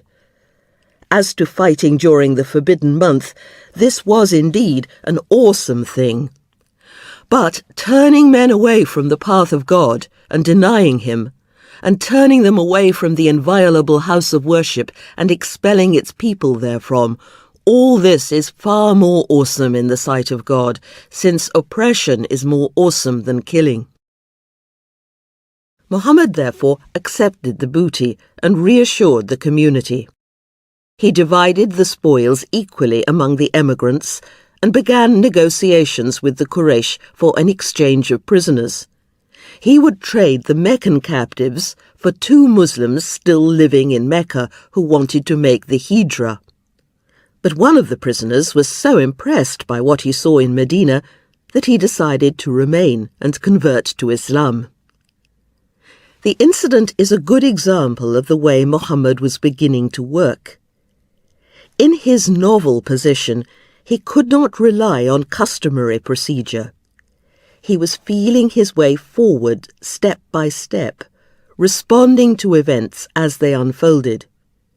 He had no fixed master plan, and, unlike some of his more impetuous companions, he rarely responded to a crisis immediately, but took time to reflect until finally, sometimes pale and sweating with the effort, he would bring forth what seemed an inspired solution.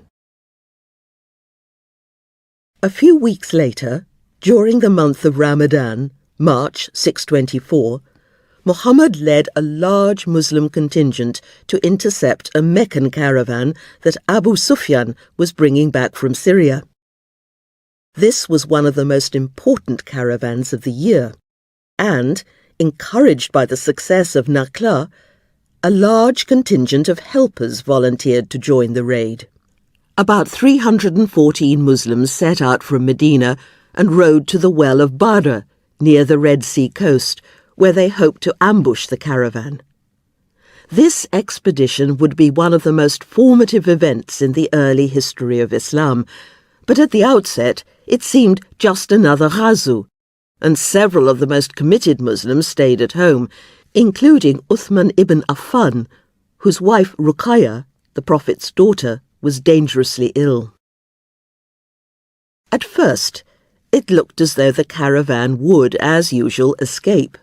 Abu Sufyan got wind of the Muslims' plan, and instead of taking his usual route across the Hijaz, he turned sharply away from the coast and dispatched a local tribesman to Mecca to get help. The Quraysh were incensed at Muhammad's insolence, which they regarded as a slur on their honour, and all the leading men were determined to rescue the caravan. Abu Jahl, of course, was eager for the fray. The obese Umayyah ibn Khalaf was crammed into his armour, and even members of Muhammad's own family rode out against him, convinced that this time he had gone too far. Abu Lahab was sick, but two of Abu Talib's sons, his uncle Abbas and Khadija's nephew Hakim, joined the 1,000 men who rode out of Mecca that night and took the road to Badr. Abu Sufyan had managed to elude the Muslims and taken the caravan beyond their reach. He sent word that the merchandise was safe and that the army should turn back. The sources make it clear that when it came to the point, many of the Quraysh were reluctant to fight their kinsmen. But Abu Jahl would have none of this. "By Allah," he cried, "we will not go back until we have been to Badr. We will spend 3 days there, slaughter camels, and feast and drink wine, and the girls shall play for us. The Arabs will hear that we have come and will respect us in the future." But these defiant words show that Ibn Abu Jahl did not expect a battle. He had little conception of the horror of war, which he seemed to envisage as a kind of party, complete with dancing girls. The Quraysh was so far removed from the steppes that warfare had become a chivalric sport that would enhance the prestige of Mecca. There was a very different spirit in the Muslim camp. After the trauma and terror of the Hijra, the emigrants could not view the situation in such a confident, carefree light. As soon as Muhammad learnt that the Meccan army was approaching, he consulted the other chiefs. The Muslims were vastly outnumbered. They had expected an ordinary raid, not a full-scale battle, which was a very different matter. Muhammad was not the commander-in-chief. He could not command obedience, but the men decided to fight it out. As Sa'd ibn Mu'adh said on behalf of the helpers, "We have given you our word and agreement to hear and obey. So go where you wish, and we are with you. And by God, if you were to ask us to cross this sea and you plunged into it, we would plunge into it with you. We do not dislike the idea of meeting your enemy tomorrow. We are experienced in war, trustworthy in combat." Unlike the Quraysh, the Aus and Khazraj were practiced soldiers after years of tribal warfare in Yathrib. But even so, the odds were overwhelmingly against them, and all the Muslims hoped that they would not have to fight. For 2 days, the two armies gazed bleakly at one another from opposite ends of the valley. The Quraysh looked impressive in their white tunics and glittering armour, and despite Sa'd's stirring words, some of the Muslims wanted to retreat. There was great fear in the camp. The Prophet tried to rouse their spirits. He told them that in a dream God had promised to send 1,000 angels to fight alongside them. But while the Quraysh were feasting and drinking, certain that the Muslims would surrender, Muhammad was making practical preparations. He lined up his troops in close formation and positioned his men by the wells, depriving the Quraysh of water and forcing them, when the time came, to advance uphill, fighting with the sun in their eyes. But when he looked at the huge Meccan army, He wept. "O Allah," he prayed, "if this band that is with me perishes, there will be no one after me to worship you. All the believers will abandon the true religion." He realized that this battle would be decisive. If the Muslims allowed the Quraysh to force them back into Medina, the Ummah would make no lasting impact on Arabia. Something of his determined resolve must have been conveyed to his men. The Quran describes the great peace that descended upon the soldiers at this frightening moment. There was a sudden rainstorm, which seemed a good omen. The Quraysh had become more alarmed. The chiefs had dispatched a spy to report on the enemy troops. He was aghast to see the grim resolution on the faces of the Muslims and begged the Quraysh not to fight. He had seen camels carrying death, the camels of Yathrib laden with certain death. Not one of the Muslims would die before he had killed at least one of the Meccans. And, the spy concluded despairingly, how could the Quraysh live with themselves after that? They would constantly be looking into the face of a neighbour who had killed one of their kinsfolk. But Abu Jahil was beyond reason and accused him of cowardice, a jibe that no Arab could ignore. He then turned to the brother of the man slain by the Muslim raiders at Nakhla, who emitted a savage war cry. Immediately, said the historian Ibn Ishaq, war was kindled, and all was marred, and the folk held stubbornly to their evil course. The Quraysh began to advance slowly over the sand dunes. Observing the command of the Quran, Muhammad refused to strike first, and even after the battle commenced, he seemed reluctant to unleash his men until Abu Bakr told him to leave his prayers and engage his troops, because God would certainly give them victory. In the fierce skirmish that followed, the Quraysh soon found that they were getting the worst of it. They fought with careless bravado, as though this was a nightly tournament, and had no concerted strategy. But the Muslims did have a disciplined plan. They began by bombarding the enemy with arrows, drawing their swords for hand-to-hand combat only at the last minute.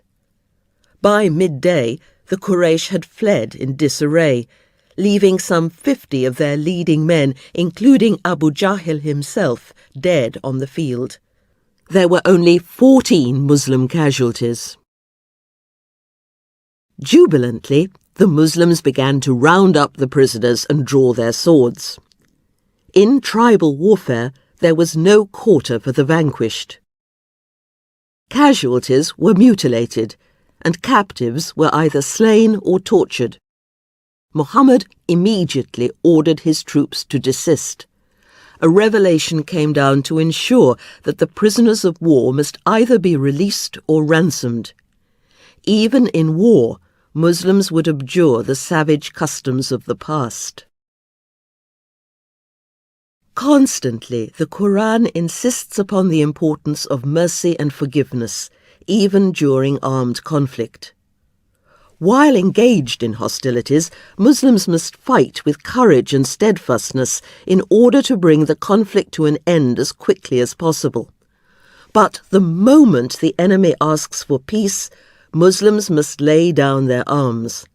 They must accept any offer of truce, whatever conditions are imposed, even if they suspect the enemy of double-dealing.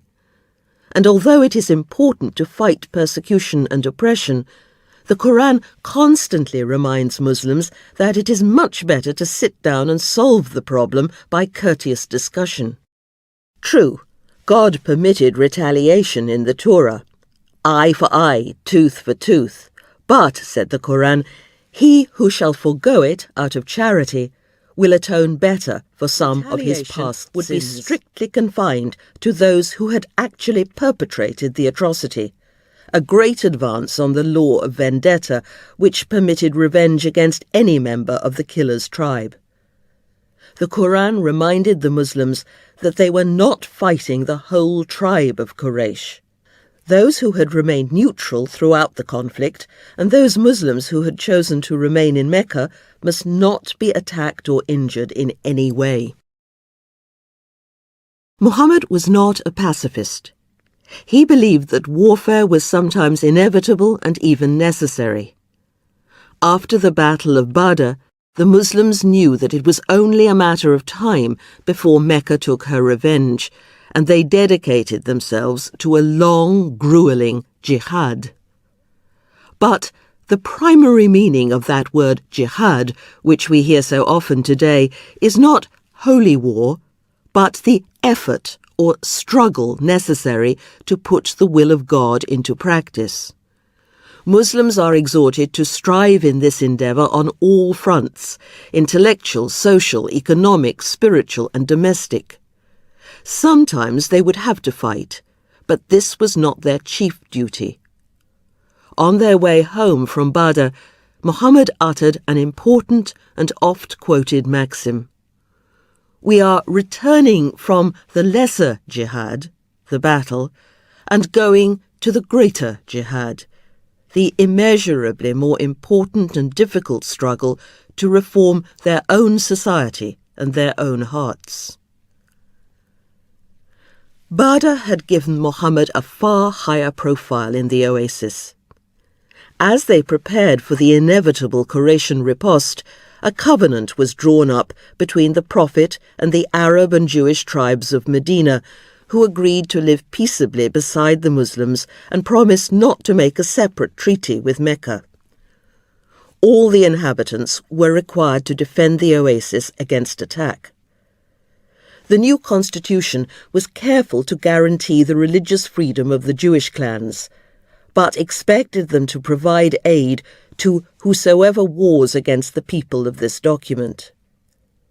Muhammad needed to know who was on his side, and some of those who were unwilling to accept the terms of the treaty left the oasis. They included several of the Hanifs, whose devotion to the Kaaba required them to remain loyal to the Quraysh. Muhammad was still a controversial figure, but as a result of his victory at Badr, some of the Bedouin tribes were willing to become allies of Medina in the forthcoming struggle. There were also changes in Muhammad's family life. On his return from Badr, he learnt that his daughter Ruqayya had died. Uthman was sincerely grieved, but was glad to accept the hand of his late wife's sister, Kulthum, and retain his close relationship with the Prophet. One of the prisoners of war was Muhammad's pagan son-in-law, Abu al-As, who had remained true to the traditional faith. His wife Zainab, who was still living in Mecca, sent the ransom money to Medina, together with a silver bracelet that had belonged to Khadija. Muhammad recognized it at once and became momentarily distraught with sorrow. He let Abu al-As go free without taking the ransom, hoping that this would encourage him to accept Islam. He refused conversion, but sadly agreed to the Prophet's request that he send Zainab and their little daughter Umama to him in Medina, because life would now be impossible for them in Mecca, for Muhammad's youngest daughter, Fatima, to be married, and Muhammad gave her to Ali. The couple set up house near the mosque. Muhammad also took a new wife, Umar's daughter Hafsa, who had been recently widowed. She was beautiful and accomplished, and at the time of her marriage to the Prophet was about 18 years old. Like her father, she could read and write, but she also had Umar's quick temper. Aisha was happy to welcome her into the household. Aisha would be jealous of Muhammad's other wives, but the growing bond between their fathers made these two girls firm friends. They particularly enjoyed ganging up together against the stolid, unimaginative Sauda. Aisha may by this time have moved into the apartment that had been prepared for her in the mosque, though Tabari says that because of her youth she was allowed to remain for a while longer in her parents' house. Muhammad was an indulgent husband. He insisted that his wives live frugally in their tiny, sparse huts, but he always helped them with the household chores and looked after his own personal needs, mending and patching his clothes, cobbling his shoes, and tending to the family goats. With Aisha particularly, he was able to unwind, challenging her to foot races and the like. She had a sharp tongue and was by no means a shy or submissive wife, but she liked to spoil Muhammad, anointing his hair with his favourite perfume and drinking from the same cup. One day, while they were sitting together, the Prophet busily repairing his sandals, she saw his face light up at a passing thought. Watching him for a moment, she complimented him on his bright, happy expression, and Muhammad got up and kissed her forehead, saying, "O Aisha, may Allah reward you well. I am not the source of joy to you that you are to me." Muhammad lived cheek by jowl with his family and companions, and saw no opposition between his public and private life. It was possible for his wives to hear every word that was spoken in the mosque from their apartments. The emigrants had immediately noticed that the women of Medina were different, less rigorously controlled than in Mecca, and soon found that their own wives were picking up the free and easy ways of the Medinese women. Omar was furious when his wife started to answer him back instead of meekly accepting his reproaches, and when he rebuked her, she simply replied that the Prophet allowed his wives to argue with him. Trouble was brewing. Muhammad's deliberate conflation of public and private was a blow to male supremacy, which can only exist if this distinction is maintained. After the euphoria of victory had faded, Muhammad found that even though his prestige had increased in Arabia as a whole, the fear of an imminent Meccan attack was swelling the opposition party in Medina. Ibn Ubay and his supporters were backed by 3 of the largest Jewish tribes, Nadir, Qurayza and Kainuka, who depended upon their commercial links with the Quraysh and wanted no part in any war against Mecca. A third column was opening up in the oasis.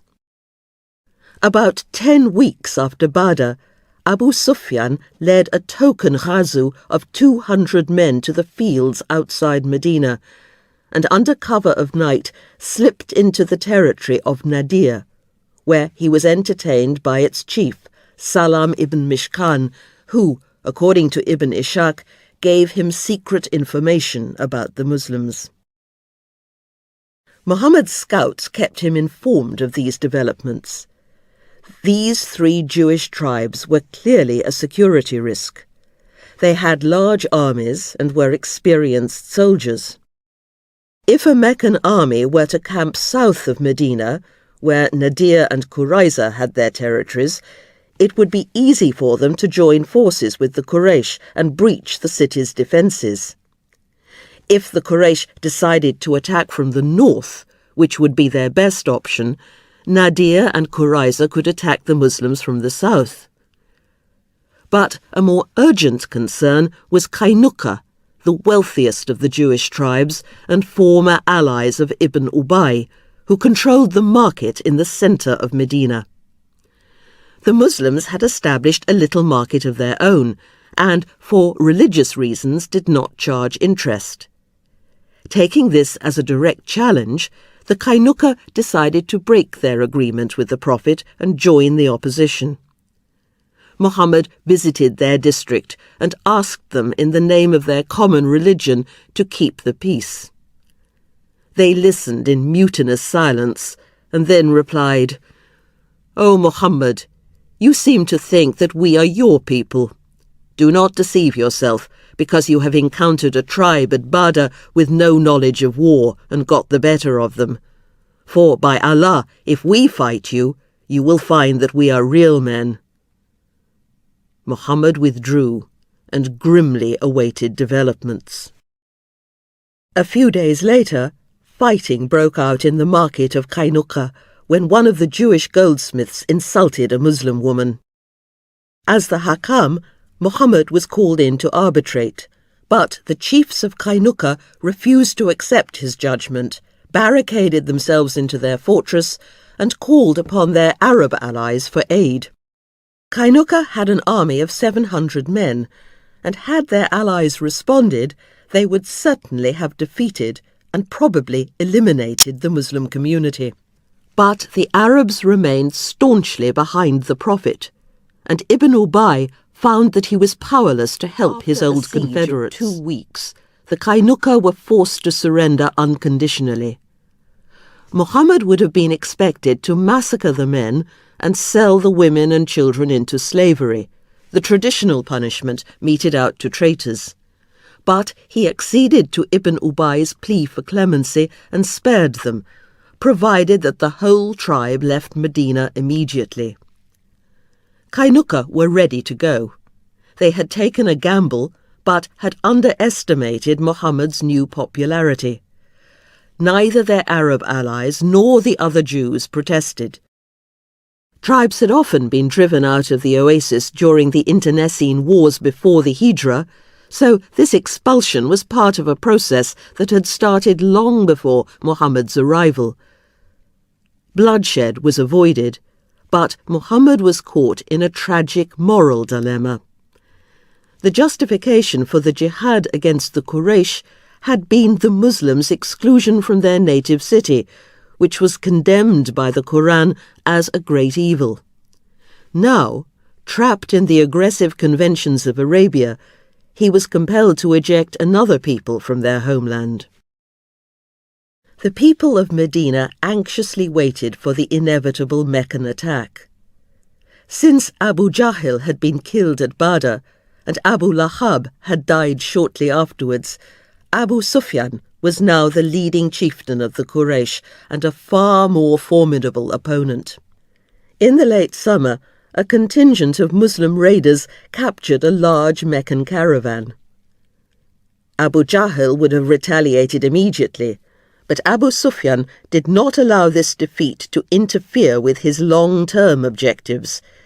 He simply intensified his preparations, building up a large confederacy of Bedouin allies.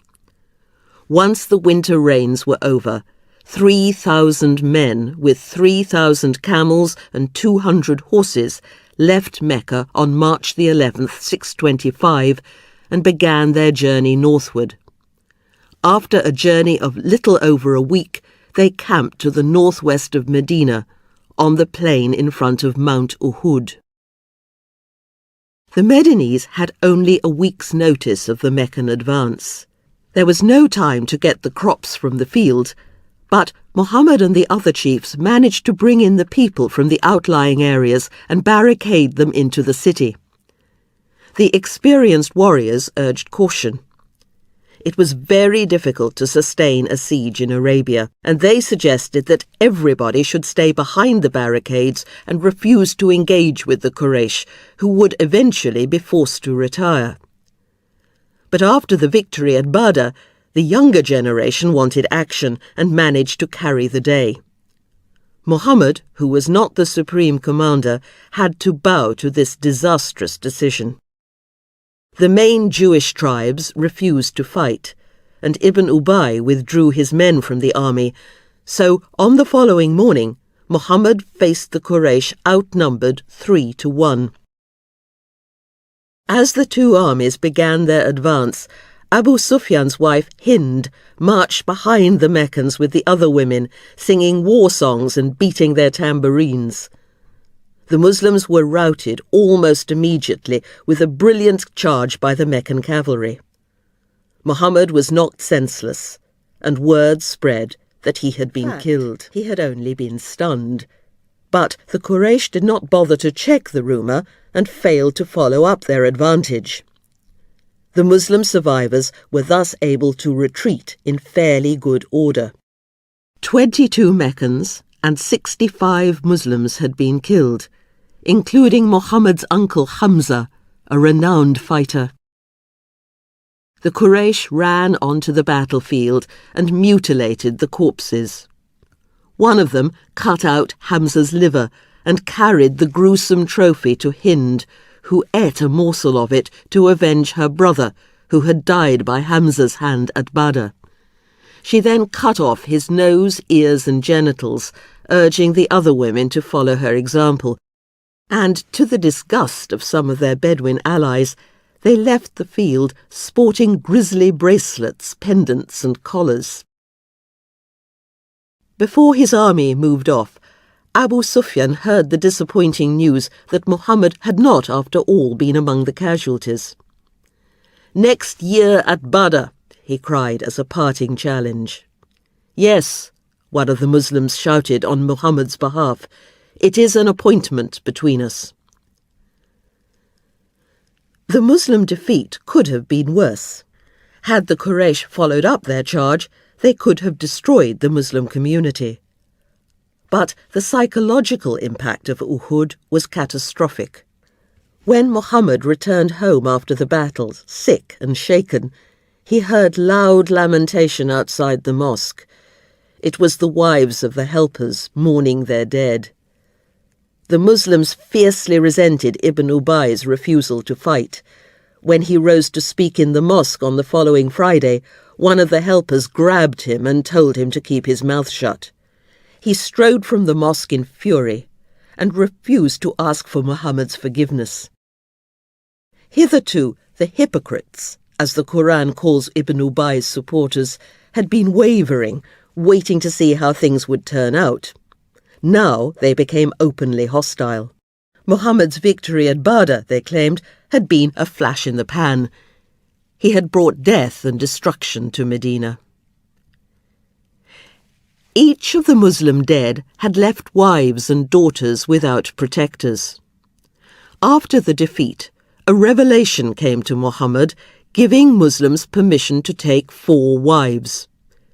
Muslims must remember that God had created men and women from a single living entity, so that both sexes were equally precious in his sight. Hence, render unto the orphans their possessions, and do not substitute bad things of your own for the good things that belong to them, and do not consume their possessions together with your own. This, verily, is a great crime. And if you have reason to fear that you may not act equitably towards orphans, then marry from among other women such as are lawful to you, even 2 or 3 or 4. But if you have reason to fear that you might not be able to treat them with equal fairness, then only 1, or from among those whom you rightfully possess. This will make it more likely that you will not deviate from the right course. The institution of polygamy has been much criticized as the source of considerable suffering for Muslim women. But at the time of this revelation, it constituted a social advance. In the pre-Islamic period, both men and women were allowed several spouses. After marriage, a woman remained at the home of her family and was visited by all her husbands. It was, in effect, a form of licensed prostitution. Paternity was therefore uncertain, so children were usually identified as the descendants of their mothers. Men did not need to provide for their wives and took no responsibility for their offspring. But Arabia was in transition. The new spirit of individualism in the peninsula meant that men were becoming more interested in their own children and were more assertive about personal property and wanted their sons to inherit their wealth. The Quran encouraged this trend toward a more patriarchal society. Muhammad endorsed it by taking his wives into his own household and providing for them, and the verses instituting polygamy take it for granted that Muslim men will do the same. But the Quran was also aware of a social problem that this new revelation sought to redress. In the pre-Islamic period, a woman could not own property. Any wealth that came her way belonged to her family and was administered by her male relatives. But in Mecca, where individualism was more pronounced than elsewhere in Arabia, some of the more aristocratic women had been able to inherit and administer their own fortunes. Khadija was a case in point. But this was still rare in Mecca and almost unheard of in Medina. Most men found the idea that women could inherit and manage their property quite ludicrous. Women had no individual rights. How could they? Apart from a few notable exceptions, they did nothing to contribute to the economy. And because they took no part in the ghazu, they brought no wealth to the community. Traditionally, women were considered part of a man's estate. After his death, his wives and daughters passed to his male heirs, who often kept them unmarried and impoverished in order to control their inheritance. The Quranic institution of polygamy was a piece of social legislation. It was designed not to gratify the male sexual appetite, but to correct the injustices done to widows, orphans, and other female dependents who were especially vulnerable. All too often, unscrupulous people seized everything and left the weaker members of the family with nothing. They were often sexually abused by their male guardians or converted into a financial asset by being sold into slavery. Ibn Ubay, for example, forced his women slaves into prostitution and pocketed the proceeds. The Quran bluntly refutes this behaviour and takes it for granted that a woman has an inalienable right to her inheritance. Polygamy was designed to ensure that unprotected women would be decently married, and to abolish the old, loose, irresponsible liaisons. Men could have only 4 wives, and must treat them equitably. It was an unjustifiably wicked act to devour their property. The Quran was attempting to give women a legal status that most Western women would not enjoy until the 19th century. The emancipation of women was a project dear to the Prophet's heart, but it was resolutely opposed by many of the men in the Ummah, including some of his closest companions. In a society of scarcity, it took courage and compassion to take financial responsibility for 4 women and their children. Muslims must have confidence that God would provide.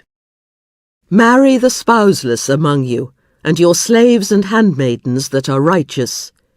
If they are poor, God will enrich them of his bounty. God is all-embracing, all-knowing. After Uhud, he took another wife, providing a home for Zainab bint Khuzaimah, a widow whose husband had died at Badr.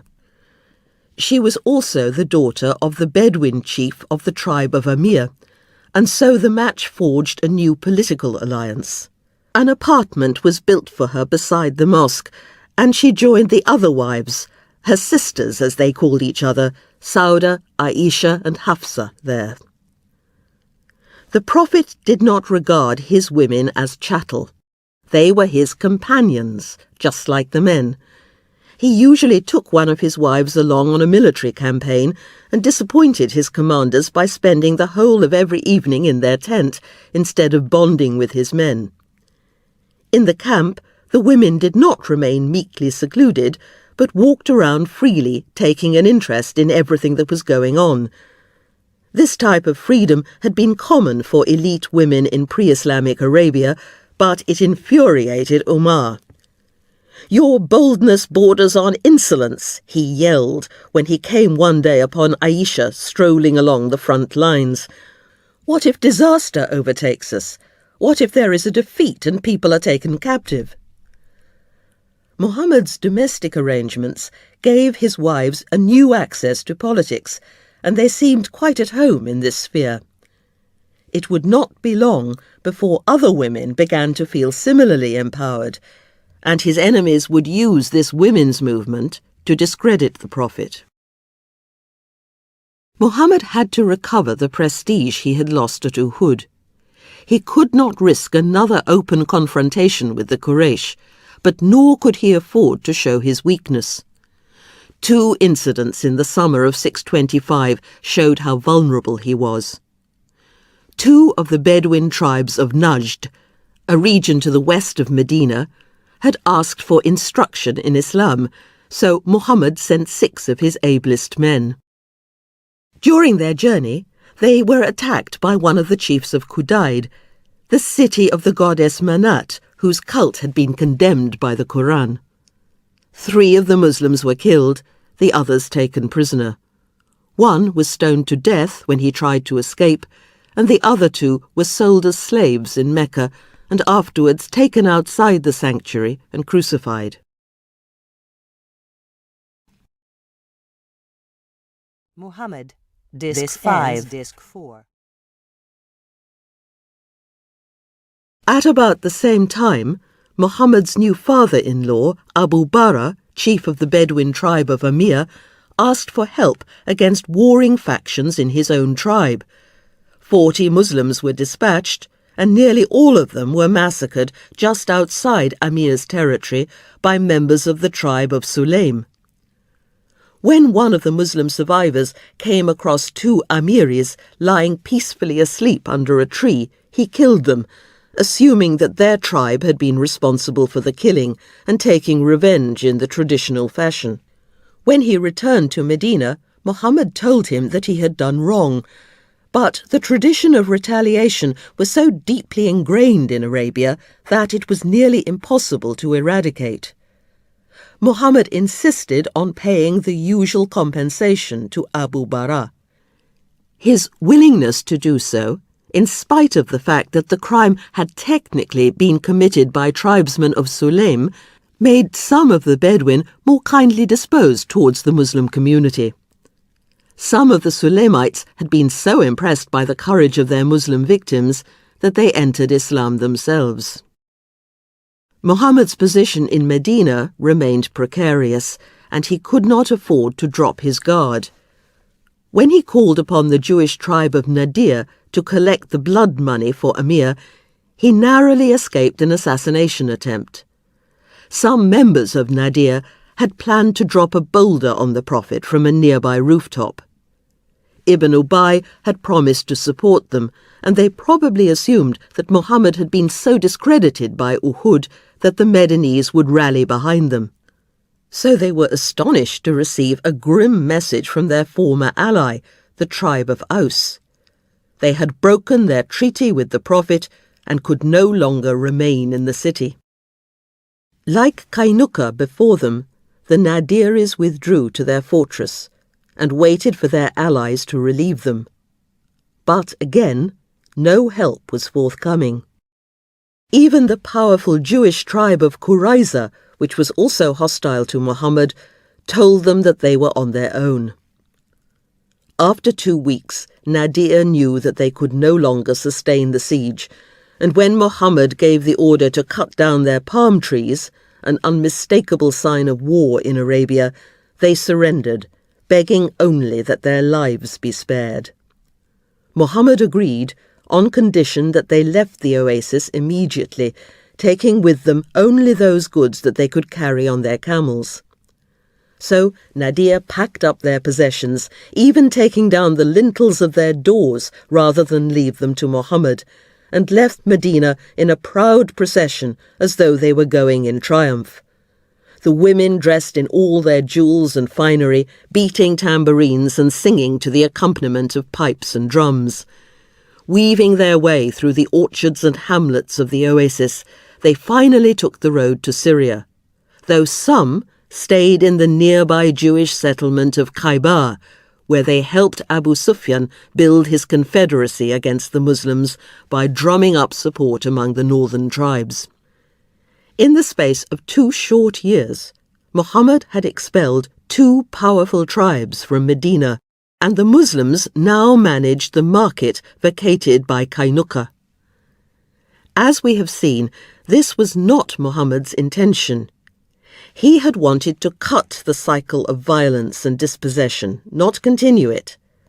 Muhammad had shown that he was still a man to be reckoned with, but he must also have reflected on the moral and political sterility of this type of success, because Nadir remained just as much of a threat in nearby Khaybar. It was nearly time to make good on Abu Sufyan's parting shot after Uhud, next year at Badr. But Muhammad was playing a very dangerous game. He had to make a show of strength, but his troops were so dispirited that he could not risk another pitched battle. Nevertheless, during the week of Badr's annual suk, he rode there with 1,500 men. Fortunately for the Prophet, Abu Sufyan did not appear. He hadn't expected the Muslims to keep the appointment and had set out with his army as a mere show, planning to turn back as soon as he heard that Muhammad had failed to leave Medina.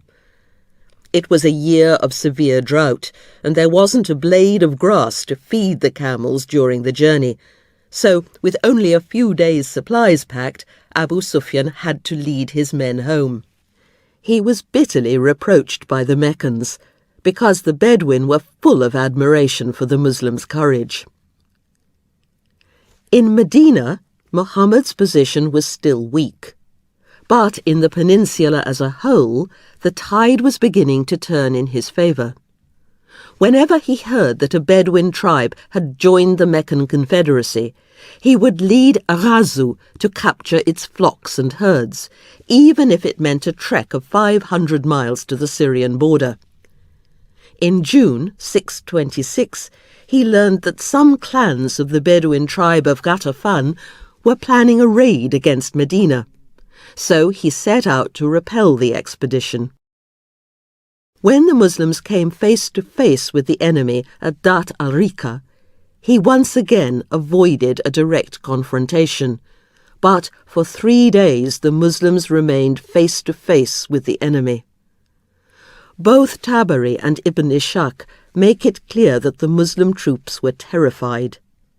But so, it seems, were the Ghatafan. In this atmosphere of terror, the Prophet received a revelation that instituted the prayer of fear, an abridged form of the usual prostrations adapted for a military emergency. Instead of making themselves vulnerable to the enemy by praying en masse at the appointed times, Muslims should pray in relays with their arms at the ready. In the end, the battle simply fizzled out before it began. Ghatafan withdrew, and Muhammad could return to Medina, having achieved a symbolic victory. The prayer of fear showed how beleaguered and defensive the new religion had become.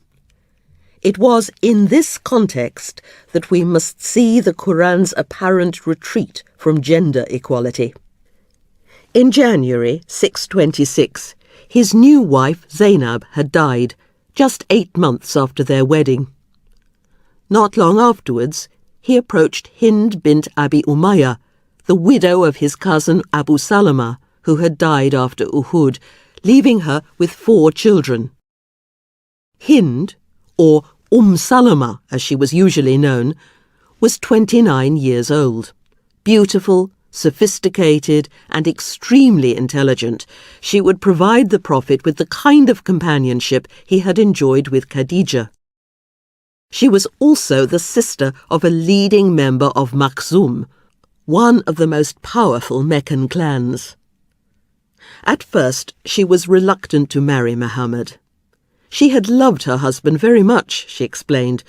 She was no longer young, had a jealous disposition, and was not sure that she could adapt to life in the harem. Muhammad smiled. He had a smile of great sweetness, which almost everybody found disarming, and assured her that in his late 50s he was even older than she, and that God would cure her jealousy. She was right to be wary, because life in the mosque was not easy. The apartments of Muhammad's wives were so tiny that it was almost impossible to stand upright inside them. Muhammad did not have a house of his own. He passed the night with each of his wives in turn, and her hut became his official residence for the day. There was practically no privacy, as Muhammad was constantly surrounded by crowds of people. He had frequent visits from his daughters and grandchildren. He was devoted to Hassan and Hussein, the sons of Ali and Fatima, and was especially fond of his little granddaughter Umama, whom he would carry into the mosque on his shoulders. He was constantly closeted with his closest companions. Abu Bakr, Zayd, Ali, Uthman, and, increasingly, Omar. As he became more widely respected in Arabia, he also received delegations from the Bedouin tribes, who crowded into the courtyard with their camels. When he left the mosque after prayers, hordes of petitioners herded around their prophet, pulling at his garments and yelling their questions and demands into his face. They would follow him into his wife's hut, thronging around the table so tightly that it was sometimes impossible to pick up a morsel of food. This was stressful for Muhammad, who was shy, fastidious, and sensitive to unpleasant bodily odours and bad breath. He was also getting older. He still had only a few grey hairs, and walked so energetically that his feet scarcely seemed to touch the ground. But he was nearly 60, a not inconsiderable age in Arabia. He had been injured at Uhud, and the constant pressure was beginning to tell on him at a time when the whole of Medina was waiting in terror for the inevitable return of the Meccan army, and the Ummah was more divided than ever before. This internal dissension became apparent as soon as Salama took up residence in the mosque. Aisha fiercely resented the arrival of this distinguished superior woman, and a rift developed in the harem that reflected tensions within the Ummah itself. Salama represented the more aristocratic emigrants, while Aisha and Hafsa, the daughters of Abu Bakr and Umar, came from the more plebeian party in power. Each of Muhammad's wives sided with one of these two rival factions. Salama often relied upon the support of a third group, the Ahl al-Bayt, the people of the household, who were members of Muhammad's immediate family. At the time of her marriage to Muhammad, these divisions were only in their infancy. But it would soon become clear that the Ummah was not a monolithic group, and that the people who entered Islam had done so with very different expectations. Salama quickly became the spokesperson for the women of Medina. Muhammad's living arrangements, which had physically positioned his wives at the epicenter of the community, had given Muslim women a new vision of their role. Aisha and Hafsa were still young girls and were sometimes flighty and selfish, but Salama was a very different proposition. Shortly after her marriage, a deputation of women asked her why they were mentioned so rarely in the Quran. Salama brought their question to the Prophet, who, as usual, took time to reflect upon it seriously. A few days later, while she was combing her hair in her apartment, she heard Muhammad reciting a revolutionary new surah in the mosque. Men and women who have surrendered, believing men and believing women, obedient men and obedient women, truthful men and truthful women, enduring men and enduring women, men and women who give in charity, men who fast and women who fast, men and women who guard their private parts, men and women who remember God oft. For them God has prepared forgiveness and a mighty wage. In other words, there was to be complete sexual equality in Islam. Both men and women had the same duties and responsibilities. When the women heard these verses, they were determined to make this vision a concrete reality in their daily lives. God seemed to be on their side. Shortly afterwards, a whole surah was dedicated to women. Women were no longer to be bequeathed to male heirs as though they were camels or date palms. They could themselves inherit and compete with men for a share in an estate. No orphan girl should be married to her guardian against her will, as though she were simply a piece of movable property. As had been customary during the pre-Islamic period, women retained the power to initiate divorce proceedings, though the husband could refuse to comply. In Arabia, the groom traditionally presented a dowry to his bride, but in practice this gift had belonged to her family. Now the dowry was to be given directly to the woman as her inalienable property, and in the event of divorce, a man could not reclaim it, so her security was assured. Quranic legislation insisted that the individual was free and sovereign, and that also applied to women. In 7th century Arabia, this was a shocking innovation, and the men of the Ummah were furious. God was taking away their privileges. They were ready to fight for him to the death, but now he was demanding sacrifice in their personal lives. The Medinese were particularly incensed. Were they expected to divide their farms to give women a share? How, they asked, can one give the right of inheritance to women and children who do not work and do not earn their living? Are they now going to inherit just like men who have worked to earn that money? And was the Prophet seriously telling them that even an ugly girl could inherit a fortune? Yes, absolutely, replied Muhammad. Some tried to find a loophole in the legislation, but the women complained to Muhammad, and the Quran supported them. Another demand. Since raiding was so crucial to the economy, why could they not bear arms too? Once again, Salama brought their question to the Prophet. This went right to the heart of the Ghazu economy. A woman who was taken prisoner during a raid was valuable booty. She could be sold, married, used for labour, or forced into prostitution.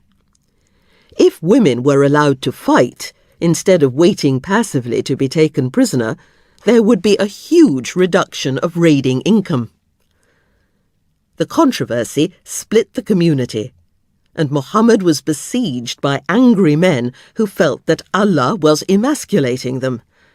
Omar especially could not understand the Prophet's ridiculous leniency towards women. But Muhammad stood firm and insisted that God had made his will clear. But the women had chosen the wrong movement to make their move. There was no way that the men would accept this at a time when the Ummah faced extinction. The laws of inheritance and divorce remained in place, but Muhammad found that his enemies in Medina were making political capital out of this radical legislation, and that he was opposed at this crucial juncture by some of his closest companions. Matters came to a head over the question of wife-beating.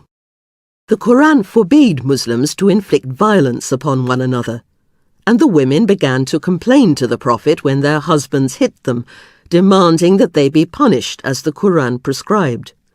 Some even started to refuse sex to their abusive husbands. Muhammad was revolted by the very idea of violence towards women.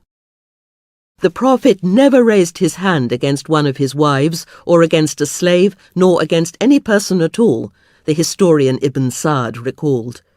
He was always against the beating of women. But he was ahead of his time. Men like Omar, Ibn Ubay, and even the gentle Abu Bakr beat their wives without giving the matter a second thought. Knowing that Abu Sufyan was mustering a massive army against Medina, Muhammad had to give way in order to retain the loyalty of his men. Very well, he told his indignant companions, beat them, but only the worst of you will have recourse to such methods. A revelation seemed to give husbands permission to beat their wives, but Muhammad did not like it.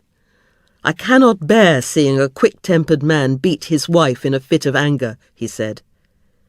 Yet again, the conflict with Mecca had compromised his vision and forced him to adopt a course of action that, in more normal circumstances, he would have preferred to avoid. The Quranic legislation about women is intertwined with verses about the war, which inevitably affected everything that happened in Medina at this time. Muhammad knew that he had no hope of surviving a Meccan onslaught with disaffected troops. In March 627, a massive army of 10,000 men, the Quraysh and their confederates, were on the march toward Medina.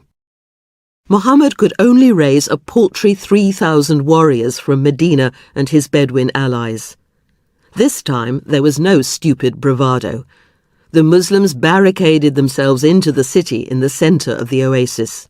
Surrounded on three sides by cliffs and plains of volcanic rock, Medina was not difficult to defend. It was most vulnerable from the north. But Muhammad adopted a stratagem suggested to him by Salman al-Farsi, a Persian convert. The Quraysh were in no hurry, making their way grandly and confidently in easy stages, so the Muslims had plenty of time from the outlying fields, so that this time the Meccans would find no fodder. And then the entire community set to work digging a huge trench around the northern part of the oasis. This was nothing short of astonishing, even shocking to Arab sensibilities. No self-respecting Jahili warrior would dream of putting a barrier between himself and the enemy. He would consider it degrading to shovel earth like a slave. But Muhammad worked alongside his companions, laughing, joking, and singing with his men. Morale was high. When the Quraysh arrived with their army, they stared blankly at the trench. The earth from the ditch had been used to build a high escarpment, which effectively shielded the Medinese in their camp and gave them a superior vantage point from which to hurl missiles. The Quraysh were bewildered. They had never seen anything so unsporting in their lives. Their cavalry, which was their pride and joy, was useless. From time to time, one of their horsemen would try to lead a dashing charge towards the enemy lines, only to screech absurdly to a halt when he arrived at the dugout. The siege lasted only a month, but it seemed endless. Feeding and supplying the allies of Medina, as well as their own people, put a great strain on the city's resources. Ibn Ubay and his party accused Muhammad of bringing ruin upon them, and the Jewish tribe of Qurayza openly supported the Quraysh. The Jews of Khaybar had contributed a large squadron to the Meccan army, which included many of the exiled tribe of Nadir. Before the arrival of the Meccan army, Huyai ibn Akhtab, chief of Nadir, had tried to persuade Qurayza either to attack the Muslims from the rear or to smuggle 2,000 Nadiris into the oasis to slaughter the women and children in the fortresses. Initially, Qurayza were hesitant, but when they saw the vast Meccan army filling the plain in front of the city as far as the eye could see, their chief agreed to help the Confederacy and provide the Quraysh with weapons and supplies. When Muhammad heard of this treachery, he was visibly distressed. He sent Sa'd ibn Mu'adh, who had been Qurayza's chief Arab ally before the Hijrah, to negotiate, but to no avail. At one point, the Qurayza actually started to attack the fortresses on the southeast of the settlement, but the effort petered out. For about 3 weeks, it was quite unclear which way they would go. Throughout the Battle of the Trench, as the siege became known, the Muslims were terrified. Faced with the prospect of extermination, some came close to despair. Your eyes swerved and your hearts reached your throats, the Quran recalled, while you thought strange thoughts about God. Here it was that the believers were tried and shaken most mightily. Those inside the city trembled. On the other side of the ditch, the Quraysh were becoming exhausted. They had inadequate provisions, and their inexperience in military affairs meant that they were easily demoralized by a sudden reversal. Their resolve finally snapped when a violent rainstorm devastated their camp. Abu Sufyan recognized defeat. Horses and camels were dying, the Qurayza had failed to deliver, and his troops had no tents, fires, or cooking pots. "Be off," he announced to his men, "for I am going." When the Muslims peered over the escarpment the next morning, the plain was completely deserted. But what was Muhammad to do about Qurayza? The departure of the Quraysh had not weakened the bitter opposition to his leadership within Medina. His opponents were convinced that the Meccans would return in the not-too-distant future and wreak terrible vengeance for their humiliation. So they intensified their campaign against him. The settlement was on the brink of civil war, and in this explosive climate, the Qurayza could not remain unpunished. The day after the departure of the Meccan army, Muhammad's troops surrounded the fortress of Qurayza, who asked that they be permitted to leave on the same terms as Kainuka and Nadir. But this time, Muhammad refused. Nadir had proved to be just as dangerous to the Ummah in exile. The elders of Qurayza agreed to accept the arbitration of their former ally, Sa'd ibn Mu'adh, who had been severely wounded during the siege, and was carried to the Qurayza village on a litter.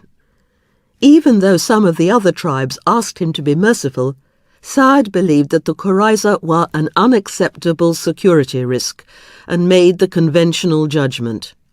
All 700 men of the tribe should be executed, their wives and children sold into slavery, and their property divided among the Muslims. When he heard the verdict, Muhammad is reported to have cried, "You have judged according to the ruling of Allah, above the 7 skies." The next day, the sentence was carried out. Revolting as it seems to us today, almost everybody in Arabia would have expected Sa'd's judgment. According to the texts, not even the Qurayza were surprised by the decision. The executions sent a grim message to the Jews of Khaybar, and the Bedouin would have noted that Muhammad did not shrink from retaliation. He had staged a defiant show of strength, which, it was hoped, would bring the conflict to an end.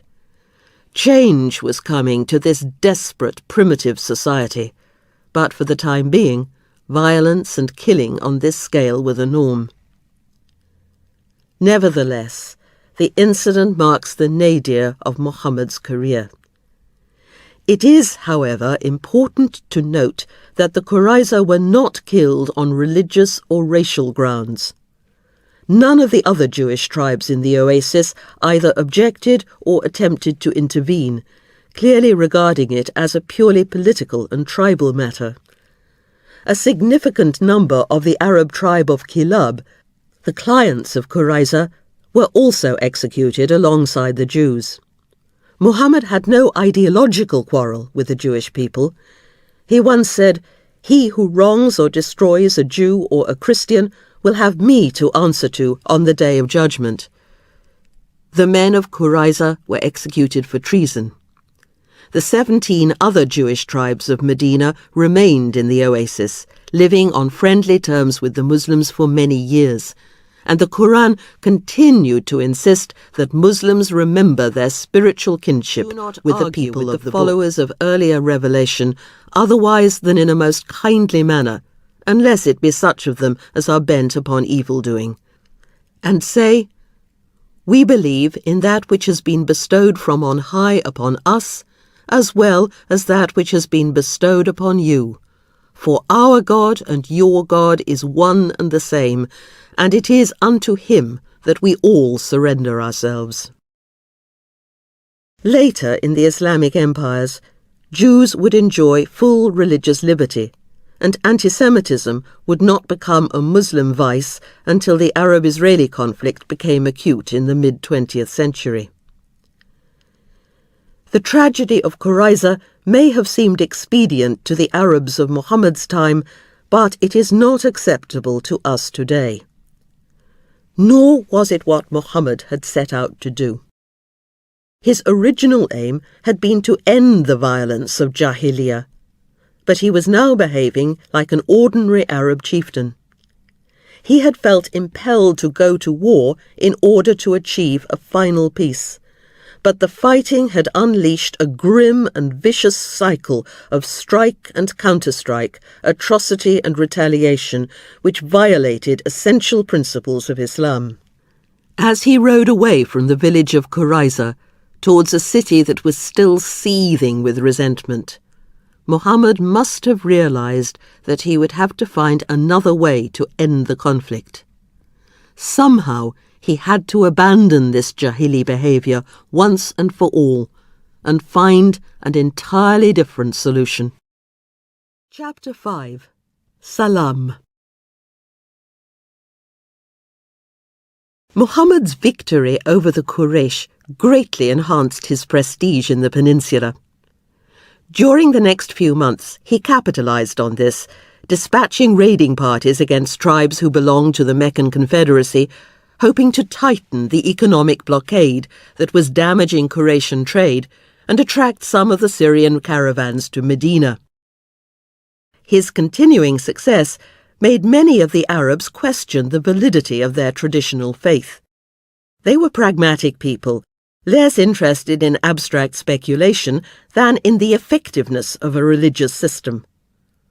When the Meccan army had left Medina after the siege, the commander, Khalid ibn al-Walid, had cried, "Every man of sense now knows that Muhammad has not lied." Even the most committed adherents of the old faith were beginning to agree. During a raid against one of the Meccan caravans, Muhammad's former son-in-law, Abu al-As, who had been ready to give up his family rather than accept Islam, was taken prisoner. Muhammad ordered that he be released and his merchandise returned to him, and this second act of generosity so impressed Abu al-As that after he had taken the goods back to Mecca, he made the hijrah, converted to Islam, and was reunited with Zainab and their little daughter. In Arabia as a whole, the tide had turned in Muhammad's favour. But within Medina, the opposite was true. There the conflict had become more venomous than ever. Every day Ibn Ubay insinuated that had he retained the leadership, Yathrib could have been pacified without incurring the lethal enmity of the most powerful city in Arabia.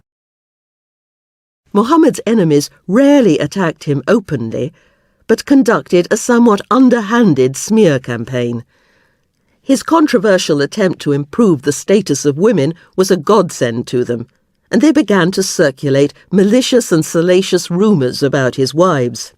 Some made it known that they had their eye on some of the more attractive members of his harem and intended to marry them after his death, a suggestion that carried more than a hint of assassination. It was whispered that Muhammad was now too old to satisfy his wives, or that he had a testicular hernia. There was a good deal of spiteful gossip about Aisha and a young man called Safwan ibn al-Mu'attal. When people crowded into his family quarters to put their questions and complaints to Muhammad, some of the men had actually insulted his wives before his very eyes. The situation was getting out of hand. At night, when it was cooler, Medina came to life, and people liked to walk about and socialize outside, enjoying the fresher air. But since the siege, women had been attacked on the streets. When the Prophet's wives went out together, the hypocrites had started to follow them, yelling obscene suggestions and making lewd gestures. When challenged, they protested that in the darkness they had mistaken the women for slave girls, who were considered fair game for this type of harassment. He was emotionally and physically drained by the strain of the last few years. He had always been emotionally dependent upon his women, and this made him vulnerable. When he decided to take another wife, tongues started to wag again. Zainab bint Jahsh had always been close to Muhammad. She was his cousin, but she was also the wife of Zayd, his adopted son. Muhammad had arranged the match himself shortly after the hijrah, even though Zainab had been far from enthusiastic. Zayd was not physically prepossessing, and she may even then have been interested in Muhammad himself. Zainab was now in her late 30s, but despite the harsh climate and conditions of Arabia, she was still extremely beautiful. A pious woman, she was a skilled leather worker and gave all the proceeds of her craft to the poor. Muhammad seems to have seen her with new eyes and to have fallen in love quite suddenly when he had called at her house one afternoon to speak to Zayd, who happened to be out. Not expecting any visitors, Zainab had come to the door in dishabille, more revealingly dressed than usual, and Muhammad had averted his eyes hastily, muttering, "Praise be to Allah who changes men's hearts." Shortly afterwards, Zainab and Zayd were divorced. Their marriage had never been happy, and Zayd was glad to release her. This story has shocked some of Muhammad's Western critics, who are used to more ascetic Christian heroes, but the Muslim sources seem to find nothing untoward in this demonstration of their prophet's virility. Nor are they disturbed that Muhammad had more than 4 wives. Why shouldn't God give his prophet a few privileges? What scandalized his opponents in Medina was the fact that Zainab had been married to Zayd. Arabs regarded adoption as conferring an almost biological relationship, and there was much scandalized talk about incest. Muhammad was reassured on this point by a revelation that assured him that Allah himself desired the match and that it was not sinful to marry the spouse of an adopted child. Aisha, who was always prone to jealousy, happened to be with Muhammad when he received this divine message. "How very convenient," she remarked tartly. "Truly thy Lord makes haste to do thy bidding." As usual, tensions in the harem reflected divisions in the community as a whole. Muhammad's marriage to one of his own cousins would further the political ends of the Prophet's family, advancing the cause of the people of the household. Because of the scandal, Muhammad insisted that the entire community attend the wedding celebrations.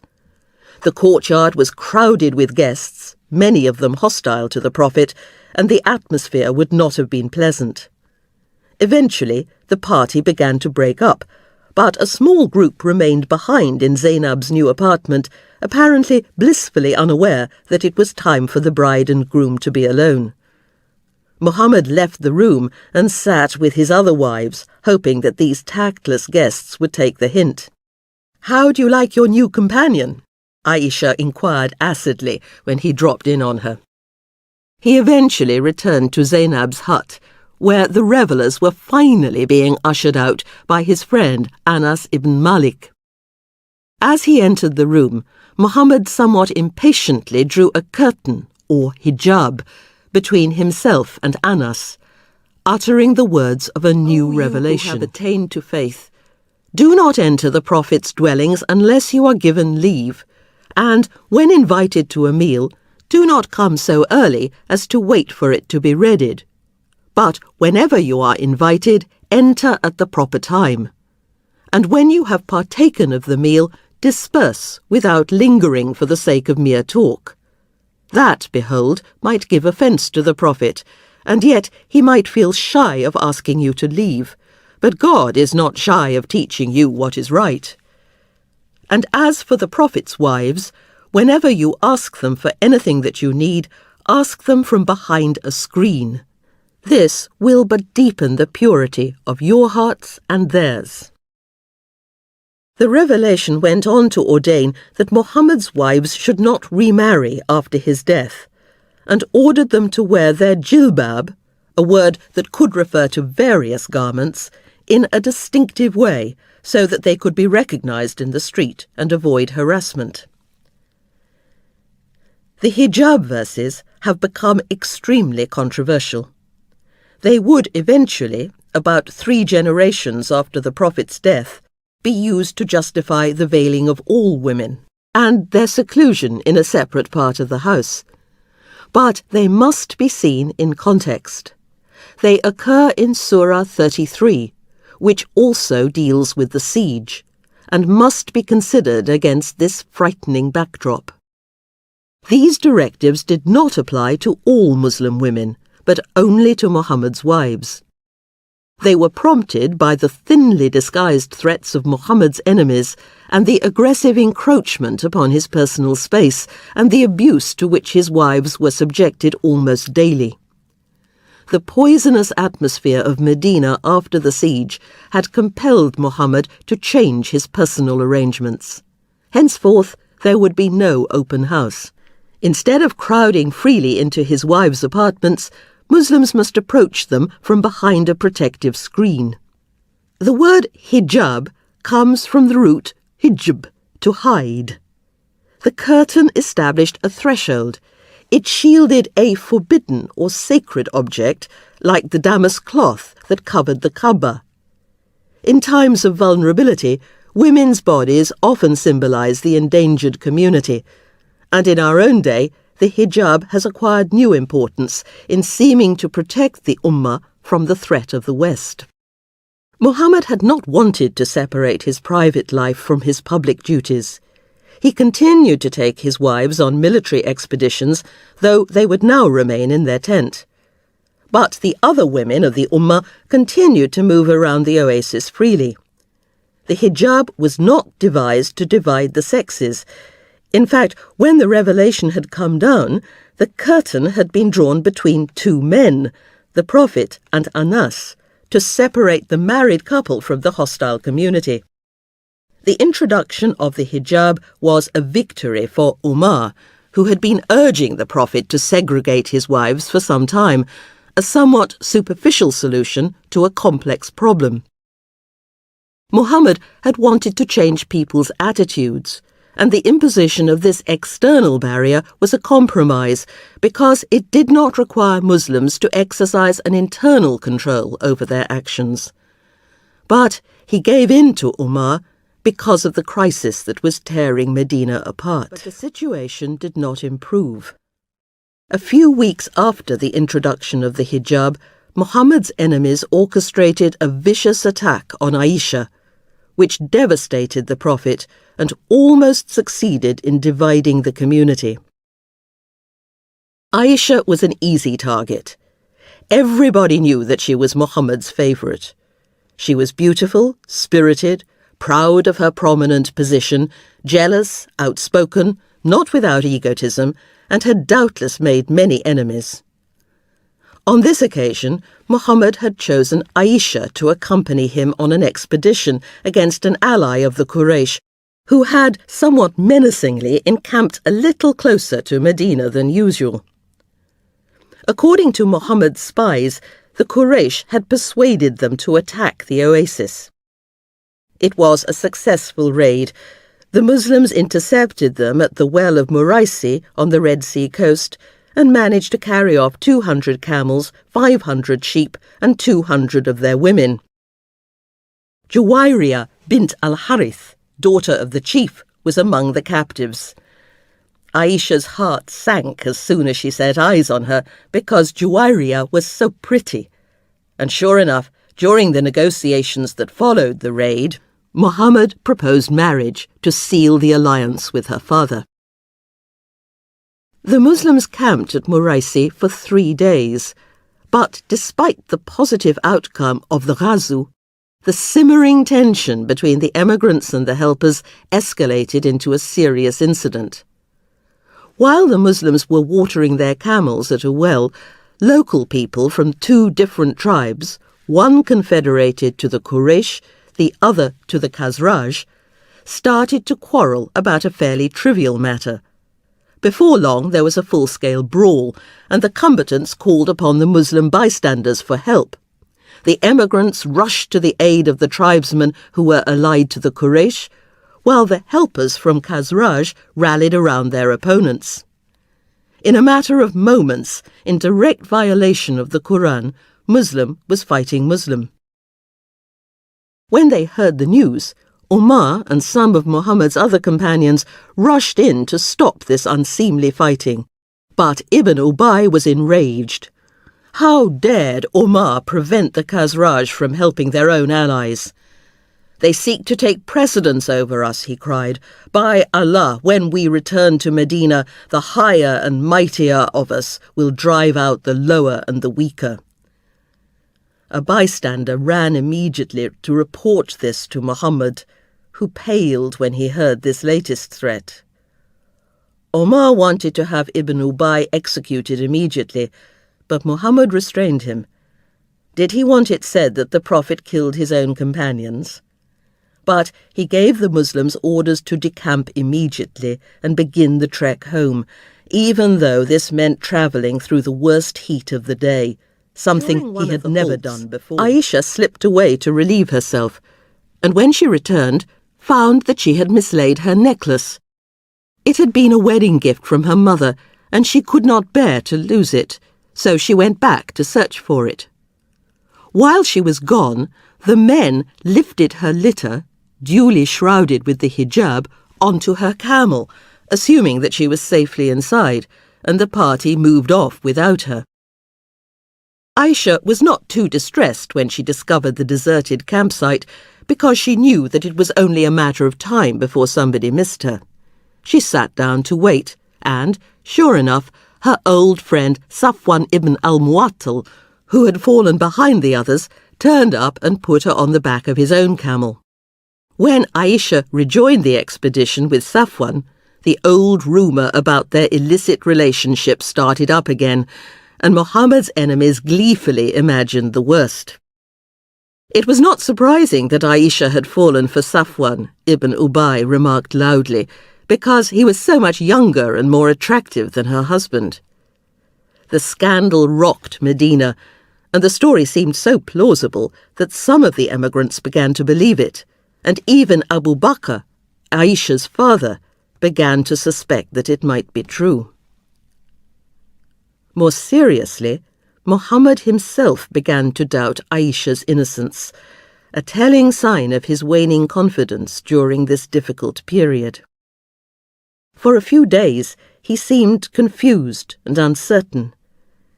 His need for Aisha was so great that, faced with the possibility of losing her, he seemed confused and hesitant. He no longer received any messages from God. It was the first time since the very beginning of his prophetic career that the divine voice had fallen silent. Ibn Ubay continued to exploit the situation, and old tribal hatreds flared as the Khazraj, Ibn Ubay's tribe, threatened to fight the Aus, who argued that the people who were stirring the scandal should be immediately executed.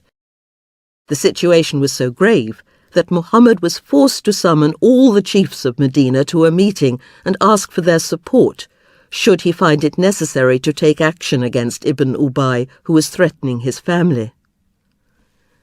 Finally, Muhammad went to confront Aisha, who had taken refuge in her parents' home. She had wept for 2 days, but her tears dried like magic as soon as her husband entered the house, and she faced him calmly. Muhammad urged her to confess her sin honestly. If she repented, God would forgive her. But with great dignity, the 14-year-old girl stood her ground and gazed steadfastly at her husband as she made her reply. There seemed little point in her saying anything at all, she said. She could not admit to something she had not done, and if she protested her innocence, nobody, not even her own parents, would believe her. She could only repeat the words of the prophet Jacob in the Quran: "Patience in adversity is most goodly in the sight of God, and it is to God alone that I pray to give me strength to bear the misfortune which you have described to me." She then turned silently and lay down on her bed. Aisha through and through, and she must have convinced him, because as soon as she had finished speaking, he fell into the deep trance that was so often a prelude to revelation. He swooned, and Abu Bakr put a leather cushion under his head while he and his wife waited, terrified, for God's judgment. "Good news, Aisha!" Muhammad cried at last. God had confirmed her innocence. Overcome with relief, her parents urged her to get up and come to her husband, but Aisha remained implacable. "I shall neither come to him nor thank him," she replied, "nor will I thank the both of you, who listened to the slander and did not deny it. I shall rise and give thanks to Allah alone." Duly chastened, Muhammad humbly accepted the rebuke and went to recite the new revelation to the crowd that had gathered outside. A personal and political tragedy had been averted, but doubts remained. The distressing incident had shown how vulnerable Muhammad was. Was he, as Ibn Ubay had so cruelly suggested, a spent fire? But in March 628, the month of the Hajj pilgrimage to Mecca, Muhammad made a startling announcement that proved to be an extraordinary demonstration of his prophetic genius. It seems that he had no clearly defined plan at the outset, but only a dimly perceived insight. He told the Muslims that he had had a strange, numinous dream. He had seen himself standing in the haram of Mecca with the shaven head of the pilgrim, wearing the traditional Hajji costume and holding the key to the Kaaba, filled with a serene assurance of victory. The next morning, he announced that he intended to make the Hajj pilgrimage and invited his companions to accompany him. It is easy to imagine the fear, wonder, and uncertain joy that filled the Muslims when they heard this startling invitation. Muhammad made it clear that this would not be a military expedition. Pilgrims were forbidden to carry weapons during the Hajj, and he had no intention of violating the Meccan sanctuary, where all fighting was forbidden. Omar objected. The Muslims would go like lambs to the slaughter. It was essential that they were able to defend themselves. But Muhammad was adamant. "I will not carry arms," he said firmly. "I am setting out with no other end than to make the pilgrimage." The pilgrims would wear no armour, but simply the traditional white robes of the Hajji. At the beginning of the journey, they could carry a small hunting knife to kill game, but they would have to lay these aside once they had made their formal consecration. They would have to march unarmed into enemy territory. None of the Bedouin who had joined Muhammad's confederacy was prepared to take the risk. But about 1,000 emigrants and helpers volunteered. Even Ibn Ubay and some of the hypocrites decided to go. 2 women helpers who had been present at the Pledge of Aqaba were allowed to join the party, and Salama accompanied Muhammad. The Muslims set off with the camels that they would sacrifice at the climax of the Hajj. At the first stop, Muhammad consecrated one of these camels in the traditional way, making special marks on it, hanging the ritual garments round its neck, and turning it in the direction of Mecca. He then uttered the pilgrim cry, "Here I am, O God, at your service." The news of this audacious expedition spread quickly from one tribe to another, and the Bedouin followed their progress intently as the pilgrims made the long journey south. Muhammad knew that he was placing the Quraysh in an extremely difficult position. Every Arab had the right to make the Hajj, and if the Quraysh, the guardians of the Haram, forbade 1,000 pilgrims who were punctiliously observing the rites to enter the sanctuary, they would be guilty of a gross dereliction of duty. But it would also be intolerably humiliating for the Quraysh if Muhammad did enter the city, and it soon became clear that the Quraysh leadership was determined to stop Muhammad at any price. In an emergency meeting of the assembly, Khalid ibn al-Walid was dispatched with 200 cavalry to attack the defenceless pilgrims. When he heard this grave news, Muhammad was filled with anguish for his tribe. The Quraysh were so blinded by the sterile hatred of warfare that they were prepared to violate the sacred principles on which their entire way of life depended. What was the point of such intransigence? "Alas, Quraysh," he cried, "war has devoured them. What harm would they have suffered if they had left me and the rest of the Arabs to go our own ways? the expedition was going to be quite different from what he had imagined. Because of his dream, Muhammad had probably expected to be admitted to Mecca and have the opportunity to explain the principles of Islam to the Quraysh in the peaceful conditions imposed by the Hajj. But he could not turn back now. "By Allah," he resolved, "I will not cease to strive for the mission with which God has entrusted me until he makes it victorious or I perish." His first task was to get the pilgrims safely into the sanctuary. The Muslims found a guide from the friendly Bedouin tribe of Aslam, who led the party by a circuitous, rugged path into the area where all violence was forbidden. Entered the sacred zone, Muhammad reminded the pilgrims that they were engaged in a strictly religious activity. They must not allow themselves to be carried away by the excitement of homecoming. There must be no facile triumph, and they must put their sins behind them. Now they should make their way to the nearby well of Hudaybiyah, getting their camels to kick up the sand so that Khalid and his men would know exactly where they were. When they reached Hudaybiyah, Muhammad's camel, Qaswa, fell to her knees and refused to budge.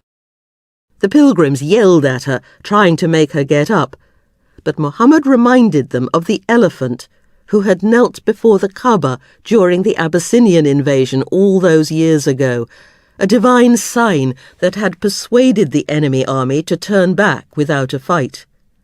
Something similar was happening today. The one who restrained the elephant from entering Mecca is keeping Qaswa back, he explained. And yet again, he reminded the pilgrims that they were coming in a spirit of reconciliation. "Whatever condition the Quraysh make in which they ask me to show kindness to kindred, I shall agree to." Muhammad had never planned to overthrow the Quraysh, but had simply wanted to reform the social system which, he was convinced, would bring the city to ruin. The Quraysh thought that their pilgrimage amounted to a declaration of war, but, like Qaswa, Muhammad was determined to prostrate himself humbly before the holiness of Mecca. The war had achieved nothing of lasting value, and both sides had committed atrocities. This was to be a peaceful offensive, not an invasion. But very few of the Muslims took Muhammad seriously. Keyed up by the excitement and drama of the occasion, they were expecting something spectacular. Perhaps there would be a miracle. Maybe they would enter Mecca in triumph and drive the Quraysh from the city. Instead, Muhammad calmly ordered them to water their camels and sit down beside them. What followed was what used to be called a sit-in. Waiting obediently for permission to enter the city, refraining from violence, Muhammad was demonstrating that he was more in line with Arab tradition than the Quraysh, who had been prepared to kill him while he was making his way unarmed toward the sacred ground. And indeed, the Bedouin got the message. A chief of Khuza'ah, who was visiting Mecca, rode out to Hudaybiyah to see what was going on. He was horrified to hear that the pilgrims had been denied access to the holy places, and went back to the city to protest angrily to the Quraysh. Mecca had always been an inclusive city. It had welcomed all Arabs to the Haram, and this pluralism had been the source of its commercial success. What did they think they were doing? They had no right to bar a man who had clearly come in peace, he complained. But the Quraysh elders laughed in his face. They were prepared to stand between Muhammad and the Kaaba and fight him until their last man had been killed. "He may not have come wanting war," they cried, "but by Allah he shall never come in against our will, nor shall the Arabs ever say that we have allowed it." At this point, the Meccan resistance to Muhammad was led by Suhail, the pious pagan whom Muhammad had hoped to attract to Islam, and the sons of some of Islam's earliest opponents. Ikrimah, who, like his father Abu Jahil, was implacably opposed to any compromise, and Safwan ibn Umayyah, whose father had died at Badr. Abu Sufyan seems to have played no part in the events of Hudaybiyah. A man of outstanding intelligence, he probably realized that Muhammad had wrong-footed the Quraysh, and that it was no longer possible to deal with him with the conventional defiance of Jahiliyyah.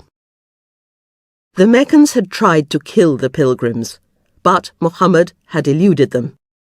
Their next ploy was to try to cause dissension among the Muslims by inviting Ibn Ubay to perform the rites at the Kaaba. But, to everybody's surprise, Ibn Ubay replied that he could not possibly perform the circumambulations before the Prophet. He would clash with Muhammad again in the future, but at Hudaybiyah, Ibn Ubay was a loyal Muslim.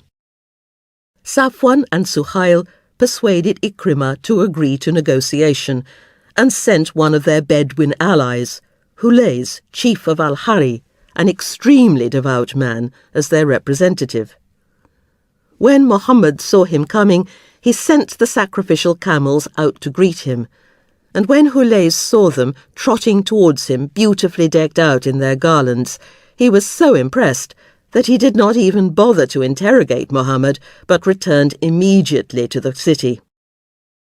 These were bona fide pilgrims, he reported, who must be admitted at once to the Haram. Safwan was furious.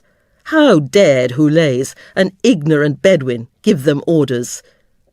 This was a grave mistake. Hulays rose and replied with great dignity, "You men of Quraysh, it was not for this that we made an alliance with you. Is a man who comes to do honour to the house of Allah to be excluded from it? By him who holds my life in his hand, either you let Muhammad do what he has come to do, or I shall take away my troops to the last man." Safwan hastily apologized and asked Hulays to bear with them until they found a solution that was satisfactory to everybody. Their next envoy was Urwa ibn Masud of Ta'if, a crucial ally of Mecca. Urwa immediately put his finger on Muhammad's weak spot. "So, you've gathered this medley of people, O Muhammad, by whom you come back to break the might of your own tribe," said Urwa, gesturing contemptuously at the pilgrims. "By Allah, I could see these disbanding against you tomorrow." Muhammad knew that despite this apparent show of strength and unity, he had very few dependable allies. His Bedouin confederates, who had refused to accompany him on the pilgrimage, had only a superficial commitment to Islam. His position in Medina was still desperately insecure, and he knew that some of his closest companions would not understand what he was about to do. How could he realistically oppose the Quraysh, his own tribe, with this motley rabble? The Quraysh, on the other hand, were solidly united and armed to the teeth, Urwa told him. Even the women and children had vowed to prevent him entering Mecca.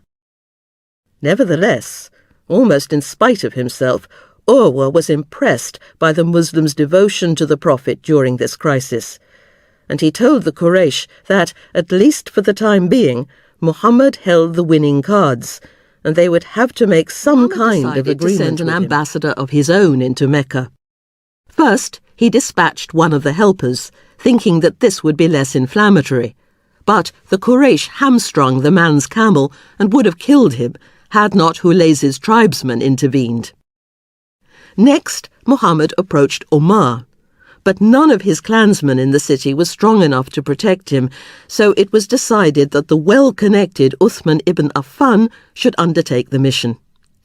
The Quraysh heard him out, but were not convinced by his exposition of Islam, though they gave him permission to perform the rites of the pilgrimage. Uthman, of course, refused, so the Quraysh decided to keep him as a hostage, but sent word to the Muslims that he had been killed. This was a terrible moment. It seemed as though the expedition had horribly misfired. In this extremity, Muhammad fell into a trance, but this time there was no message from Allah, and he had to find a solution himself, listening, as he always did, to the undercurrent of these fearful events in order to discover what was really going on. Finally, he asked the pilgrims to swear an oath of fealty. One by one, they took his hand and swore the oath of good pleasure. The sources all have different interpretations of this event, but Waqidi's account is probably the most persuasive. He says that the Muslims vowed to obey Muhammad implicitly and to follow what was in his soul during this crisis. Muhammad had never been able to command absolute obedience, but shaken by the report of Uthman's murder, even Ibn Ubay and the hypocrites were ready to take the oath. Muhammad had resolved, at a deep instinctual level, to take a course of action that he knew many would find intolerable, and he wanted to ensure their loyalty in advance. After everybody had taken the pledge, things began to improve. First came the good news that Uthman had not been killed after all. And then Muhammad saw Suhail, whom he had always respected, approaching the camp, and realized that the Quraysh were now seriously prepared to negotiate. This in itself was an important achievement. At last Muhammad had compelled the Quraysh to take him seriously, and there was a real possibility of a peaceful solution. Muhammad sat with Suhail for a long time, but the terms that were agreed filled many of his companions with dismay. First, he promised to return to Medina without visiting the Haram, though Suhail promised that the following year the Muslims could return and perform the traditional rites of the Hajj within the city limits. There would be a truce between Mecca and Medina for 10 years. Muhammad promised to return any member of the Quraysh who converted to Islam and made the hijrah to Medina without the consent of his guardians, but agreed that the Quraysh would not have to return a Muslim who defected to Mecca. The Bedouin tribes were released from their former treaty obligations, and they could choose to form an alliance with either Medina or Mecca. The Quran had long stipulated that in the interests of peace, Muslims must agree to any conditions that the enemy proposed, even if they seemed disadvantageous. But many of the pilgrims found these terms dishonourable. The truce meant that Muslims could no longer raid the Meccan caravans. Why was Muhammad abandoning the economic blockade that was really starting to bite? Why had he consented to return new converts to Mecca when the Quraysh did not have to reciprocate? During the last 5 years, many Muslims had died for their religion. Others had risked everything and given up family and friends. Yet now Muhammad had calmly handed the advantage back to the Quraysh, and the pilgrims must agree to go home meekly without even forcing the pilgrimage issue. The treaty assaulted every single Jahili instinct. The Apostles' companions had gone out without any doubt of occupying Mecca because of the vision the Apostle had seen, explained Ibn Ishaq. When they saw the negotiations for peace and a withdrawal going on, and what the Apostle had taken on himself, they felt depressed, almost to the point of death.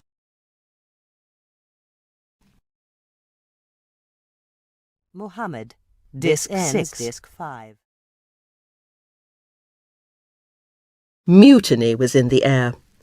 The fragile solidarity that had united the pilgrims throughout this dangerous expedition was shattered, and the deep rifts that had always existed within the Ummah became suddenly apparent. Omar leapt to his feet and strode over to Abu Bakr. "Are we not Muslims and they polytheists?" he demanded. "Why should we agree to what is demeaning to our religion?" Abu Bakr was also disturbed, but managed to reply that, in spite of everything, he still had faith in the Prophet. Later, Omar said that if he could have found 100 companions to follow him, he would have defected. At this point, he could not share Muhammad's vision. Like many of the Medinese Muslims and those emigrants who came from the more peripheral, disadvantaged Quraysh clans, He did not want merely to reform the social order of Mecca, but to overthrow it and replace it with a purely Quranic regime. Omar was courageous, unselfish, and passionately committed to the ideals of justice and equity, which had been so lacking in the Meccan polity. But he was not a man of hilm, of forbearance, and was still fired by the fierce impetuosity of Jahiliyyah. He did not understand that the values of gentleness and non-violence were also central to the Islamic ideal.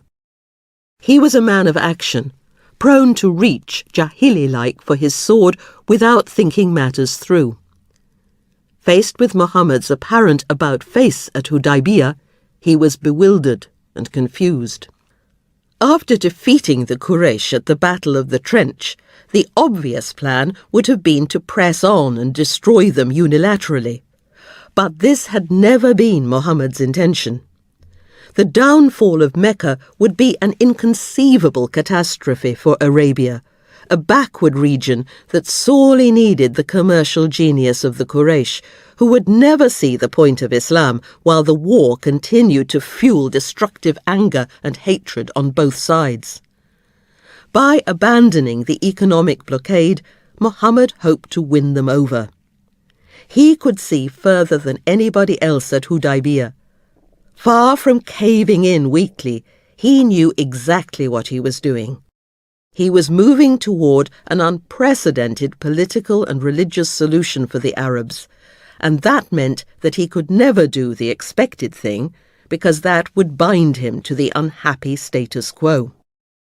When he looked at the stunned, miserable faces of the pilgrims, Muhammad had to tell them that they must accept the terms of the treaty because Allah had dictated them. This did not satisfy the rank and file, who had expected some kind of miracle, and it was intensely disappointing to the hypocrites, who had joined the Ummah simply for worldly gain. The atmosphere became even more strained when the Muslims heard the wording of the treaty.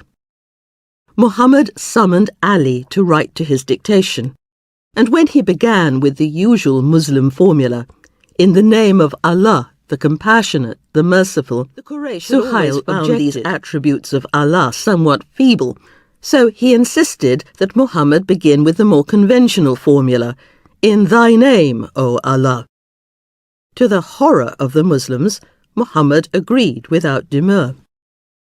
Worse was to follow. Muhammad continued, "This is the treaty that Muhammad, the messenger of Allah, has agreed with Suhail ibn Amr." Again, Suhail interrupted.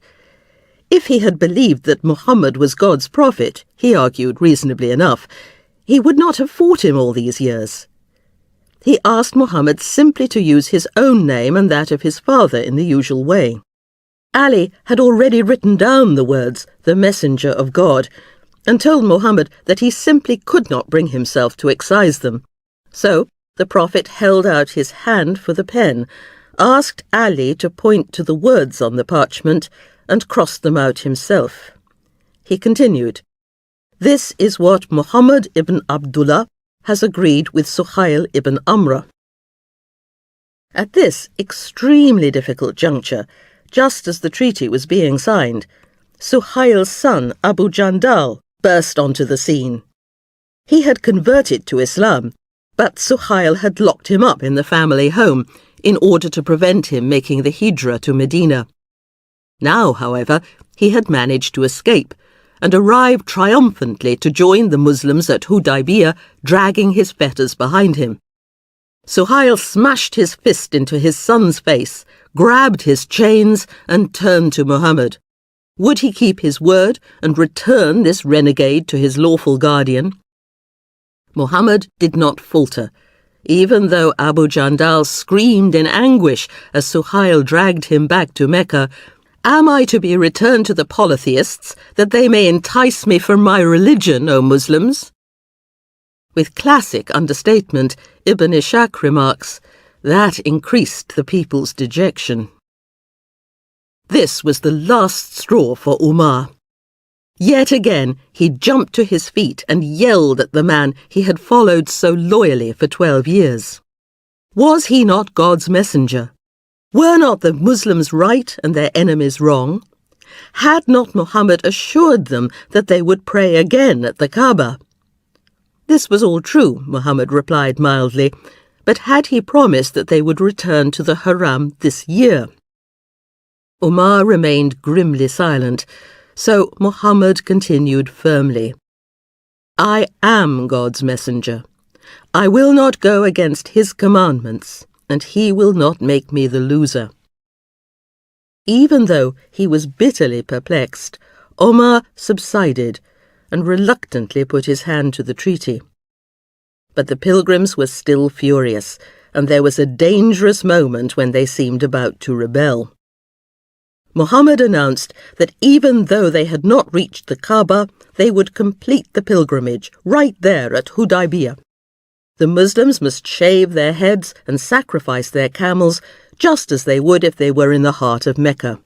There was absolute silence, and the pilgrims stared grimly back at Muhammad, tacitly refusing to obey. In despair, the Prophet retreated to his tent. What on earth could he do? He asked Salama. She judged the situation perfectly.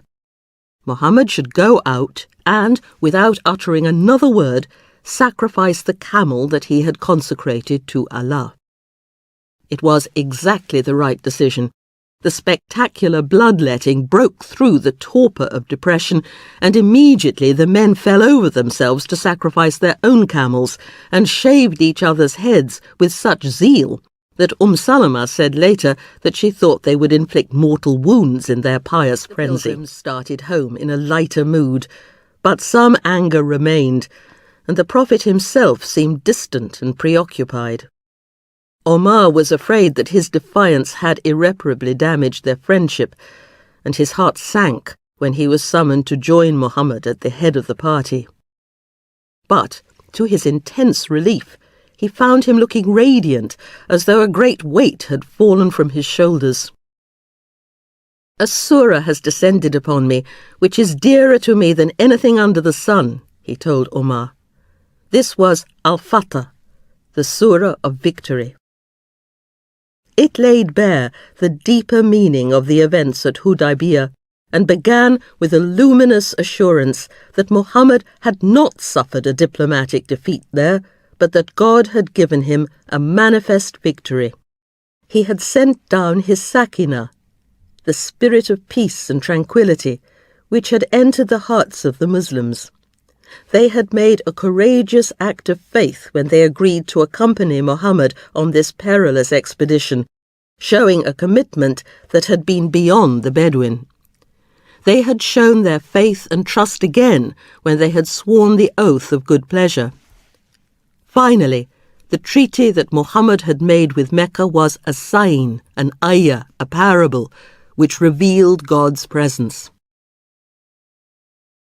The victory at Hudaybiyah had distinguished the Muslims from the Quraysh, who had shown throughout the day that they were still in thrall to the overbearing haughtiness and intransigence of the Jahiliyyah, a stubborn resistance to anything that might injure their sense of honour or their traditional way of life.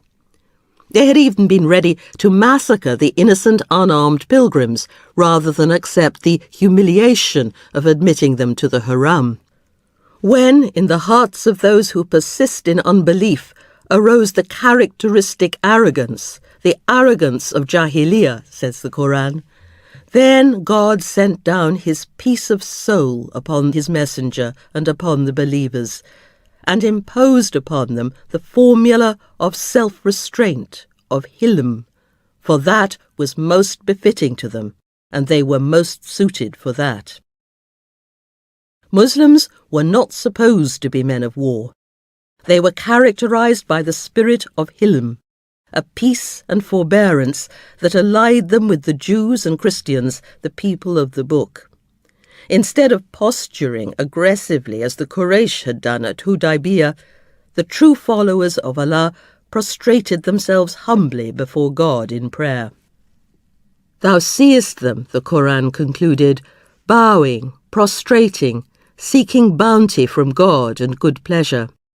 Their mark is on their faces, the trace of prostration. That is their likeness in the Torah and their likeness in the Gospel. It was not violence and self-assertion, but the spirit of mercy, courtesy and tranquility that would cause the Ummah to grow as a seed that puts forth its shoot and strengthens it, and it grows stout and raises straight upon its stalk, pleasing the owners. The war was over. It was now time for a holy peace. In fact, the struggle would continue. But the sources agree that Hudaybiyah was a watershed. No previous victory, Fatah, was greater than this, Ibn Ishaq believed. The root meaning of Fatah was opening. The truce had looked unpromising at first, but it opened new doors for Islam.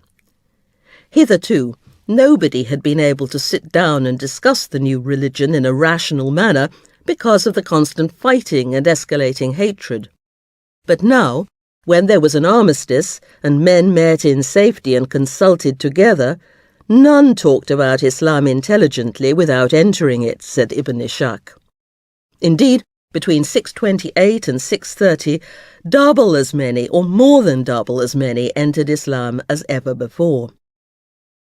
The short, lyrical surah An-Nasr, Help, may have been composed at this time. When the help of God arrived, and the opening, the Fatah, and you saw people joining the religion of God in waves, recite the praise of your Lord and say, God forgive. He is the always forgiving. There was to be no triumphalism, no cry for vengeance.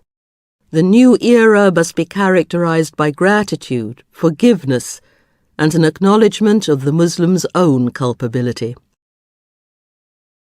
Hudaybiyah may have improved the position of Islam in the peninsula as a whole, but, like other recent advances, it did little for Muhammad's standing in Medina. Many of the pilgrims, helpers and emigrants alike continued to feel cheated and resentful. How, the emigrants asked, were they supposed to earn a living if they could no longer attack the Meccan caravans? Muhammad knew that he could not allow this discontent to fester. Somehow he had to find a way of compensating them without damaging the truce. So, after Hudaybiyah, he directed the Muslims' attention to the north, away from Mecca. Khaybar, the new home of the exiled Jewish tribe of Nadir, was still a danger. The leaders of the settlement continued to stir up hostility to Muhammad among the northern tribes. So, shortly after his return from Hudaybiyah, he set off to besiege the city with an army of 600 men. When the Quraysh heard the news, they were jubilant, certain that the Muslims would be defeated. Surrounded, like Medina, with plains of volcanic rock and defended by 7 large fortresses, Khaybar was thought to be impregnable. But the Muslims were able to benefit from the internal strife that signalled the decline of the tribal spirit in Khaybar as it had in Medina. Each of the tribes in Khaybar was autonomous, and they found it impossible to cooperate effectively during the siege. To add to their troubles, the tribes of Ghatafan, whose support they had been expecting, failed to show up. So, after a month, the Jewish elders asked for peace and became vassals of Medina. To seal the agreement, Muhammad took the daughter of his old enemy, Huyai, chief of Nadir, as his wife. The beautiful 17-year-old Safiya was happy to enter Islam, and Muhammad gave stern orders that there were to be no unkind remarks about her father, who had died during the siege. He told Safiya that if any of his other wives taunted her about her Jewish ancestry, she should reply, "My father is Aaron, and my uncle is Moses." The marriage expressed the attitude of reconciliation and forgiveness that he was trying to promote. It was time to lay aside the hatred and bloodshed of the past. On his return from Khaybar, Muhammad enjoyed a joyful family reunion. After Hudaybiyah, He had sent a message to the Muslim exiles still resident in Abyssinia, inviting them to return now that the situation in Arabia had improved. And when he returned home, his cousin Jafar, Abu Talib's son, whom he had not seen for 13 years, was waiting for him in Medina. He also greeted yet another new wife. Earlier that year, he had learned that his cousin, Ubaydullah ibn Jash, had died in Abyssinia and decided to marry his wife Ramla, usually known as Habiba. The ceremony was performed by proxy before the negus, and an apartment had already been prepared for her in the mosque. This was another shrewd political move, because Habiba was the daughter of Abu Sufyan. The rest of the year was spent in routine raiding, some of which was undertaken at the request of his new Jewish allies in the north. Then, in March 629, the month of the Hajj, it was time for Muhammad to lead another pilgrimage to the Kaaba. This time, 2,600 pilgrims accompanied him, and as they approached the sanctuary, the Quraysh evacuated the city, as they had agreed. The Quraysh elders watched the arrival of Muhammad from the top of a nearby mountain.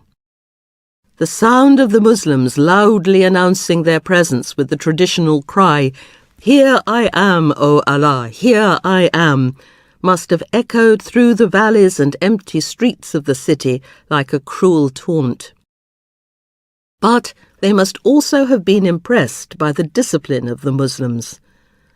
There were no scenes of unbridled joy or unseemly celebrations, no jeering at the Quraysh. Instead, the huge crowd of pilgrims filed slowly and solemnly into the city, led by Muhammad, who, as usual, was mounted on his camel Qaswa.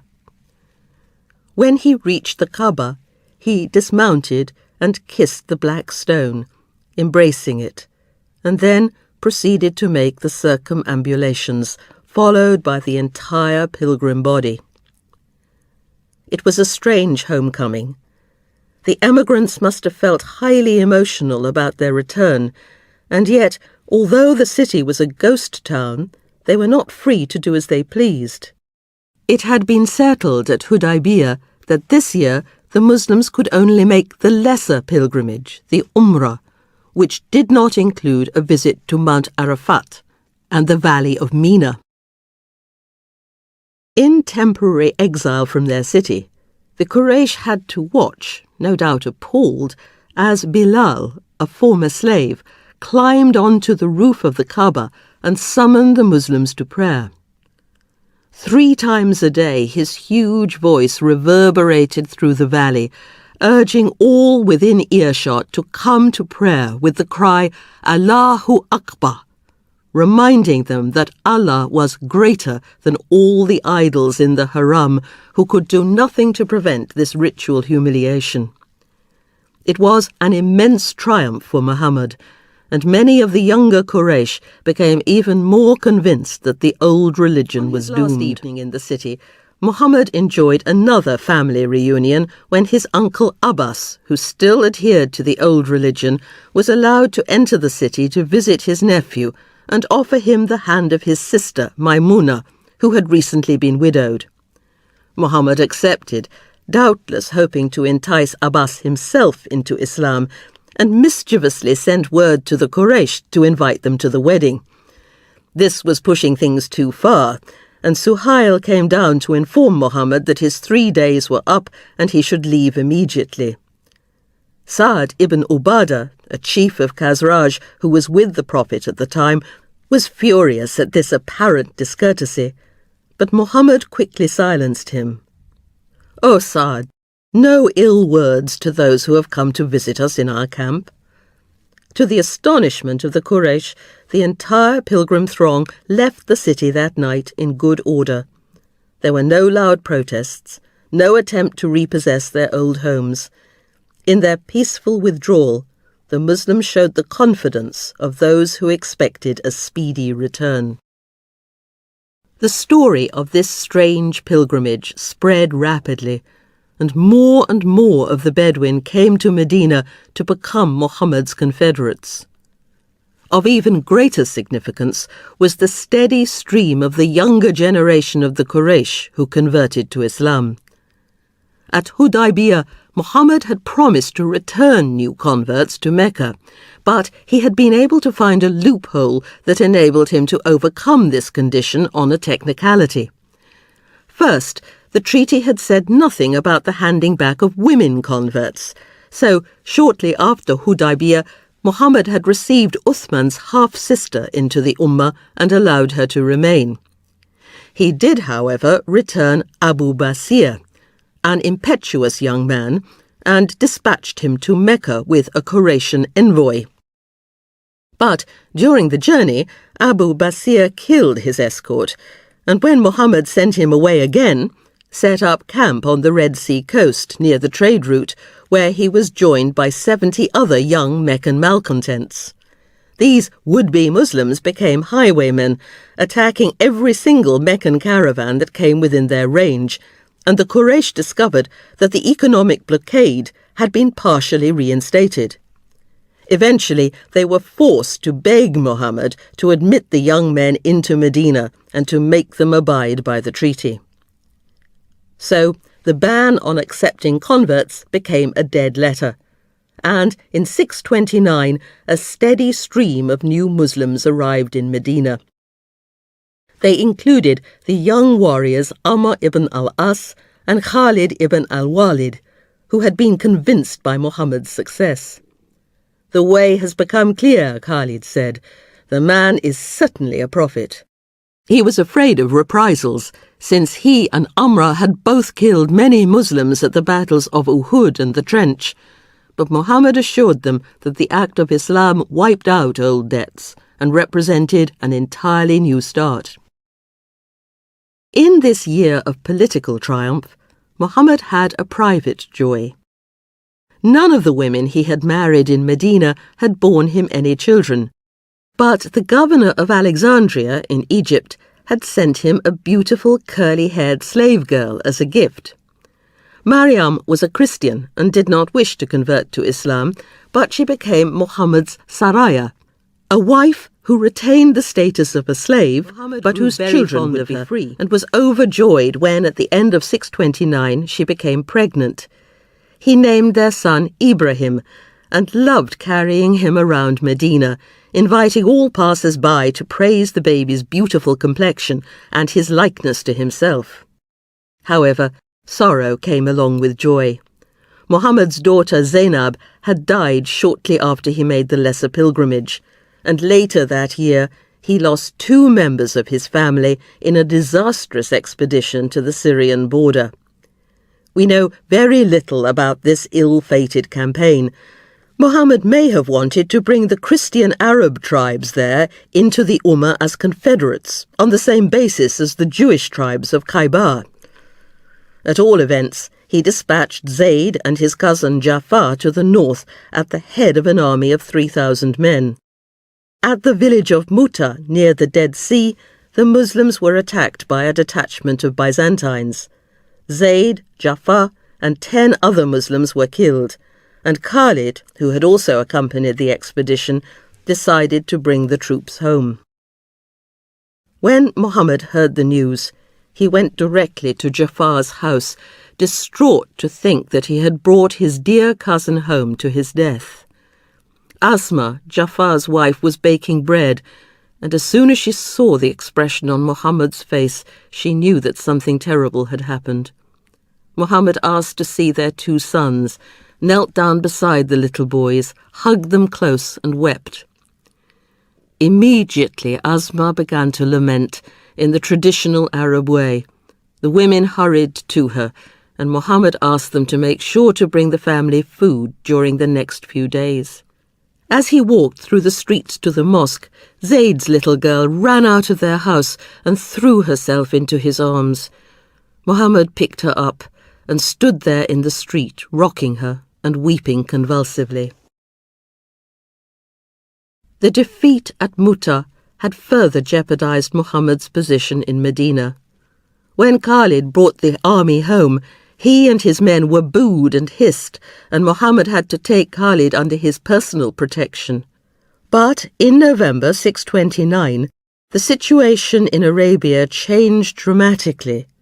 The Quraysh broke the Treaty of Hudaybiyah. Aided and abetted by some of the Quraysh, the tribe of Bakr, one of their Bedouin allies, made a surprise attack on the tribe of Quza'a, which had joined Muhammad's confederacy. Quza'a promptly asked Muhammad for help, and the Quraysh woke up to the fact that they had given Muhammad a perfect excuse to attack Mecca. Safwan and Ikrimah remained defiant, but Suhail was beginning to have second thoughts. Abu Sufyan, however, went further and arrived in Medina on a peace initiative. At this point, Abu Sufyan had no desire to convert to Islam, but he had realized for some time that the tide had turned in favor of Muhammad and that the Quraysh must try to get the best deal they could. In Medina, he visited his daughter Habiba and sat in conference with some of Muhammad's closest companions, trying to find a way of distancing himself from the dispute. Then he returned to Mecca, where he tried to prepare his fellow tribesmen to accept the inevitable.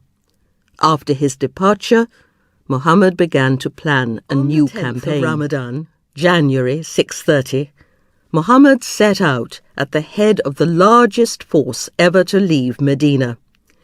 Nearly all the men in the Ummah had volunteered, and along the road their Bedouin allies joined forces with the Muslims, bringing the numbers up to 10,000 men. For security reasons, the destination of the expedition remained secret, but there was naturally a good deal of excited speculation.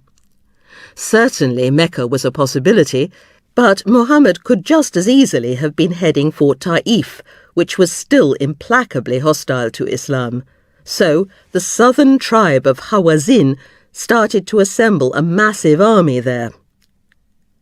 In Mecca, the Quraysh leaders feared the worst. Abbas, Abu Sufyan, and Budail, chief of Quza'a, all made their way under cover of night to the Muslim camp. There Muhammad received them and asked Abu Sufyan if he was ready to accept Islam. Abu Sufyan replied that even though he now believed that Allah was the only God, the idols had proved to be useless, he still had doubts about Muhammad's prophethood. But he was shocked and impressed when he watched all the members of the massive army prostrating themselves in the direction of Mecca during the morning prayer, and when he saw the various tribes marching past on their way to the city, he knew that the Quraysh must surrender. He hurried back to Mecca and summoned the people by crying at the top of his voice, "O Quraysh, this is Muhammad, who has come to you with a force you cannot resist." He then offered them an option that had been suggested to him by Ali during his visit to Medina. Anybody who wanted to surrender should put himself under his personal protection.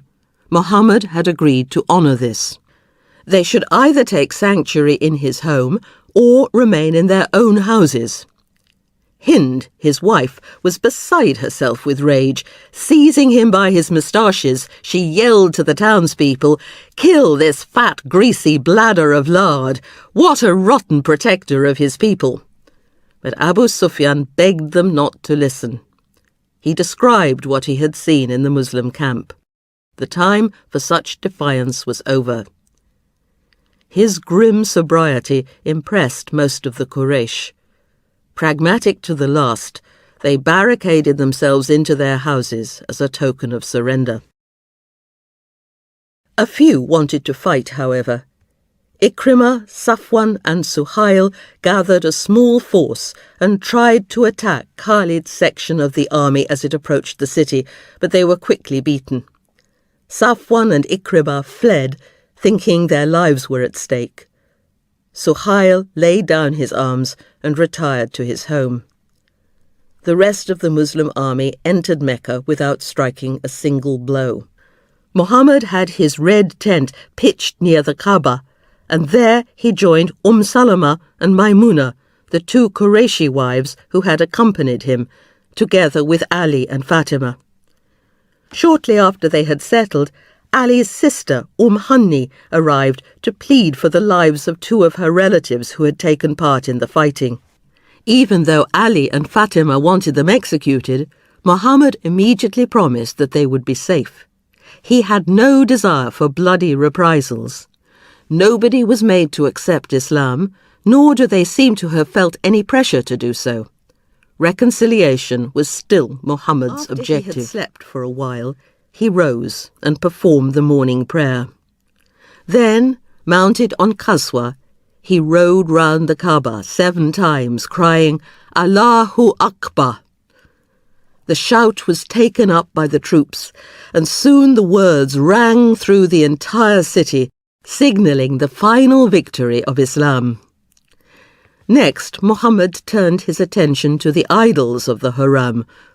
Crowded onto their roofs and balconies, the Quraysh watched him smash each stone effigy, while he recited the verse, "The truth has come, and falsehood has vanished away. Surely falsehood is certain to vanish." Inside the Kaaba, the walls had been decorated with pictures of the pagan deities, and Muhammad ordered them all to be obliterated, though, it is said, he allowed frescoes of Jesus and Mary to remain. By this time, some of the Quraysh had ventured forth from their houses and made their way to the Kaaba, waiting for Muhammad to leave the shrine. He stood in front of the house of Allah and begged them to lay aside the arrogance and self-sufficiency of Jahiliyyah, which had created only conflict and injustice. "O Quraysh," he cried, "behold, God has removed from you the arrogance of Jahiliyyah with its boast of ancestral glories. Man is simply a God-conscious believer or an unfortunate sinner. All people are children of Adam, and Adam was created out of dust." Finally, Muhammad quoted the words that God had spoken in the Quran to the whole of humanity. "Behold, we have created you all out of a male or a female, and have made you into tribes and nations, so that you may come to know one another. Verily, the noblest of you in the sight of God is the one who is most deeply conscious of him. Behold, God is all-knowing, all-aware." The true hero was no longer an aggressive chauvinist, but was filled with reverent fear. The purpose of the tribe and the nation was no longer to exalt its superiority. They must not seek to dominate, exploit, convert, conquer, or destroy other peoples, but get to know them.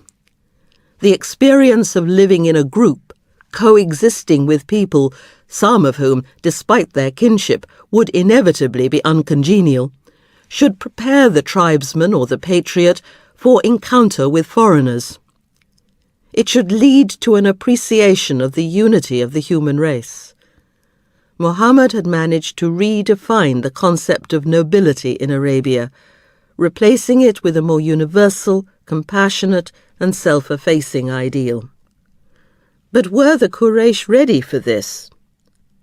Muhammad issued a general amnesty.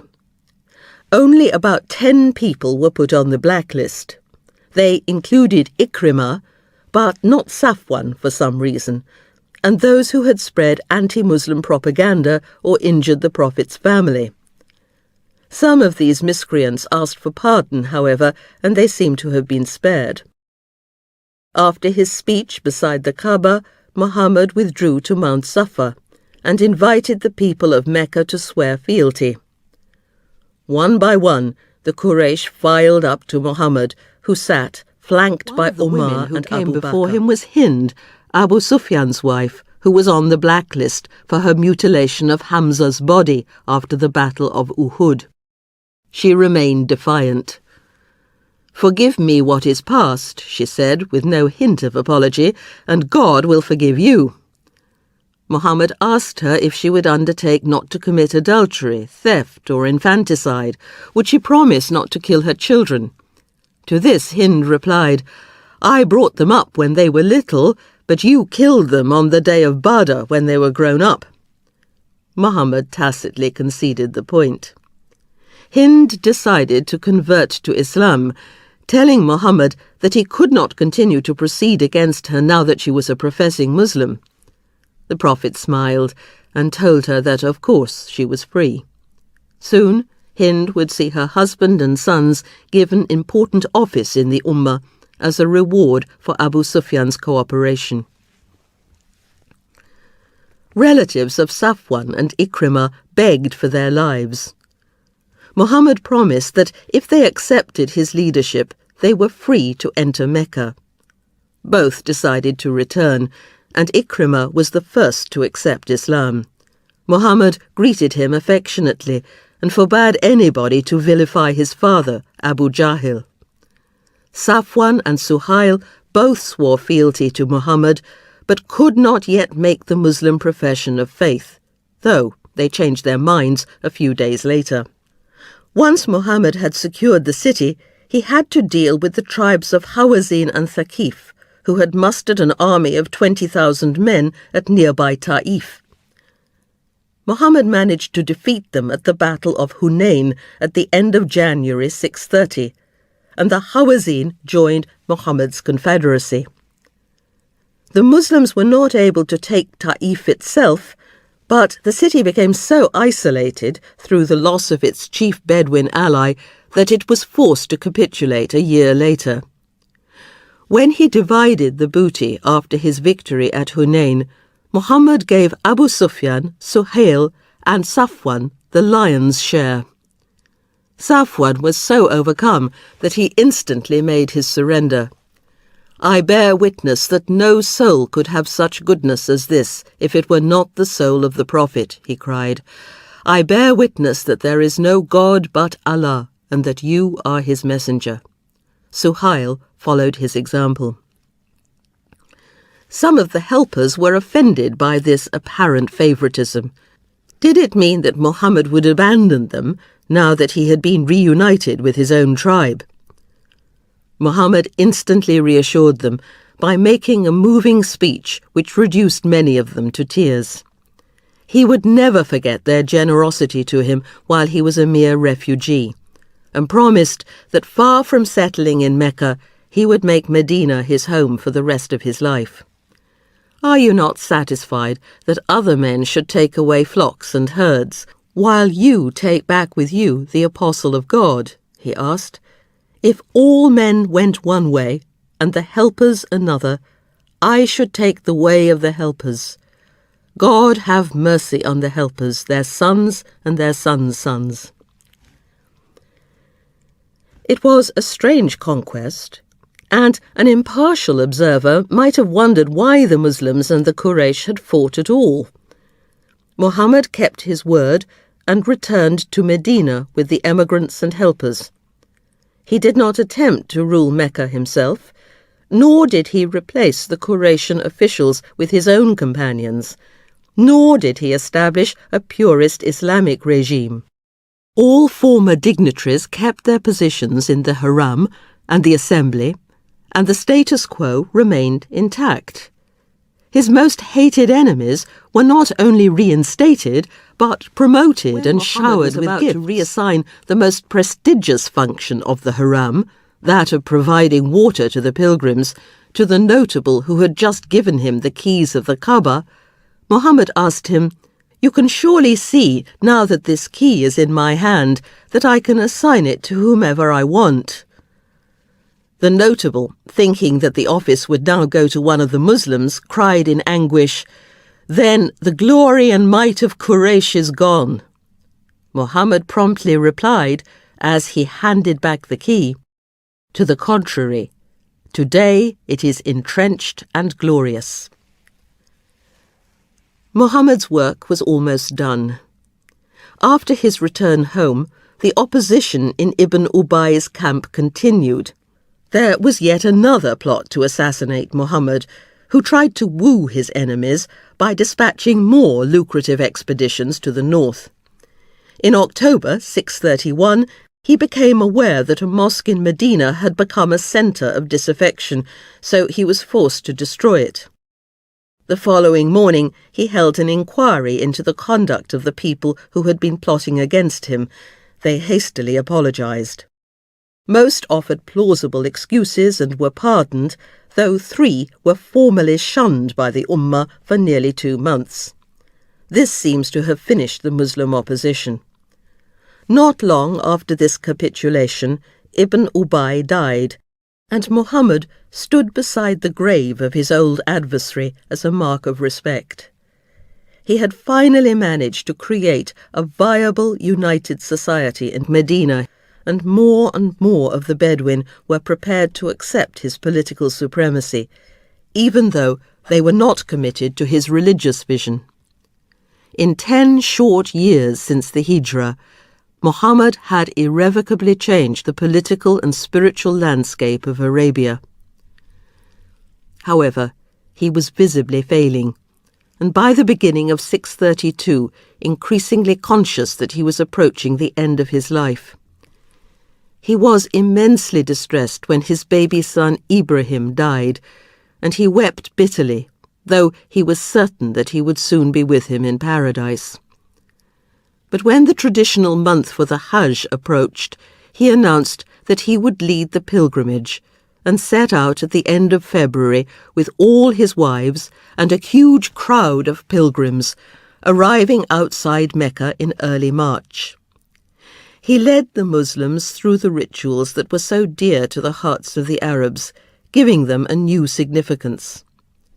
Instead of being reunited with their tribal deities, the Muslims were to gather round the house, the Kaaba, built by their ancestors Abraham and Ishmael. When they ran 7 times between Safa and Marwa, Muhammad instructed the pilgrims to remember the distress of Hagar, Ishmael's mother, when, after Abraham had abandoned them in the wilderness, she had run frantically to and fro in search of water for her baby. God had saved them by causing the spring of Zamzam to well up from the depths of the earth.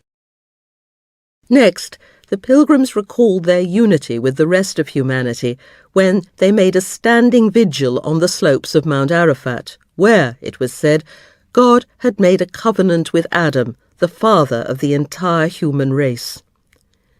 At Mina, they threw stones at the 3 pillars as a reminder of the constant struggle, the jihad with temptation that a godly life required. Finally, they sacrificed a sheep, in memory of the sheep Abraham sacrificed after he had offered his own son to God. The mosque of Namira stands near Mount Arafat, on the spot where Muhammad preached his farewell sermon to the Muslim community. He reminded them to deal justly with one another, to treat women kindly, and to abandon the blood feuds and vendettas inspired by the spirit of Jahiliyyah. Muslim must never fight against Muslim. Know that every Muslim is a Muslim's brother, and that the Muslims are brethren. It is only lawful to take from a brother what he gives you willingly. So wrong not yourselves, Muhammad concluded. O God, have I not told you? There was pathos in this last appeal. Muhammad knew that despite his repeated admonitions, not all Muslims fully understood his vision. Standing before them for what he knew would probably be the last time, he may have wondered whether all his efforts had been in vain. "O people," he cried suddenly, "have I faithfully delivered my message to you?" There was a powerful murmur of assent from the assembled crowd. "O God, yes. Allahumma na'am." In a touchingly human plea for reassurance, Muhammad asked the same question again and again, and each time the words Allahumma na'am rumbled through the valley like thunder. Muhammad raised his forefinger to the heavens and said, "O Allah, bear witness." When he returned to Medina, Muhammad began to experience incapacitating headaches and fainting attacks, but he never retired permanently to bed. He would often wrap a cloth round his aching temples and go to the mosque to lead the prayers or to address the people. One morning, he seemed to pray for an especially long time in honour of the Muslims who had died at Uhud, and added, "God has given one of his servants the choice between this world and that which is with God, and he has chosen the latter." The only person who seems to have understood this reference to his imminent death was Abu Bakr, who began to weep bitterly. "Gently, gently, Abu Bakr," Muhammad said tenderly. Eventually, Muhammad collapsed in the apartment of Maimuna. His wives hung lovingly over him and noticed that he kept asking, "Where shall I be tomorrow? Where shall I be tomorrow?" And they realized that he wanted to know when he could be with Aisha. They agreed that he should be moved to her hut and nursed there. Muhammad lay quietly with his head in Aisha's lap. But people seemed to have believed that he was merely suffering from a temporary indisposition. Even though Abu Bakr repeatedly warned them that the Prophet was not long for this world, the community was in denial. When he became too ill to go to the mosque, he asked Abu Bakr to lead the prayers for him, but still he would sometimes attend the prayer, sitting quietly beside Abu Bakr, even though he was too weak to recite the words himself. Of Rabi, June the 8th, 632, Abu Bakr noticed during prayers that the people were distracted, and knew at once that Muhammad must have entered the mosque. He looked much better. Indeed, somebody said that they had never seen him so radiant, and a wave of joy and relief swept through the congregation. Abu Bakr instantly made ready to stand down, but Muhammad put his hands on his shoulders, pushed him gently back to the head of the community, and sat down next to him until the service was over. Afterwards, he went back to Aisha's hut and lay peacefully in her lap. He seemed so much improved that Abu Bakr asked leave to visit his wife, who lived on the other side of Medina. During the afternoon, Ali and Abbas both looked in and spread the good news that Muhammad was on the mend. As evening approached, Aisha felt him leaning more heavily against her than before, and he seemed to be losing consciousness. Still, she did not realize what was happening. As she said later, "It was due to my ignorance and extreme youth that the Prophet died in my arms." She heard him murmur the words, "Nay, the most exalted companion in paradise." Gabriel had come to fetch him. Looking down, Aisha discovered that he had gone. Carefully, she laid his head on the pillow and began to beat her breast, slap her face, and cry aloud in the traditional way. When the people heard the women lamenting the dead, they hurried ashen-faced to the mosque.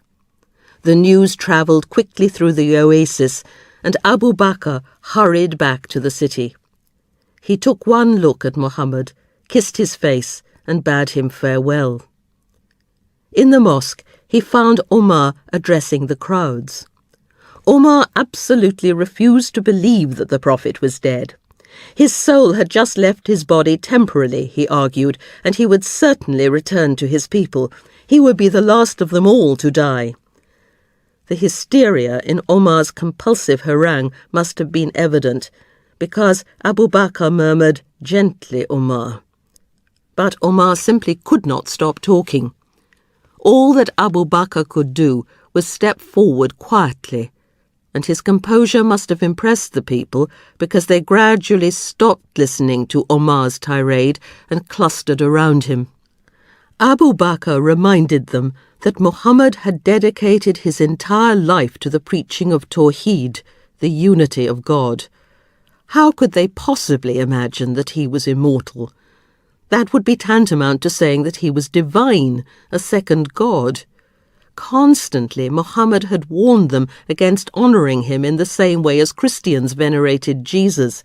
He was a mere mortal, no different from anybody else. To refuse to admit that Muhammad had died was therefore to deny his message. But as long as Muslims remained true to the belief that God alone was worthy of worship, Muhammad would live on in their minds. O people, if anyone worships Muhammad, Muhammad is dead, he ended firmly. If anyone worships God, God is alive, immortal. Finally, he recited the verse that had been revealed to Muhammad after the Battle of Uhud, when many of the Muslims had been shocked by the false rumour of his death. Muhammad is naught but a messenger. Messengers have passed away before him. Why, if he should die or is slain, will you turn upon your heels? If any man should turn about upon his heels, he will not harm God in any way, and God will recompense the thankful. The verses made such an impact on the people that it was as though they were hearing them for the first time. Omar was completely overcome. By God, when I heard Abu Bakr recite those words, I was dumbfounded, so that my legs would not bear me, and I fell to the ground, knowing that the apostle was indeed Muhammad dead. Had been as controversial in his dying as in his living. Very few of his followers had comprehended the full significance of his prophetic career. These fissures within the community had surfaced at Hudaybiyah, when most of the pilgrims seemed to have expected something miraculous to occur. People came to Islam for very different reasons. Many were devoted to the ideal of social justice, but not to Muhammad's ideal of non-violence and reconciliation. The rebellious young highwaymen who followed Abu Basir had an entirely different agenda from the Prophet. The Bedouin tribesmen, who had not volunteered for the pilgrimage in 628, had a political rather than a religious commitment to Islam. From the very beginning, Islam was never a monolithic entity. There is nothing surprising about this lack of unity.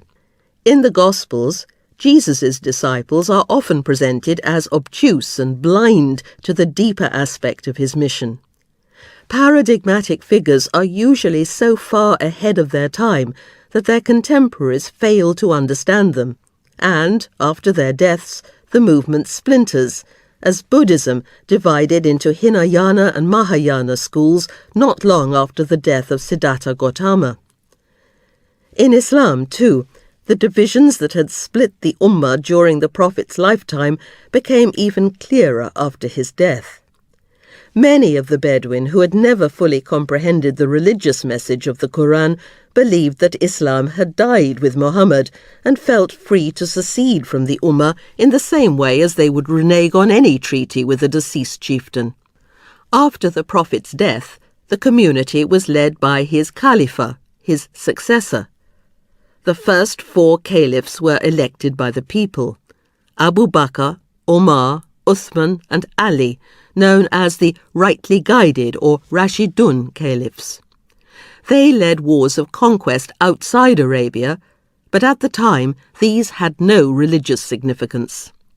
Like any statesmen or generals, the Rashidun were responding to a political opportunity, the disintegration of the Persian and Byzantine empires, rather than a Quranic imperative.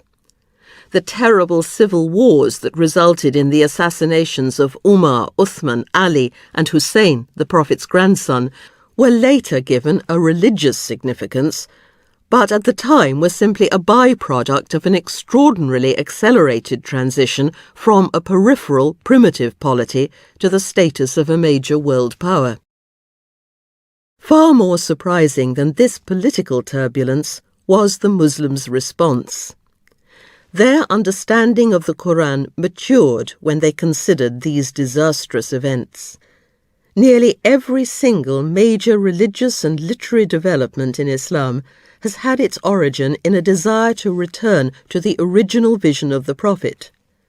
Many were appalled by the lavish lifestyle of later caliphs, and tried to return to the austere vision of the early Ummah. Mystics, theologians, historians, and jurists asked important questions. How could a society that killed its devout leaders claim to be guided by God? What kind of man should lead the Ummah? Could rulers who lived in such luxury and condoned the poverty of the vast majority of the people be true Muslims? Debates about the political leadership of the Ummah played a role in Islam that was similar to the great Christological debates of the 4th and 5th centuries in Christianity. The ascetic spirituality of Sufism had its roots in this discontent. Sufis turned their back on the luxury of the court and tried to live as austerely as the Prophet. They developed a mysticism modelled on his night journey and ascension to heaven. The Shia, the self-styled party of Ali, Muhammad's closest male relative, believed that the Ummah must be led by one of Ali's direct descendants, since they alone had inherited the Prophet's charisma. Shi'is developed a piety of protest against the injustice of mainstream Muslim society and tried to return to the egalitarian spirit of the Quran. Yet while these and many other movements looked back to the towering figure of Muhammad, they all took the Quranic vision into entirely new directions and showed that the original revelations had the flexibility to respond to unprecedented circumstances that is essential to any great world movement. From the very start, Muslims used their prophet as a yardstick by which to challenge their politicians and to measure the spiritual health of the Ummah.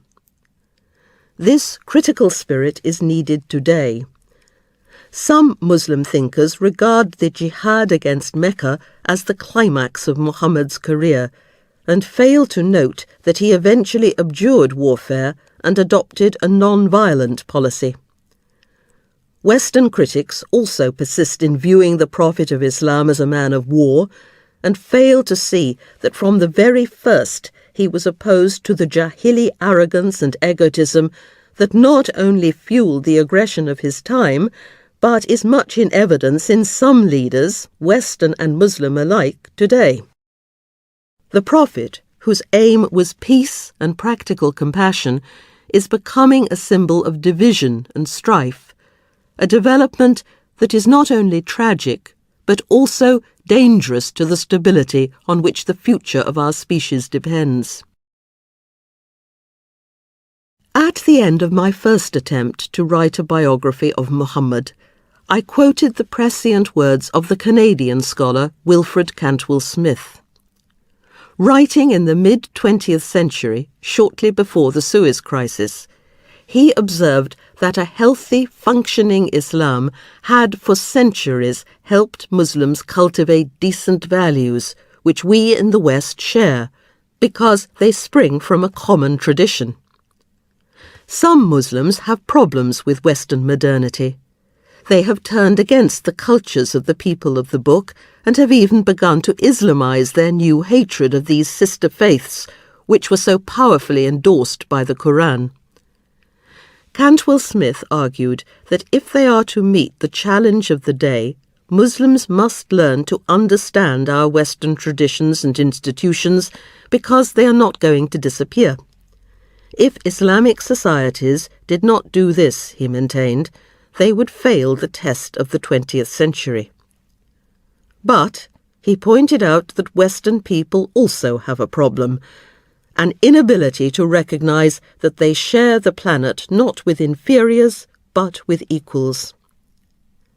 Unless, Cantwell Smith concluded, Western civilization intellectually and socially, politically and economically, and the Christian Church theologically, can learn to treat other men with fundamental respect, these two, in their turn, will have failed to come to terms with the actualities of the 20th century.